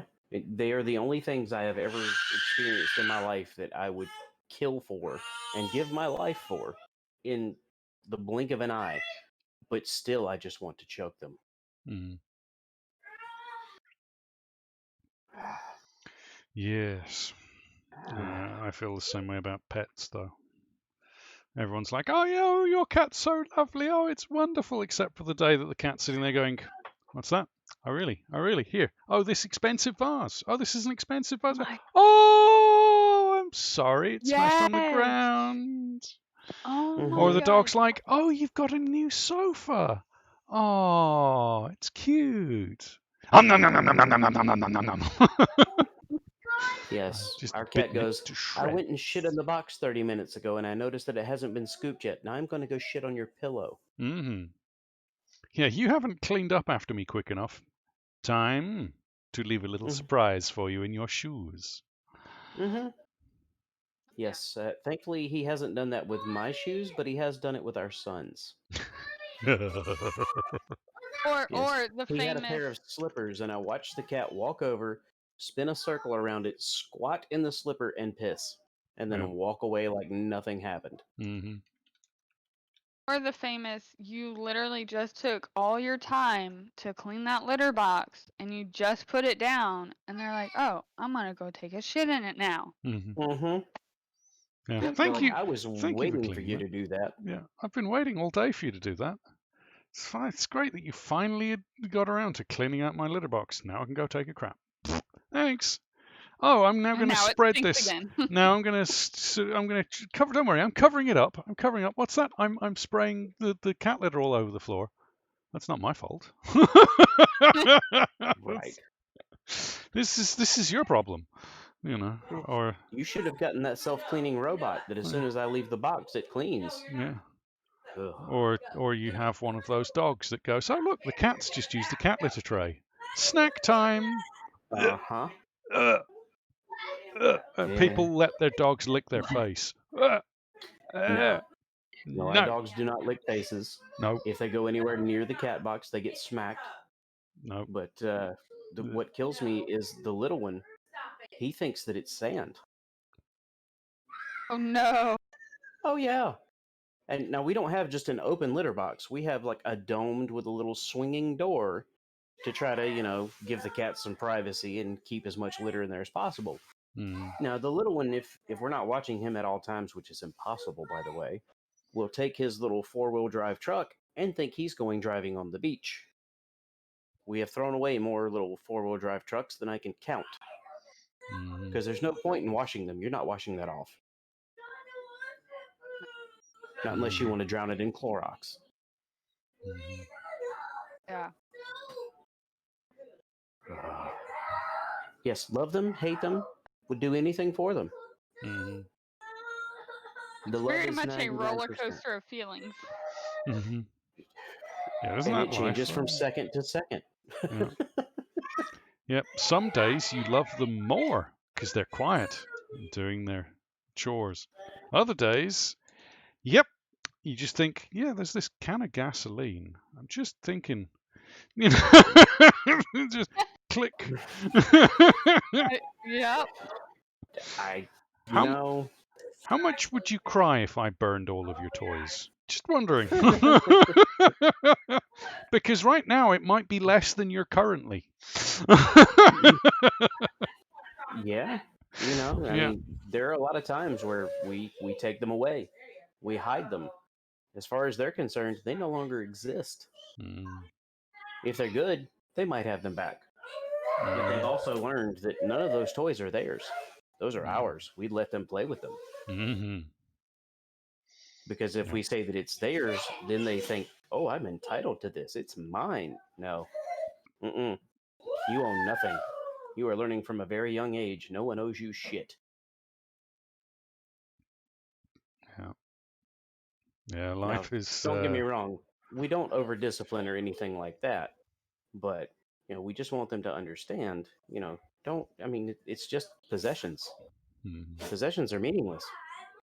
We've got a friend whose kids are incredibly picky eaters, and she posted the other day saying, "Oh, you know, how do I stop them being so picky with the food?" And I was like, "Well, the way I do it was the way my parents did it with me. Is you make whatever food you want to eat, then you eat whatever food you want to eat, and then when the kid says, 'Oh, I don't like that,' you throw it in the bin. And when the kid comes, you know, 10, 15 minutes later, I'm hungry, you say, well, you'll just have to suck it up and wait. You didn't eat the last food I made. And you make them wait. And they're not allowed to get snacks. They're not allowed to get any other food. And they have to wait. And then you make something that you know the child doesn't like for dinner. And you sit and you eat it. And the kids, you know, if the kid turns up their nose, you throw it in the bin. You say, okay, well, you don't get any food till tomorrow. And very quickly, the child learns food is a scarce resource. Yep, it's time to eat whatever food is put in front of you. Yeah, I was not a picky child. I was not a picky child at all. If food was put in front of me, food went down the hatch. Mine. No, you go down here. You know, sort of. If I didn't like it, it just went down the hatch faster. You know, it's like, I really, really, really don't like this food. This is foul. Right, gone. I don't need to think about it anymore. Thank God for that. But yeah, don't do that to your children. It's terrible. It's given me so many complexes throughout my life. Yeah. Mine was, if I didn't eat, you just have to sit at the table until you finish. So what I did is either I say, come here, dog, if it was okay for them to eat. But if it wasn't, then I would, like, as soon as they, like, disappeared, I would, like, rush to the trash can, put it in the trash can, but then make sure it was covered in the trash can so nobody would know, and then put it in the sink. Be like, oh, look, I'm all done. No, my dad kind of went over the top with it, because if I didn't eat the food, my dad would take my plate and eat the food that was on my plate. And he basically, if I hadn't finished my food by the time he finished his food, he would eat my food. So I very quickly learned to inhale food. So that's an asshat thing to do, by the way. Don't do that to your kids. If you ever have kids, don't do that. Is an asshat thing to do, like 100% asshat thing to do. But that's what he used to do. Anyway. Yes, we tell our kids, oh, you don't like what we're having for dinner? You can have this or you can have nothing. Mm-hmm. And it usually turns out to be, yeah, I'll eat this. Yeah. Okay, cool. Eat it up. Yeah. Yeah, it was... there was one occurrence where I was ill as a child and my parents gave me an omelette, and I hated omelettes. I still hate omelettes. I'm not a fan of omelettes. Omelettes are not my cup of tea at all. But my mother made an omelette and brought it up to my room because I was ill. And I sat there with my mother looking at me, and I was, I'm eating this. She left the room, so I quickly flung the omelette under my bed. I was 4 at the time, and then put the plate back on my lap. And I'd left just enough omelette on my plate so that when she walked back in, it looked like I was eating it, so that I could eat the rest of what was on my plate, but 90% of it had gone under the bed.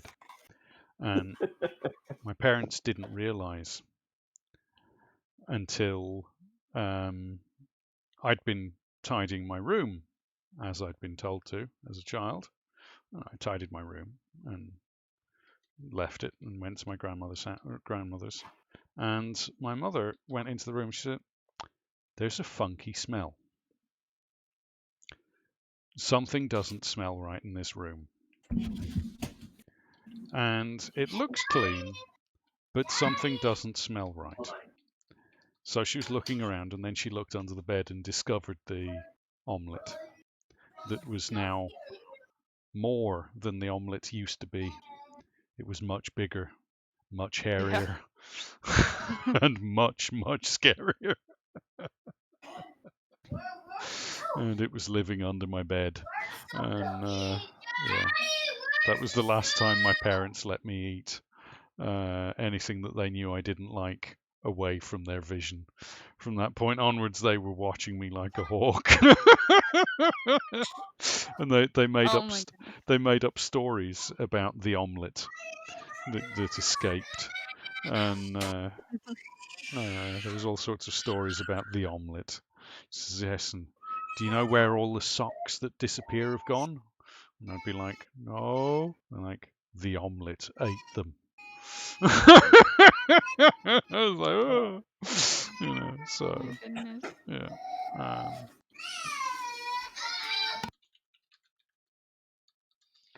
Yes.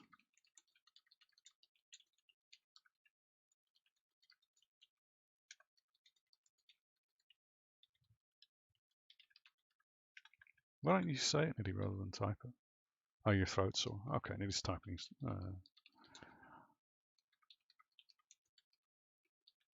Tea with a little bit of honey. Or have a shot of whiskey. It'll make you feel better. Yes, we're going to be calling it soon. But I'm just letting Niddy finish up the story. He says, that reminds me of a story when my little brother was a child. He said he had a dream, but before he got to finish, her older brother finished it by saying, "And the paper bunny rabbit stole your underpants." Yeah, he's never lived it down. Yes, but your older brother's a dick. And if you're watching this, cunt Jay, like, I have absolutely no inclination to try and be friendly with you whatsoever. You're a dick. You're a douche to Niddy, and I hate you for it, and I will hate you for it until the day you die. Be a douche to Niddy. Yeah, he was a douche to Niddy. He once stuck a syringe in the back of Nitty's head. Let me at him. I'll beat him up. A douche. But anyway. Yes, so we're going to be calling it shortly, unless there's anything anyone wants to talk about. Ruckus, anything you have? Or Lady Death? Don't have children. Children. Yep. Good advice. Yes.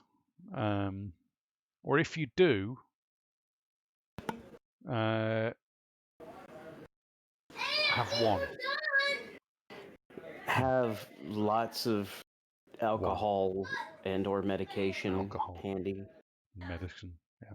Oh, I have that already. Yeah. Yes.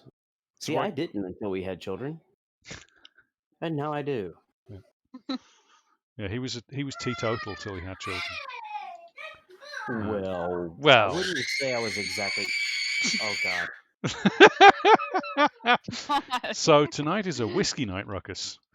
Yes, it is. Yeah, tonight is a whiskey I night. wouldn't say I was exactly balanced before that, but yeah, it definitely brought to the surface some things that I needed to discuss with someone who is a professional. Mm-hmm. Yes. It's because that sort of noise right there, especially in high-pitched tones, is a trigger. Yeah, your eye just starts twitching. Oh yeah, the eyelids start twitching, and I'm like, I need a pill. Yep, need one. Yeah. Need to get back to normal, please. Yeah. Yeah. What have you ever played We Happy Few, Ruckus? I have not. Yeah, you need to play We Happy Few. They have a happy pill in that. I would love a happy pill. Yeah. See, the happy pills that they gave me make the normal, like the chemically balanced person very happy. They make me, the chemically unbalanced person, seem chemically balanced again. Mm-hmm. No. I used to take these pills that they have me on for fun when I was younger, and now I take them to feel normal. Mm-hmm. No. So what once was balanced is no longer. Mm-hmm. Well, we have been going for 4 hours and 20 minutes. 4:20. Yay! Yeah. Smoke them if you got them. Yeah. So that means we're going to call it there.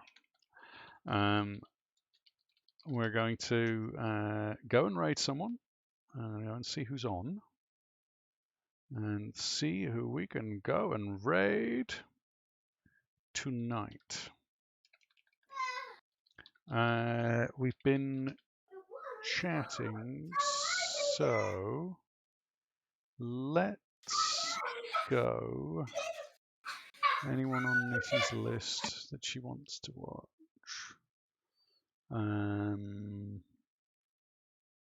Raid Eli.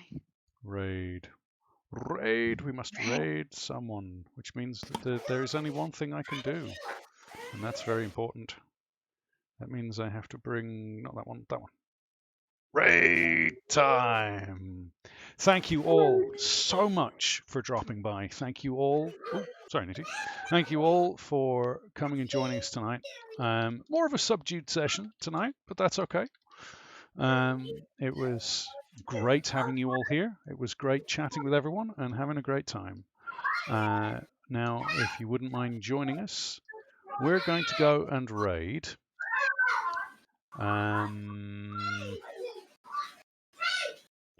Let's go and see how Jimmy is doing on Subnautica.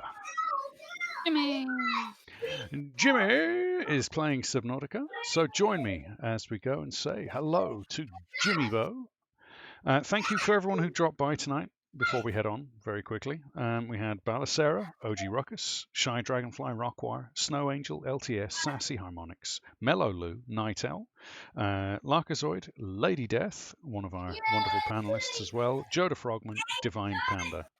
Thank you so much. We also had some sneaky people hiding in the background. We see you, sneaky people, we see you. But thank you all so much for dropping by. Thank you all for taking time out of your weekend to come and spend some time with screaming children. Don't have kids. Don't have kids. Thank you so much. Let's go and say hi to Jimmy Bo 1000. Give him a good raid and give him a good cheer. Give him the biggest cobblegroil. Stay safe, look after yourselves, and as always, be good. And if you can't be good, blame your kids. Till then, peace.